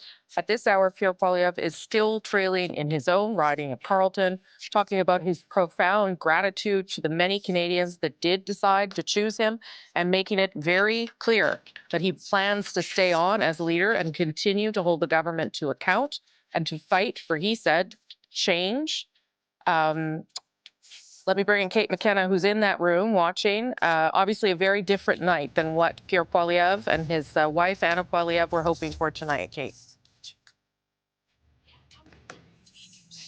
To give this evening. And even though he went out and he said change takes time, we didn't get it over the finish line, but we're going to come back and do it next time. I can tell you, Rosie, that people in this room are heartbroken. This is not what they were expecting a few months ago. They were very prepared to form government, and that's not what's happening here. But as you said, he has laid the groundwork to want to stay in his job. You also mentioned he's not winning his seat at this time. That could, of course, change. And you and I know from speaking to our sources that he has been actually laying the groundwork to stay on despite this electoral loss by calling supporters, by calling people he knows, and saying that he wants to stay in his job now, once again, leader of the opposition. But I can tell you from speaking to people who are here, you know, they didn't think they'd be going back to opposition. And he will be facing questions from inside his own caucus, from inside his own party about whether or not he's best suited to keep the party, keep leading the party. But you know, he has grown the base and he has made the base younger. And there is an awareness among Conservatives that he has done a lot in terms of growing the popularity of the party. They're quick to point out that the results so far in tonight are the highest, the best results in terms of vote count that the modern Conservative Party has ever had. Very quick to point to the NDP collapse as being the reason why they're not currently in the lead. So, you know, it's a different outcome for him in some senses than it was for Jagmeet Singh, and we're hearing that he's planning on staying on. Okay, Kate McKenna, thank you so much for that. Appreciate all your coverage of the Conservative campaign throughout the campaign. I'm not sure if we'll come back to you, but otherwise I'll see you tomorrow. That's Kate McKenna. She's in Ottawa covering the Conservative campaign, as she and JP Tasker and others have been doing. Difficult, too, because there was no media, bus and plane, and so it made covering the campaign difficult, which I know is also a criticism that some Conservatives had of Pierre Poilievre. Let me bring in Jason Kenney now. I think it's very clear, regardless, we'll see what happens inside his own riding, and we're being very careful because advance votes and all those kinds of things, but he was definitely laying the groundwork that he has no intention of leaving, and he was pointing to the proof points as to why he deserves to stay and continue this fight. And I know you think that he will. I do know people who are already gearing up to try and push him out. We'll see what happens. Well, I know a lot of Conservatives in Canada, and I haven't heard that from anybody. Not to say they don't exist. Well, they exist. I don't know if they tell you, but they told me. He certainly has. He certainly has earned, in my view, the right to stay on as leader, for the reasons I've already articulated and that he did tonight. Look, he's got to show some humility for sure. Any leader who loses in any circumstance has to do that. That means reaching out. It means perhaps an approach more focused on making friends. And that includes provincial leaders. It includes, by the way, there were, for some peculiar reason, a lot of ridings held back, dozens of them, for the very last minute, where dozens and dozens of candidates were basically pushed out of the way for appointees. Yeah. There will be some grassroots fences to be mended there. Yeah. But I think, look, if you've been to one or two of Pierre's events, you can see that he has a uniquely strong connection You all can dismiss it as the base. These are many people Well, who've never been before they're involved. not the base. But Yeah, they're not yeah, just, yeah. they're more than traditional conservative partisan activists. Right. He's brought in, right from his leadership on, a new cohort of people, getting them into the democratic process, which I think is commendable. And there are a lot of people, and I congratulate Mr. Carney. I think he's a phenomenally talented man. And as a conservative, I wish him nothing but the best in standing up for this country against the threats and intimidation of Donald Trump. I was very happy to hear Pierre say that tonight. Yeah, that was that while important, his constitutional job is to hold the government to account, he will stand united with the government in defending Canada's interests. That's critical. Yep. It's important to acknowledge that there's a reason why all those people were showing up in record numbers at those events. There's reasons he's raised unprecedented levels of funding in a political campaign. There is a large well of deep anxiety in this country to which he spoke about people being unable ever to afford a home, pay their bills, deal with the cost of living, crime in their communities, and a sense of despair amongst a growing number of Canadians. He has become a very powerful voice for that. So I wouldn't diminish that. And I think that we're talking here about millions of Canadians who identify very strongly with what you just heard. Yep. I think he needs to blend into that, learn from this lesson. Yeah. You know, one of the things I wish he had done earlier on was to find a sister soldier moment, as they say in American politics, to identify the MAGA North crew on the Canadian right, to call them out and say that if they agree with Donald Trump and want us to become the 51st state, they have no place in the modern conservative movement. He did say that implicitly. I think it would have been more effective. You know, the problem for Canadian conservatives is if they have to almost overcompensate, I think, in opposing Trump, both in tone and in substance. I don't think there was much daylight between Mr. Poilievre and Mr. Carney on the substance of how to deal with the Trump threat. But there was a presumption from a certain set of typically older Canadian voters that somehow conservatives in general, or Pierre in particular, weren't really all that fussed about Trump's threats. I don't agree. By the way, for me, one of the positive things tonight is the total disappearance of the People's Party of Canada at less than 1%. Stick a fork in it. For all the MAGA North people on social media who have been championing Trump's against this country, you're less than 1% of the population. So that should no longer be a distraction for the Conservative Party. And I think it's an opportunity to acknowledge some real progress that has been made by the party, but also a moment for humility to see how it could have been done differently. Okay, let's have our friends over there beside you weigh in. Althea? I think what we saw during this broadcast is the divisions that exist within the party. Do you want to be angry like Jamil Jivani and call people names, or do you want to be a bridge builder? And I think that is the discussion that caucus is going to have. Mr. Poilievre has clearly said he has no intention of leaving. He actually can stay. The party can pay a salary for him to remain the leader of the party while there is an opposition leader in the House, and Mr. Poilievre can run in a by-election. But I think that, you compare and contrast Mr. Singh's speech and Mr. Jamil Jivani's words and Pierre's words, and I think there's big divisions within caucus about the direction that the party wants to go. I hear you and I agree with you on where the base, if you want to call it, of the party and all the new people he brought in since the leadership.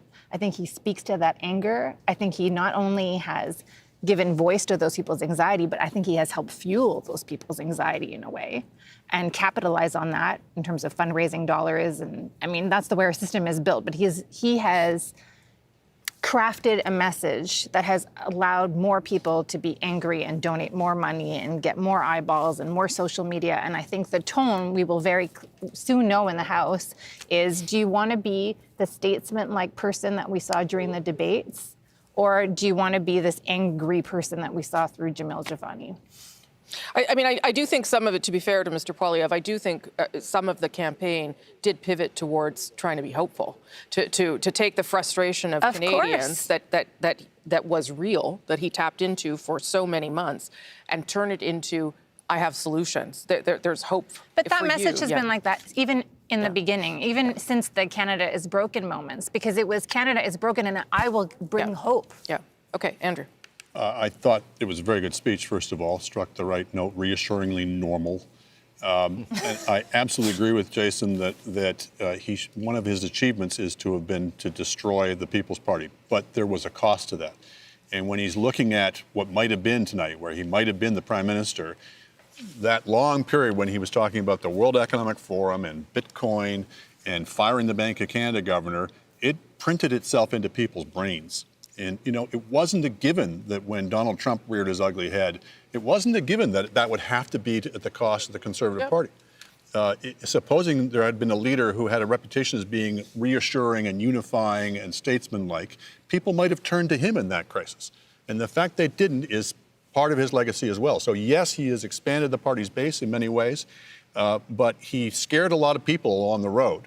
And he now has an opportunity, now that the People's Party, let's assume, maybe we'll have to eat our words, but let's assume the People's Party is no longer a threat to the Conservatives. He has an opportunity now to pivot towards the center, to pivot towards the mainstream, and to continue the tone that he set tonight. Yeah, as Jason Kenney said, to rid yourself of all of that and not have to worry about saying things to make them happy. Chantal. Oh, well, the first thing I'll note is that there was not a hint that he thinks the election result isn't what it is. And I think it matters these days that the person who loses says this result is legitimate. Yes, that's important. So, second, I think it's too easy to underestimate what it means not to have a seat for Pierre Poilievre. We have not called it yet, okay? Just to be clear. But if that's where we're going, it's singular that for the entire evening, every time 10 new polls have been counted, that margin 6 points behind has been maintained. But without a seat, this is someone who needs to be in the House of Commons. He's never going to want to delegate, so he needs to be there.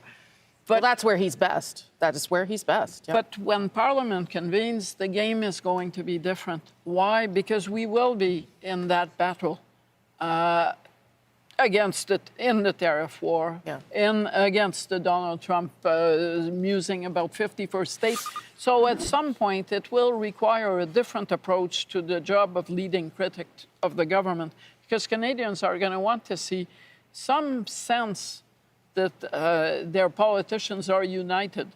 And you cannot forever be the friendly fire that kills the government of Canada in the battle that we're going into. It's been easy. The flags and buying local, that's the easy part of what's coming. Yeah.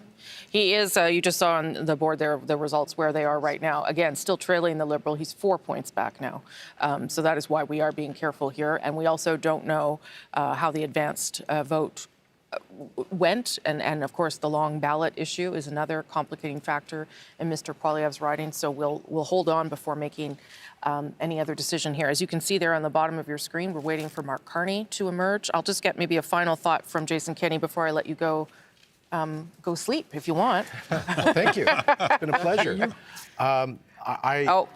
Just quickly, because I got Mr. Carney's wife walking. And I hope we hear from Mr. Carney a real voice, a message of unity. Yes. It's not just about Mr. Trump. There are divisions in this country that have been highlighted in this campaign about winners and losers in our economy and our society, and we need to take those very seriously.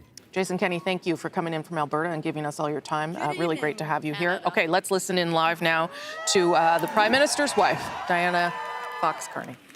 Bonsoir Canada, et merci pour votre vote. Hello, Canada, and thank you for your vote. Thank you for supporting your Liberal candidates. And thank you for choosing my husband's vision of a positive, unified, and above all, a strong country.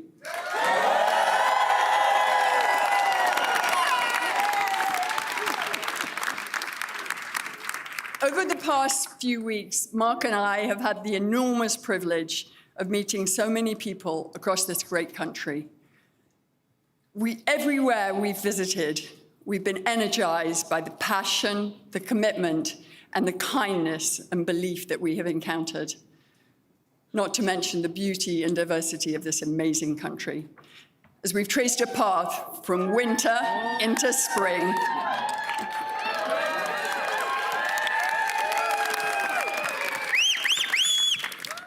Through all this, I've watched my husband listen and learn. I've watched him inspire confidence and take on new skills. But most of all, I've seen him remain true to what he's always been: consistent, compassionate, loyal, and driven by an exceptionally strong set of values.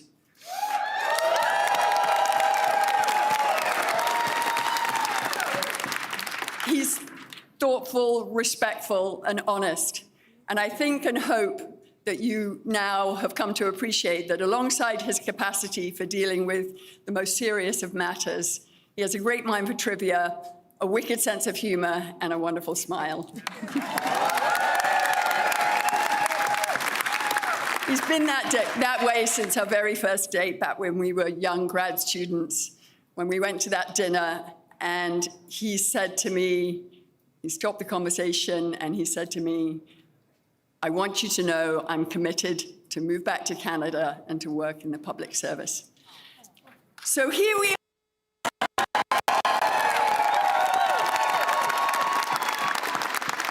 As his partner, I could not be more proud of him. And as a Canadian, I'm so thankful that the man I met more than 30 years ago has held tight to that strong commitment to service. I'm lucky to have him. We're lucky to have him now more than ever. Without further ado, it's my great pleasure to introduce my husband, the Prime Minister who will make Canada strong, and Canada for.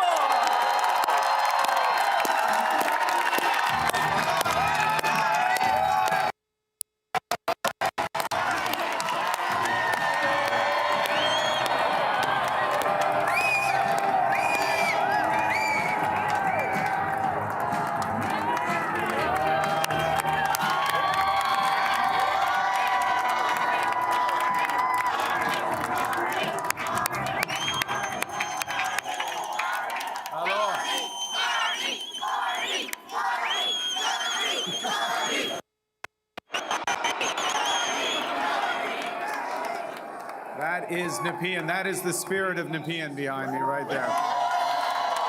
Thank you. Bonsoir tout le monde. Good evening, Bonsoir. everyone. Oh, quel bonsoir. C'est une bonne bonsoir. What an evening. I have a question. Who's ready? Who's ready? Who's ready to stand up for Canada with me?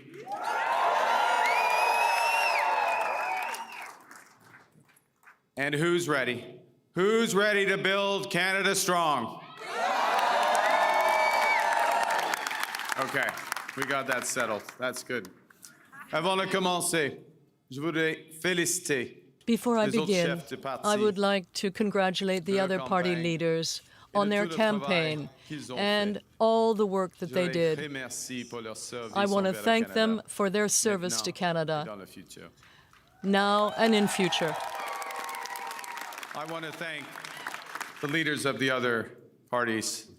I want to salute the contribution of Jagmeet Singh. I noticed his remarks.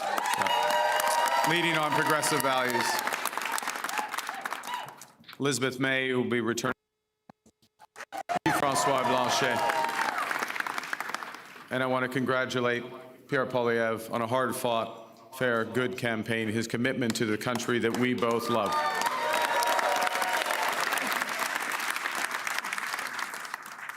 They all have many, many more contributions to our land.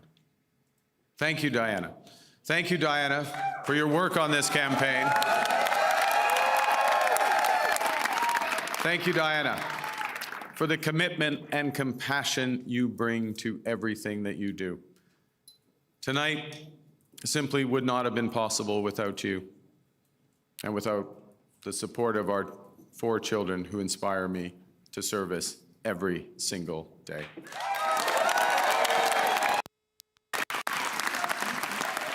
I also want to salute the women and men who put their name on the ballot from all parties. Thank you for standing up to serve our country at this critical time. And for those who were elected, particularly those Liberals who were elected, I am looking forward to working together to deliver for Canadians. Bruce, And Bruce, yes, Bruce Vanjo. I'm looking forward to working with Bruce Vanjo.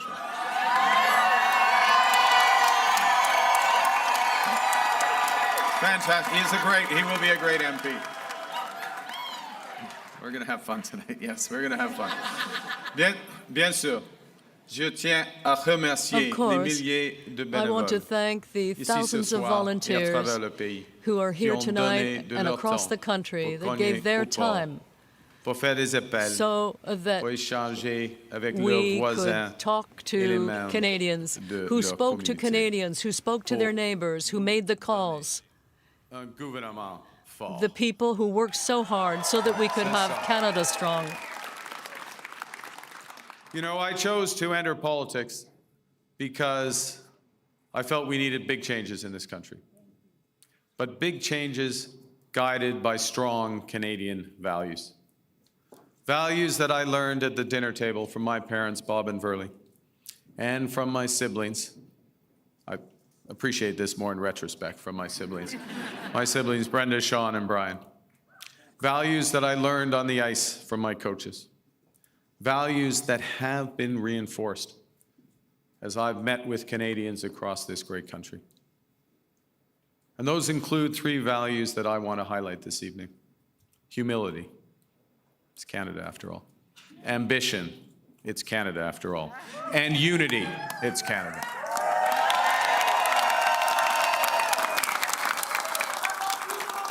I love you. Right back. Right back. These are good values. These are Canadian values. Values that I will do my best. I'm just getting worked up here. These are values that I will do my best to uphold every day as your Prime Minister. You betcha. Okay, well, you have to judge after this next section because I am going to begin with the value of humility. And by admitting that I have much to be humble about. It's true. Over my long, that's not an applause line, it's just a statement of fact. Over my long career, I have made many mistakes, and I will make more. But I commit to admitting them openly, to correcting them quickly, and always learning from them. You know, humility underscores the importance of governing as a team in cabinet and in caucus, and working constructively with all parties across Parliament, of working in partnership with the provinces and the territories, and with Indigenous peoples. And at this time, it underscores the value of bringing together labor, business, civil society, to advance the nation-building investments we need to transform our economy. Humility is also about recognizing that one of the responsibilities of government is to prepare for the worst, not hope for the best. As I've been warning for months, America wants our land, our resources, our water, our country. Never. But these are not idle threats. President Trump is trying to break us so that America can own us. That will never ever happen.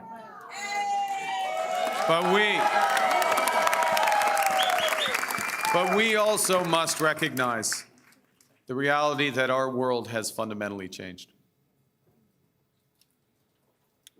There is also, for me, as I stand before you this evening, humility in recognizing that, well, many have chosen to place your trust in me, trust in the Liberal Party. Millions of our fellow citizens preferred a different outcome. And my message to every Canadian is this: no matter where you live, no matter what language you speak, no matter how you voted, I will always do my best to represent everyone who calls Canada home.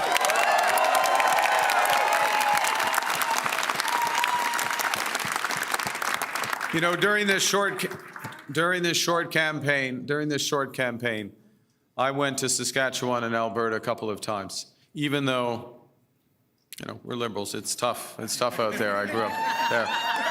But I went because I intend to govern for all Canadians. And au cours de cette campagne, plusieurs Québécois et Québécoises throughout this campaign, ouvert leurs portes, m'ont Quebecers accordé opened their leur doors confiance. to me and gave me J'en their suis confidence. profondément touché, And et je vous I have been en deeply remercie. touched by that, and I want to La langue thank you. française. La langue française, The French la culture language, québécoise, elles Quebec sont culture au cœur de l'identité are canadienne. at the very center of Canadian identity. Elles définissent They le pays define que this j'aime country, tant. the country that I Et je love so vais much. les défendre sans And relâche. I will defend them tirelessly. Avec la forte équipe de députés québécois, With my team of Quebec members of Parliament that you have just sent to Ottawa, we will ensure that Quebec will continue to prosper within a strong Canada. et que vous soyez un travailleur And des whether sables bitumineux à you're Fort Mac, a une worker infirmière de in Joliette, Fort Mac ou un or comptable de Toronto. Il an y a accountant plusieurs from comptables Toronto à Toronto. or a worker Mon from gouvernement va Quebec, travailler pour my vous government tous. will work for all of you. As we come here after this most consequential election, let's put an end to the division and anger of the past. We are all Canadian, and my government will work for and with everyone.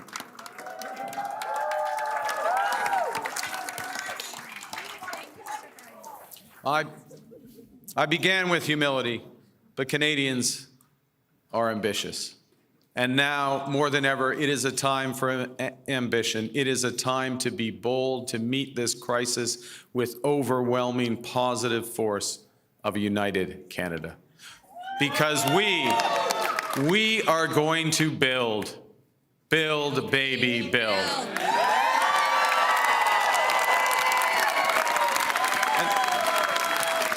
Exactly. Throughout, we're building now. We've gotten over that bit. Throughout our history, there have been turning points. Throughout our history, there have been turning points when the world's fortunes were in the balance. That was the case at the start of the Second World War, just as it was at the end of the Cold War. And each time, Canada chose to step up, to assert ourselves as a free, sovereign, and ambitious nation, to lead the path of democracy and freedom, and, because we are Canadian, to do so with compassion and generosity. We are once again at one of those hinge moments of history. Our old relationship with the United States, a relationship based on steadily increasing integration, is over. The system of open global trade, anchored by the United States, a system that Canada has relied on since the Second World War, a system that, while not perfect, has helped deliver prosperity for a country for decades, is over. These are tragedies, but it's also our new reality. We are over the shock of the American betrayal, but we should never forget the lessons. But you're going to take it forward. We have to look out for ourselves. And above all, we have to take care of each other.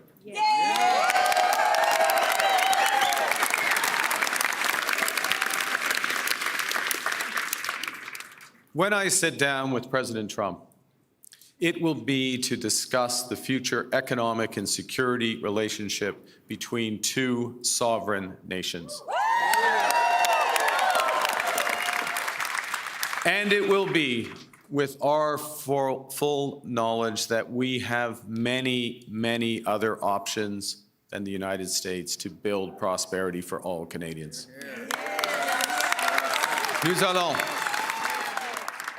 Nous allons renforcer nos relations avec des We partenaires will fiables strengthen our relations with reliable partners in Europe, Asia, and elsewhere.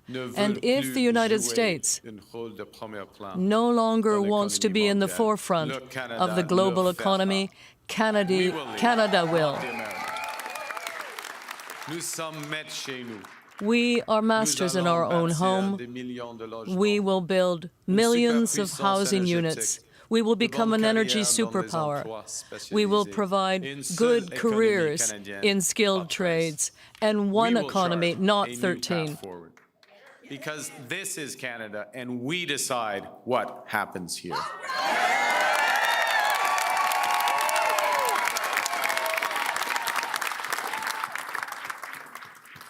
We will need to think big and act bigger. Your phone's ringing. Sorry, just okay. All right. Just hang on. It's okay? Yeah, okay. That might be important. I don't know. We will need to do things previously thought impossible at speeds we haven't seen in generations. It's time to build twice as many homes every year with an entirely new housing industry using Canadian technology, Canadian skilled workers, Canadian lumber.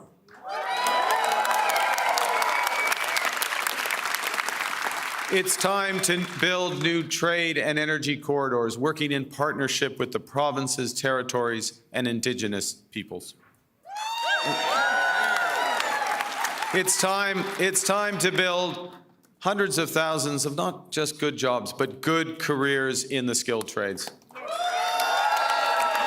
It's time to build Canada into an energy superpower in both clean and conventional energy. And it's time to build an industrial strategy that makes Canada more competitive while fighting climate change.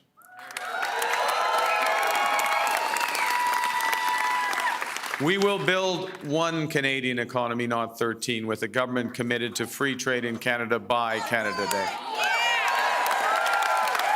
The point is that we can give ourselves far more than the Americans can ever take away. But even given that, I want to be clear. The coming days and months will be challenging, and they will call for some sacrifices. But we will share those sacrifices by supporting our workers and our businesses. Les défis devant nous sont intimidants. The challenges ahead will be difficult, but that is clear. Major changes, such as the ones we're seeing, are always concerning. We have a long way to go, but I'm confident. I'm confident, I trust you, and I have confidence in all of Canada. Because Canada is more than a nation.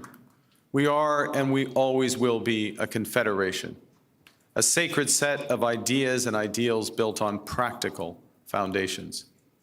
That we know we're not always perfect, but we always strive to be good. We do things because they're right, not because they're easy. That we see kindness as a virtue, not as a weakness. Most importantly, we know that our strength lies in our resolve to work together as a country. It relies on our unity. You know, on the second day of this campaign, I went to Gander, where on 9/11, they welcomed thousands of passengers into their homes without question or hesitation. I sat down with two of the many heroes of the time, Diane Davis and Beulah Cooper. And during our conversation, they showed me a thank you card that they'd received from a young girl called Ellie, who wrote, "Your kindness motivates me to use my kindness." That touching phrase captures what Canadians instinctively know, that virtue is like a muscle that grows with its exercise. We become just by doing just acts, brave by doing brave acts. When we are kind, kindness grows. When we seek unity, unity grows. When we are Canadian, Canada grows.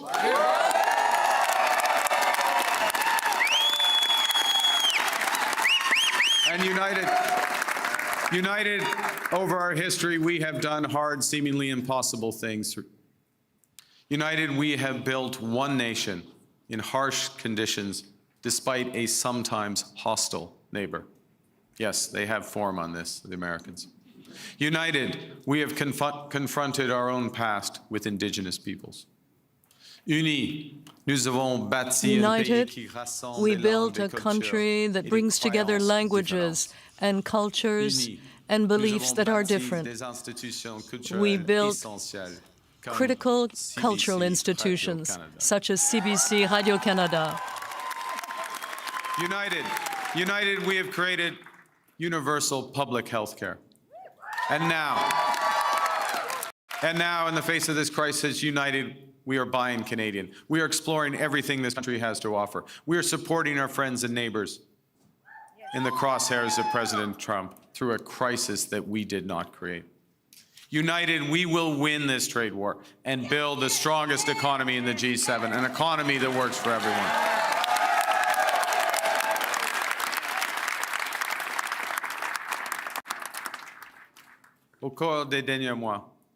In recent months, Canadians have done their part.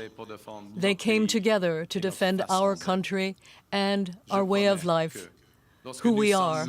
And I know that when we are threatened, we will fight. We will fight back with everything we have to get the best deal for Canada. We will protect our workers and businesses, and above all, we will build an independent future for our great country. A future that makes the greatest country on the earth even better. Together, we will build a Canada worthy of our values. We will build Canada strong, Canada free, Canada forever. Vive le Canada. Thank you very much. Merci beaucoup.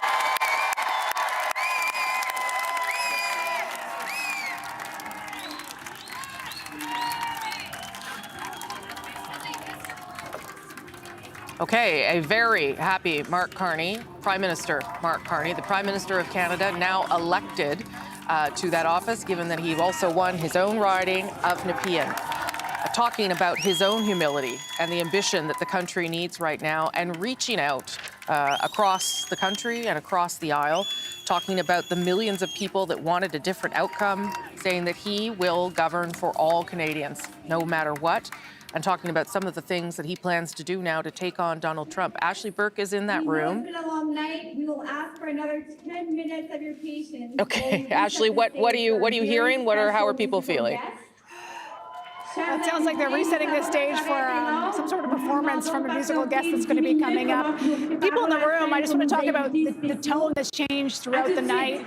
The last time we heard people before the speech break out into applause is when they heard that Pierre Poilievre congratulate Mark Carney on his victory here.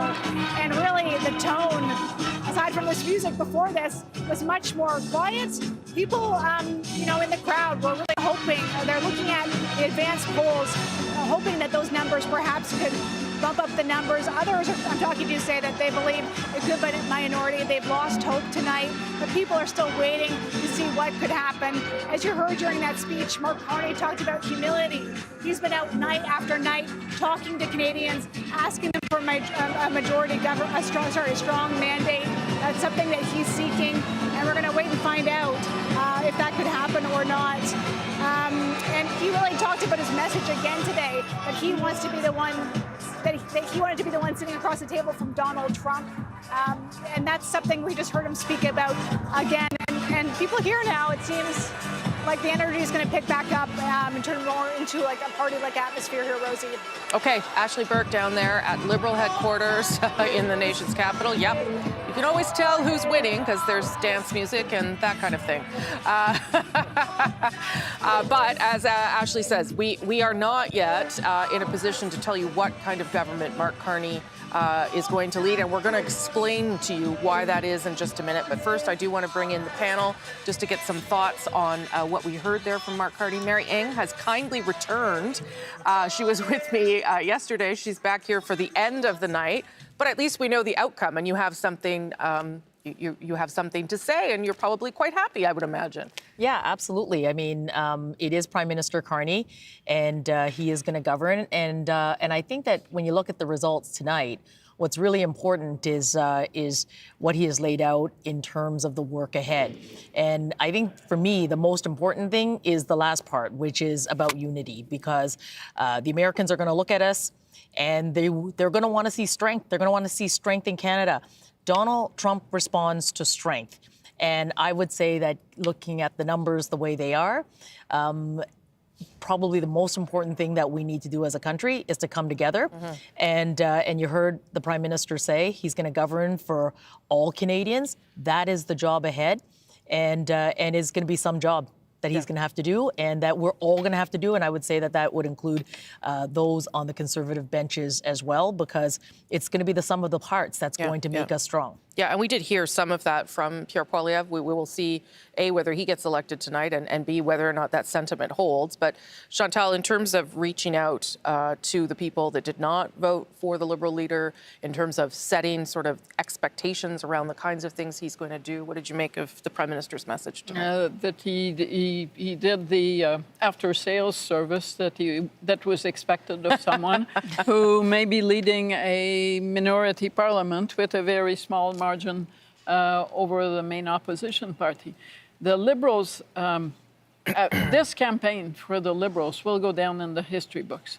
Yeah. For having reversed that lead that the Conservatives enjoyed for so long, that looked baked in, for having picked a leader in record time, and for having run a very disciplined campaign. Yes. It wasn't the Liberals who fought amongst each other or whispered in each other's back. It was the Conservatives. Yes. And that cost.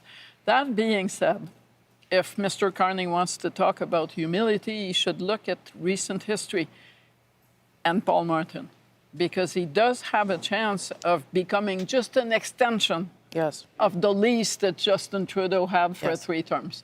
And that is a danger that is even greater for the fact that maybe he will get to a majority by morning. But if he stays where he is, it's a fragile government whose life expectancy, in theory, on average, is 18 to 24 months. I'm going to dip back in, if I can, to Liberal headquarters, can I? Because Mark Carney is making his way through the crowd there, and I just want to get a little taste of what's going on.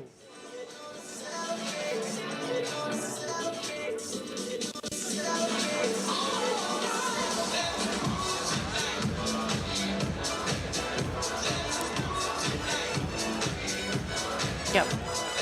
Okay, we'll keep those pictures up and keep talking. I would note, though, that right now, 166 plus 7 from the NDP gets you in a comfortable spot for the Liberal Party. If you might have a minority, but you've got a pretty strong way to get to a majority, and you don't have to work with the Bloc to do it. A minority is a minority is a minority. Yeah, except there's an NDP. There's an NDP who doesn't have a leader, right? Yes, but I don't think there's a lot of appetite on the part of Mark Carney's team or on the part of Canadians to have a new. No. I'm not suggesting that for sure. Formal agreement with the NDP, and the NDP is going to do what it needs to do, which is support the government because it can't afford to have another election campaign. I will point out, though, that the numbers have ticked up here just over the course of the past 5 minutes, and we'll explain a little bit more what we're looking at in a second. Andrew, what did you make of what Mr. Carney had to say? The Prime Minister, rather. I thought humility was a well-chosen theme for several reasons. One is the Liberals had a near-death experience here. If Donald Trump had not blundered into the whole thing, they would not have had this result. Secondly, because at one point people were talking about them getting 200 seats, but you could feel the air slowly going out of the campaign in the last couple of weeks. They're lucky it didn't carry on for another couple of weeks. Third, because Mr. Carney has many strengths, but he's always been the smartest guy in the room, and that has its perils. It can impair your judgment, and it can alienate other people, and this is not a moment, God knows, for triumphalism, even though you've won. And fourthly, because we're heading into very perilous times, facing up against somebody who wishes to do us ill. It's going to require cross-party cooperation. I must say, it did my heart good to see this kind of outbreak of all-party classiness tonight. Long may it rain. I don't think it will last for very long. But if they're smart, they will understand that this is the times we're in, that if we're going to project strength I said this earlier tonight, it's not going to come from one party beating its chest and saying, I got a huge majority. It's going to come from working across party lines with the other parties. Yeah, that was the right message for that, for tonight, Althea. Absolutely. Yeah. It was also noteworthy that he had very kind words to say about Jagmeet Singh and Mr. Blanchet and Mr. Poilievre. He did not have to be so graceful, but another thing Mr. Carney knows how to do is count. I think he does actually quite well. So this is a lot tighter than they expected. And this, I think, changes a bit of the calculations in the House of Commons. The other thing is, although he acknowledged he was a politician at the end of the campaign, it is hard to be in the House of Commons and to face someone criticizing you and calling you names and opposing everything you're trying to do all the time. And so there will be a big learning curve, I think, in the House for Mr. Carney as well. At least he gets time to do a reset, speech from the throne. Maybe there are things that he can put in there to reach out to Mr. Poilievre's voters, and not just to say that I will represent you, but that I have heard the concerns that you voiced through Mr. Poilievre, and I will address them. Well, a middle-class tax cut, not as big as what the Conservatives promised, but that'll be one of the first things. But you're right, we've never seen a Mark Carney in the House of Commons. We don't know how that's going to go. We don't know how he will respond when if he is attacked. I tend to agree with Andrew. I don't think the calm and decorum will last particularly long, but we'll see where the night ends. And so I'm going to turn to David Cochrane now to give us a sense of where we are, where we might be going, or why we might not go to sleep ever again. Yeah, it's 20 after 3 back home in Newfoundland and Labrador, and I still have friends text me. It's like, it's going to be a majority or a minority. And the answer is we kind of still don't know, and here's why. The advance votes, we talked about this earlier in Atlantic Canada, they are still coming in, the advance polls and the special ballots, and they are causing swings of 2,000 votes, from one party to another. I want to just give you an example of that trend. We're going to go to Port Moody, Coquitlam. Let me see if I get it on the first try. There we are, Port Moody, Coquitlam. Okay, right here, you look at this. With 215 of 220 polls reporting, Zoe Royer for the Liberals has a 1,440 vote lead. When we started looking at this at 12:30 Eastern, the Conservatives had a 900 vote lead. Then the advance polls came in 45 minutes later and a flip to an 1,100 vote Liberal lead. Just have a look at this trend line. We show you how the vote went in this particular riding throughout the night. Look at the vote share. Look, it gets really close together, but see that pretty much? The blue line was right on top all the way until it wasn't. And so that's what happened in Port Moody, Coquitlam. There's a similar story playing out in the Ontario riding of Nipissing, where a 1,000 vote Conservative lead became a 1,000 vote Liberal lead when the advance polls came in, and they just flipped like that. So right now, Rosie, we'll go just to show you this, the Nipissing riding. Oops, I'm in the wrong province entirely. It's late. My flight is boarding soon. I think I'm going to have to carry this map on when I go back to Ottawa. But you go here now, Nipissing to Miskaming. Look, here you have a lead of 1,153. Gary Keller, who a power panelist and Power in Politics. He was ahead by 1,000 votes not that long ago, but with one poll reporting, it looks like Gary will still be available for punditry work because Pauline Roquefort has a pretty big lead there. So we're seeing this right across the country. There are a couple of ridings in Quebec. Let's go in there where we have 6 overall ridings across the country where the Liberals are second and they're less than 400 votes behind. When we started this exercise of tracking it, we were looking at within 1,000, and it's just kept going down, and some have already flipped. So if we go to the greater Montreal area, just to give you an example of one riding we're talking about here. Is that possible? Terrebonne. This is one, look at this. You can see, look at the Bloc Québécois lead. It's 28, right? There's one poll left to come, but that's an advance poll probably, or a special ballot. And that's the sort of place where the Liberals have parked a lot of votes over that long Easter weekend. Remember, 7.3 million people went out and voted in this. Here's another one we're watching in Quebec. Shefford. Bloc Québécois riding right now, 651. Okay, that has moved more in the Bloc's favor in the last little while since we've been listening to Mark Carney speak. But when we started this, Rosie, we were looking at things like in Kitchener, for example.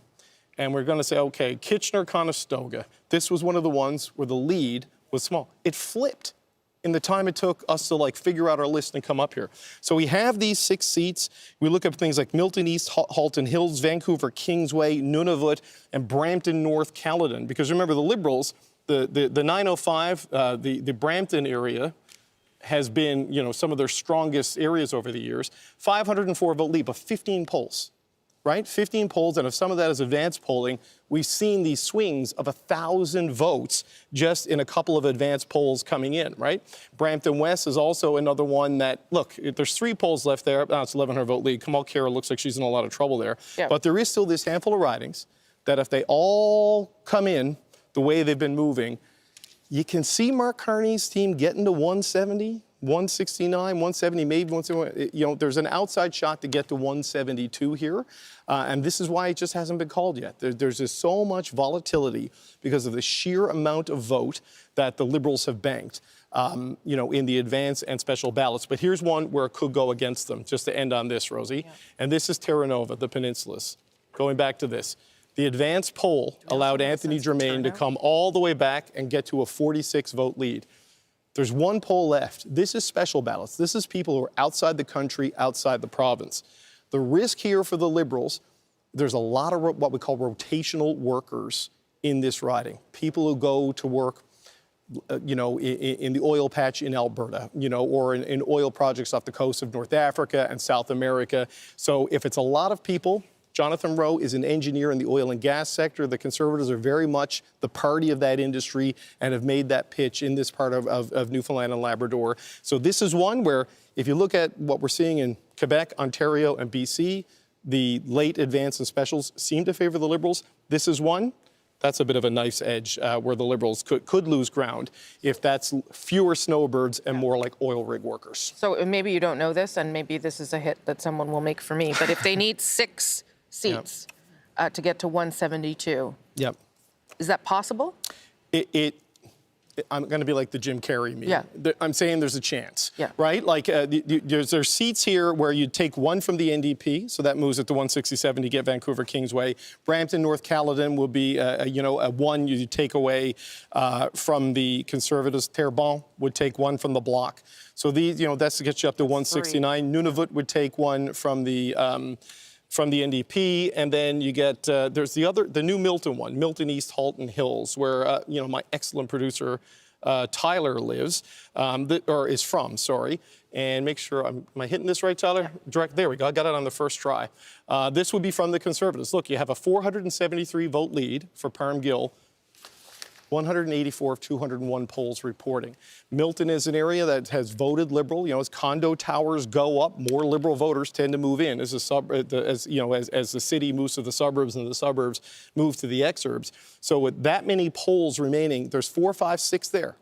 Yeah. It's still a mathematical long shot, but it is a possibility, and a good chunk of these seats may in fact even be a probability. So this is where things could be by the time Canada wakes up in the morning, because Lord knows how long they're going to stay up. We're now at 167. So what flipped there? So it's changed again. Yeah. You can figure out what's changed. Let me go to these guys because they've also got some more details about where things are at. Ian? What flipped, Mike? Ian, yeah. You faked me out there. I thought you were looking at Adrian. I was looking at you all the way down at you. A little cross-eyed at this point. That's right. Let me quickly go through 3 ridings, one of which David Cochrane mentioned in BC.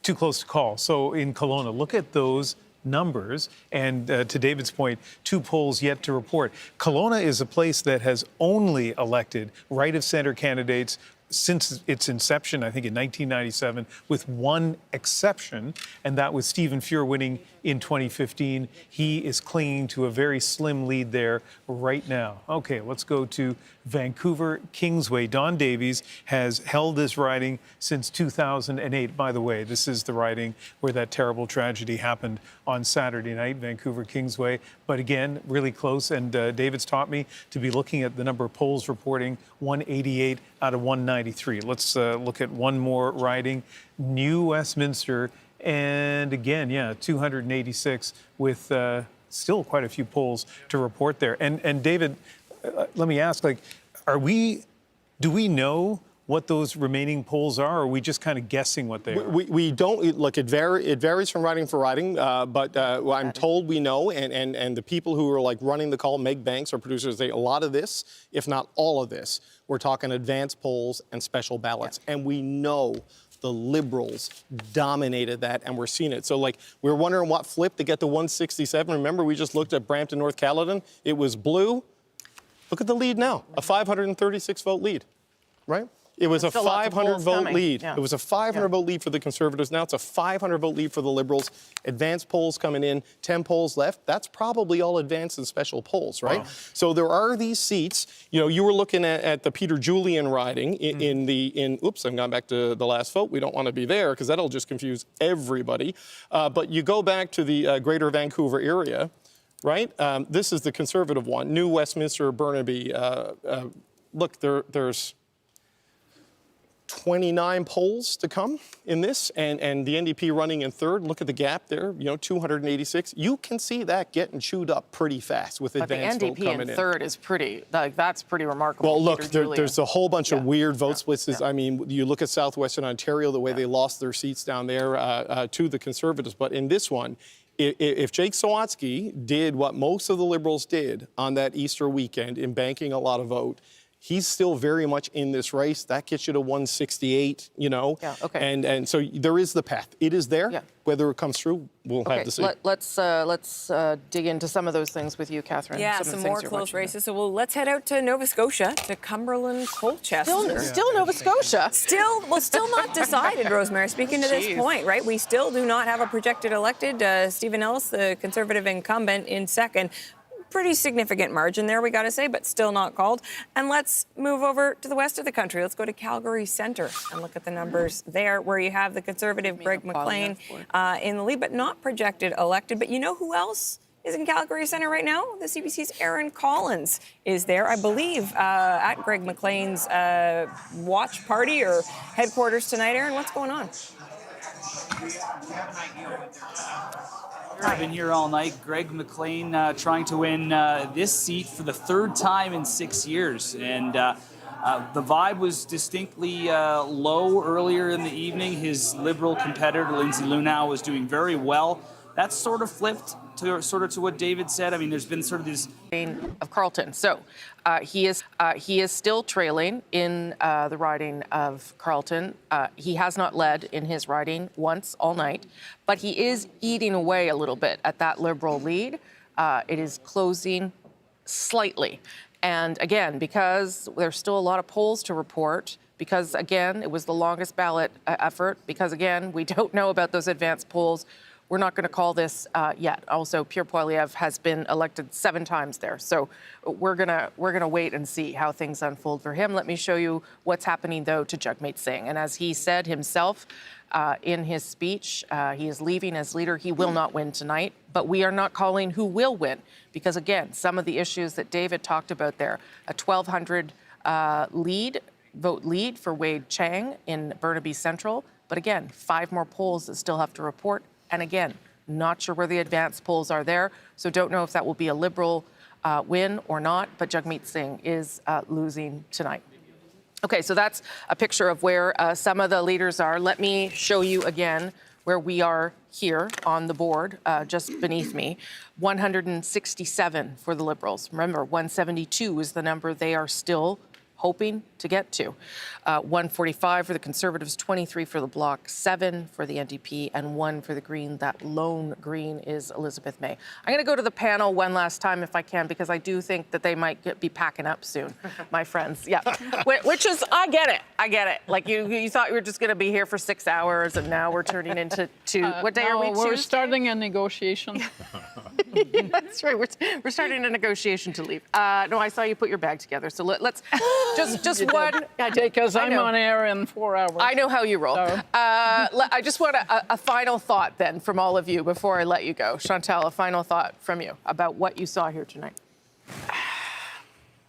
Divided country. Mm-hmm. This 2-party race kind of split the country wide open. A big job for the next prime minister, the elected one, because it's going to be difficult. I also believe on the side of the Conservatives that in the cold light of morning, these numbers aren't going to look as good as they look tonight. I remember Pauline Marois, the PQ leader, coming very close, the PQ to Jean Charest, who won a minority government, saying in an interview the next day, I've been in government and I've been in opposition and I know the difference. There is only one winner. The Bloc probably not unhappy despite its losses because it has leverage. Quebec gave this to Mark Carney. He said as much too in his speech. It's the province that delivered. But in exchange, the notion that Mark Carney could govern with the NDP and just ignore the Bloc, forget it. Non-starter. But he has support from Quebec. What he's going to have to do is make sure that he takes care of Quebec. Yes, but what you hear when you talk to people who lent the Liberals their vote this year is we're not sure that he cares or understands anything about Quebec. And that can come back to haunt the Liberals in 2 years. Andrew. Divided but not polarized. I mean, it's extraordinary that in the middle of a crisis, when in a lot of countries around the world, extremist parties have been doing extremely well. Canadians gave a lot of their votes to two pretty mainstream parties. The two parties themselves moved a long way towards each other. I'm not saying you should always agree on everything, but it was kind of reassuringly normal politics, and I think you saw some of that tonight. I think both Mr. Poilievre and Mr. Carney have reasons both to be grateful that they escaped the worst that might have happened to each of them, because at one point or another, each of their parties was looking at a pretty bad result. But I think neither of them can come out of this claiming that they're the king of the world. They were both given a proper dose of humility, and I think you could see that tonight. Althea?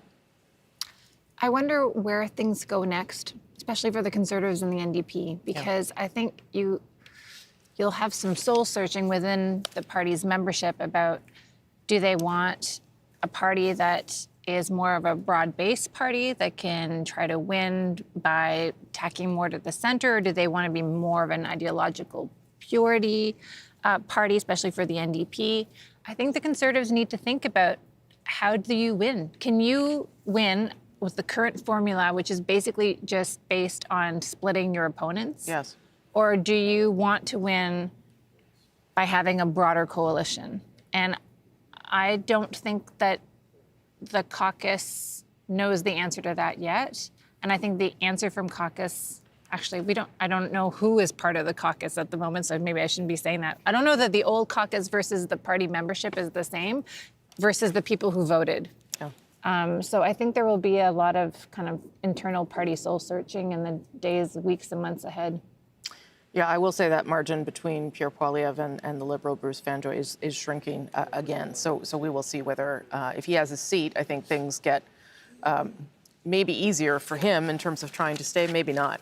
I don't think he's going anywhere. No, I don't either. I think, he made that clear. Whether his caucus agrees, I don't know. Mary Ng, I'll get just a last thought from you as well, because I'm going to let you all go and lie down. Well, I agree with the panel. I think, the results should give us all a lesson as Canadians. And the work ahead is going to be really hard. And I think that if we're going to get through this, then it requires everyone to play together, because Canada expects it. And every leader, every party has that responsibility to Canadians, and that needs to start tomorrow. Okay. Mary Ng, thank you for coming in late at issue. Chantal, Andrew, Althea, thank you for being here and staying late. I'm going to let you go because I've also booked you for tomorrow night on the National, so I have to let you sleep before. It doesn't matter for me, it matters for you. Thank you all. Appreciate it very much. Get home safely. I'll talk to you tomorrow. Adrienne. It doesn't matter for me either. Doesn't matter for you either, sister. Sorry. All right. So just one thing about Ontario. Firstly, number of ridings, as David has been explaining, still haven't been called. I've just gone through them. I count 7 where the difference in votes is less than 1,000. 2 of them where it's double digit. One is like 16, one is 88. Here's one that hasn't been called. There's still a sizable spread there, but 280 of 287 polls. This is Sault Ste. Marie Algoma. This was thought to be initially at the beginning of this night a three-way race. Not at all. It's a two-way race. If you were to look at the graph, you would see it's just neck and neck all night long. So what's it like there? What's going on? Lisa Shing is actually in Sault Ste. Marie Algoma. How are you? How are people feeling? It's late. It is late, and people have been waiting, Adrienne. I'm here at Liberal candidate Terry Sheehan's watch party, and it's been kind of tense on and off throughout the night because of how close it has been throughout the night, and perhaps indicative of the closeness of the race. Mark Carney was here on Friday campaigning with Terry Sheehan, and we had seen Pierre Poilievre here at the beginning of the month, beginning of April. Bill Blair was up here with Terry Sheehan as well. There are a number of issues affecting this community, symbolic of the key issues in this election.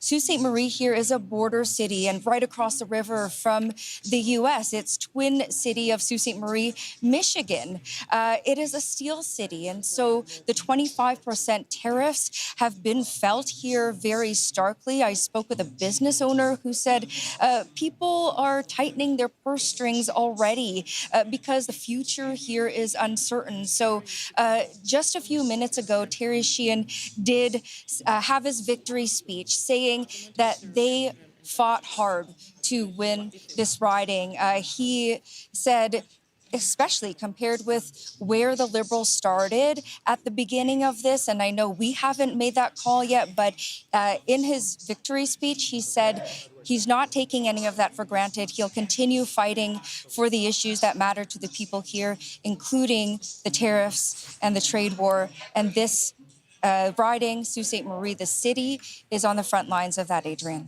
Okay, Lisa, I don't know if you're in a bar or in a restaurant, but it's definitely past closing time there. Problem is, this race hasn't been called yet, so buckle up, I think, a little bit. Lisa Shing and Sault Ste. Marie Algoma. Thank you, Rosie. Okay, thanks, Adrienne. I think Ian has some more results for us. Well, let's go all the way back to New Brunswick. And you may remember yesterday I said that there was one riding in New Brunswick that flipped in 2021, and both of the main candidates here felt it was going to be close. It is close, and I want to show you what the vote count has been like through the night, and you can see these two lines, and then as they just almost blur towards the right-hand side of the screen there, that's when it got closer and closer and closer.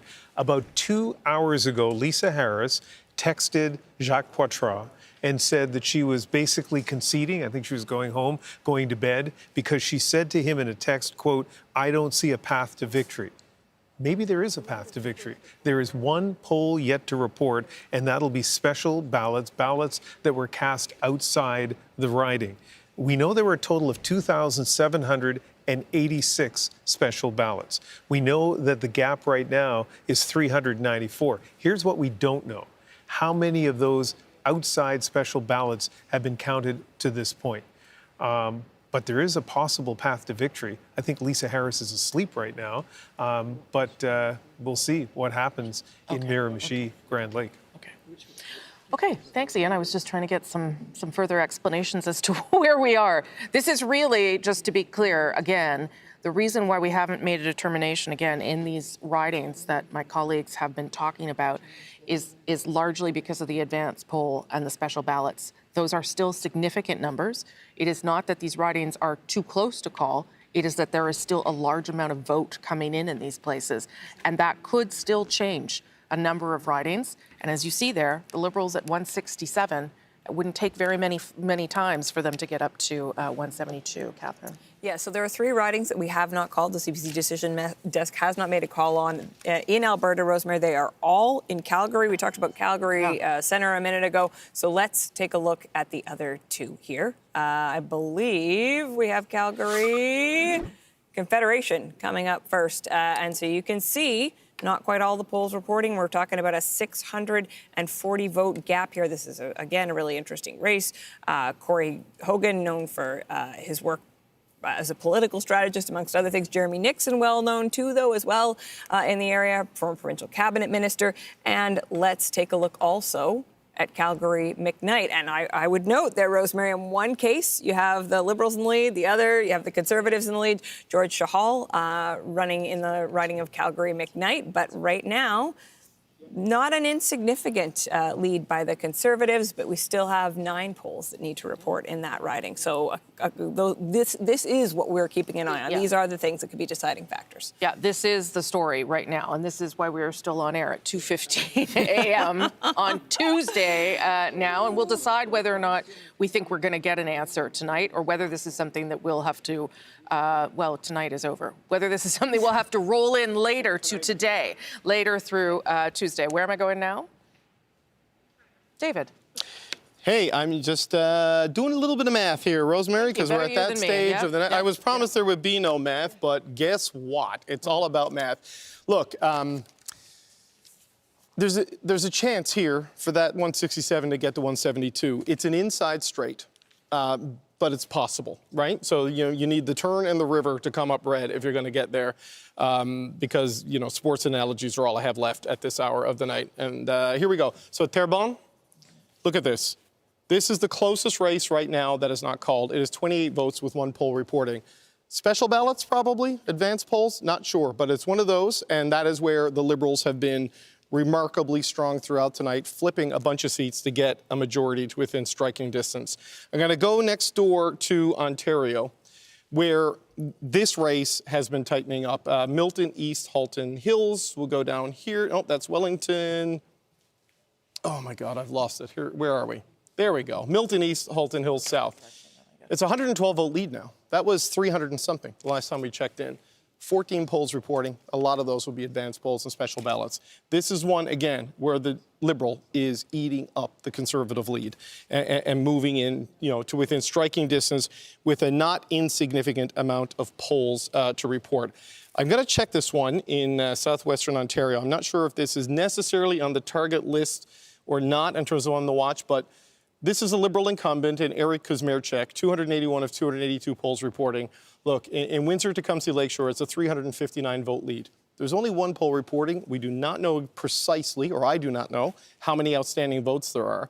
But we have seen single polls flip 500-vote deficits into 500-vote leads for the Liberals because of the strength of their advanced polls. So that's 3 right there. If 2 of those go, you're at 169. And there's still a couple of seats to look at. Let's get out to Nunavut. This is another one to watch. An NDP seat right now, Laurie Idlout, is leading up there. But it's a 400-vote lead with 11 polls reporting. So you can see, again, the potential for the possibility of a flip there. And let's go all the way out to British Columbia. There's the ones Catherine talked about in Calgary, but if we go into BC, in particular, it's seats in the greater Vancouver area. This is the part of Vancouver where the Liberals are strongest. And so, part of British Columbia where the Liberals are strongest. So let's just look at some of the margins here. Vancouver East, that's Jenny Kwan. I think I clicked on that by accident. Yes, she has been declared elected, projected elected. Vancouver Kingsway, this is the one I meant to get to. Don Davies, 3 polls remaining, a 275-vote lead over the Liberal candidate, Amy Gill. Now, in terms of working together in Parliament and the NDP and the Liberals getting over 172, it doesn't change that total, but it moves it reliably to the Liberals if the Liberals are able to overcome that particular deficit. And then, of course, there is the new Westminster Burnaby riding. 332-vote lead for the Conservative, but with 22 polls left to go. And with the late polls, the trend has not been late polls breaking to the Conservatives. Not in any of the close ridings we're watching. What we had was a cluster of like a dozen or so ridings where Conservatives, New Democrats, Bloc, whoever, had leads of 900 to 1,000, and the late advance came in, and it was just Liberal, flip, flip, flip, flip, flip. Yeah. And that's what got us up to this 167. So that's the handful of ridings that we're seeing. It's changing pretty quickly as we start to get some things in here. But, you can still see, even at this late hour, at 2:19 Eastern time, we signed out of Power and Politics at 4:00 p.m. Eastern time today. Still going. We still don't know what it is, but there is still a path there for Mark Carney. If he doesn't get the majority, you can easily see this getting into not easily, but you can see this getting to 170 for sure. by tomorrow morning if this keeps going. Is that we're not in a country where any prominent political person is going to question the validity of what's going on here. Because you imagine a bunch of people have gone to sleep with a certain count, and they're going to wake up, and it potentially could be really different. But there is nobody, no major political leader in this country who's going to question this counting process, and we can be thankful for that. There was a little bit of nonsense and noise online about bring a pen instead of a pencil and all this sort of thing, and some people chanting too big to rig and all this sort of thing. But, you know, broadly, Canadians should treasure Elections Canada and the way we do things in this country compared to others. But I know, Ian, BC always complained about not being relevant. How do you feel now, 20 after 2, buddy? I mean, personally, I'm not sure if I feel relevant, but the province is very happy with you. Yeah. All right, I want to say, let our friends Ashley Burke and Kate McKenna say a final word here because we are going to get off the air shortly. Let's go to Kate McKenna. A final word from you, Kate, on what's happening there. There's people cleaning up behind you, so it's time for you to go. Yeah, I think we're getting kicked out of the venue somewhat soon. But Rosie, if I could just finish on Carleton. All eyes are on Carleton. If Pierre Poilievre's going to keep his seat, that would, I think we can assume that would help him in his quest to stay on as the leader of the party. We are looking at a possible parliament where one party, the NDP, has no leader, and the other party, the Conservatives, have a leader that is not elected. So we'll be watching for that. And it's interesting. I was speaking with people here today who were out in Carleton canvassing, and they assured me, they were sure that Pierre Poilievre was going to win. They just happened to live in Ottawa, so they were going out and they were canvassing in Carleton. But Bruce Fanjoy, the Liberal candidate there, has had a 3-point lead throughout the night, still has that lead. Will he be able to maintain it for the last 30 or so polls? That's what we'll be watching for. But the Conservatives say that they do believe they have that seat in the bag. He, of course, has won it a number of times over 20 years. So they're still hopeful that he will take that seat at the end of the day. 7 times, in fact, as part of my fun facts. Okay, Kate, thank you so much for all your work through the campaign. And tonight, you can go lie down. We'll see you in the morning. Bye-bye. Well, we'll see you later today, really. Bye-bye. Thanks. That's Kate McKenna in Ottawa there. I'll go to Ashley Burke for a final thought at Liberal headquarters where, oh, no, they're still partying there. No one wants to go home there, Ashley. Now, Rosie, the music actually just turned off, but just a few moments ago, Mark Carney and his wife were in the crowd, and he was jumping up and down. He was dancing. He was rocking out to the band here, Down with Webster. This is the song that they used to play when he got off stage at rallies, and he walked out and was speaking, like weaving through the crowd, and he was celebrating, and that's really what the vibe is here right now.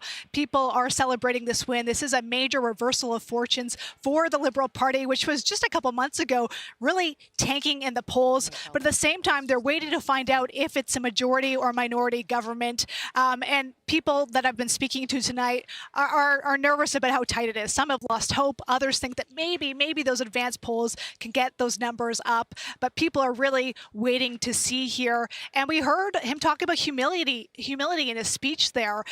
He also said that for the people who didn't vote for him, that he's going to govern for all. He called for the end of division and anger. And he talked about the path forward, his message about taking on Donald Trump. He has said on the campaign trail that the first thing that whoever wins, which is him, was going to be to sit down with the U.S. president to try and chart a path forward and a new economic and security deal. Rosie? Okay, Ashley Burke, thank you for all your work through this campaign. And tonight, you also should go try and get a couple hours sleep before you're back in the office tomorrow. Thank you. All right, I'm going to show you another board just to reflect where we're at and why we're going to let things stand where they are and hopefully have a better result, or not a better result, but an actual confirmed result later today. This is where we are. 172 for a majority, 167 for the Liberals, 145 for the Conservatives. So let me show you, am I showing you what, that's the party standings. Here's what could, no, this is the total votes. This is voter, okay, sorry, we're going back here again. Right, so here's what I'm showing you, where we are right now at this point on Tuesday morning and what is still possible. We could possibly, you could possibly get the Liberal government to 174 over that majority, but it is not sure yet, and that is why we're not doing it. And we're not going to do it on this broadcast. Hopefully we'll get some answers soon. But the count is taking a long time, and the count is still big in some places. It's not that the margins are small, it's that the count is big. So we're going to leave things there. So I want to get a final thought from all these lovely people around the table who have been with us through the evening, bringing us all of these results. Final thought from you, Ian? You know, speaking of math, I was thinking to myself, and the polls had suggested there would be a majority government tonight, and I thought, 4 years from now, I probably am not going to be working. This is probably going to be my last election. Oh. So I had that kind of wistful sense throughout the evening. Now, I'm going to keep all these because we might be back very soon. Might not be your last election this year. And it was a historic election, right? No matter what the final outcome is. Adrienne? I would say that the Conservatives can thank the Greater Toronto Area and thank their own messaging for landing in the GTA, for making the difference between the Liberals getting a minority and maybe not achieving that majority. GTA, really interesting place, very good place for the Conservatives. Okay. Catherine? There is a maxim, one of my favorite political observers says about Canadian politics, that it tends towards the most boring possible outcome. I think we can say that is no longer true. The last few months, it has really felt like somebody took the snow globe of Canadian politics, shook them up. That's what happened again tonight. We're still waiting to see what it means. And in addition to Poilievre figuring out his fate, the NDP's future, negotiations with Donald Trump over all of this, too. Less than a minute for you. Rosie, even if this lands at a minority for Mark Carney, this is one of the greatest political comebacks in Canadian history. The Liberals were facing extinction going into Christmas. They have an inside straight chance to get to a majority government if these tight races flip. This result is a result that kind of satisfies nobody. The Liberals fell short of the majority they hoped they were going to get. The Conservatives came second despite the inevitability of their lead. The New Democrats lose party status. The Bloc are diminished, but Elizabeth May held her seat. Carleton, 8 advanced polls, 2 special ballots to report there. That's what we're going to be watching for. That's very, very tight. Okay, listen, it takes a lot of people to bring you the results and the information that you need on election night, but tonight we want to shine the spotlight on one person in particular. For years, Sharon Musgrave ran the CBC News decision desk, making the kinds of calls you've seen here tonight. She's been in my ear through the night, helping me direct you. She has been central to election specials right across the country. Between federal and provincial elections, Sharon tonight is marking her 74th election. It is also her last one before she retires. So, on behalf of all of us and all the viewers who benefited from your work, Sharon, thank you for your extraordinary contribution to democracy. Thank you also for being my friend. Thanks to the very best team in the business here, right across the country, for all their hard work tonight, to the control room where you saw with Sharon, to this wonderful crew here on the floor, to all the people that put this incredible set together, and to these very special people around me, Adrienne, Ian, Catherine, and David. This day has been about your vote, the future of the country, at a critical moment. We thank you for sharing it all with us. Stay with us. Extended federal election coverage with CBC's Gloria Makarenko continues next. We will be with you in a matter of hours to see where this all ended. Thank you for watching. I'm Rosemary Barton. Good night. Who's ready to stand up? Okay, folks, we're going to call it a night as well. It's been a long night. No matter where you live. Bit of a nail biter at times, but what are you going to do? I will So, always do my I'd like best to thank you for watching. Everybody stay safe, keep the faith, and love and peace to everybody. Ciao for now. It will be to discuss the future economic and security relationship between 2 sovereign nations. We will build Canada strong, Canada free, Canada forever. Vive le Canada. Thank you very much. Merci beaucoup.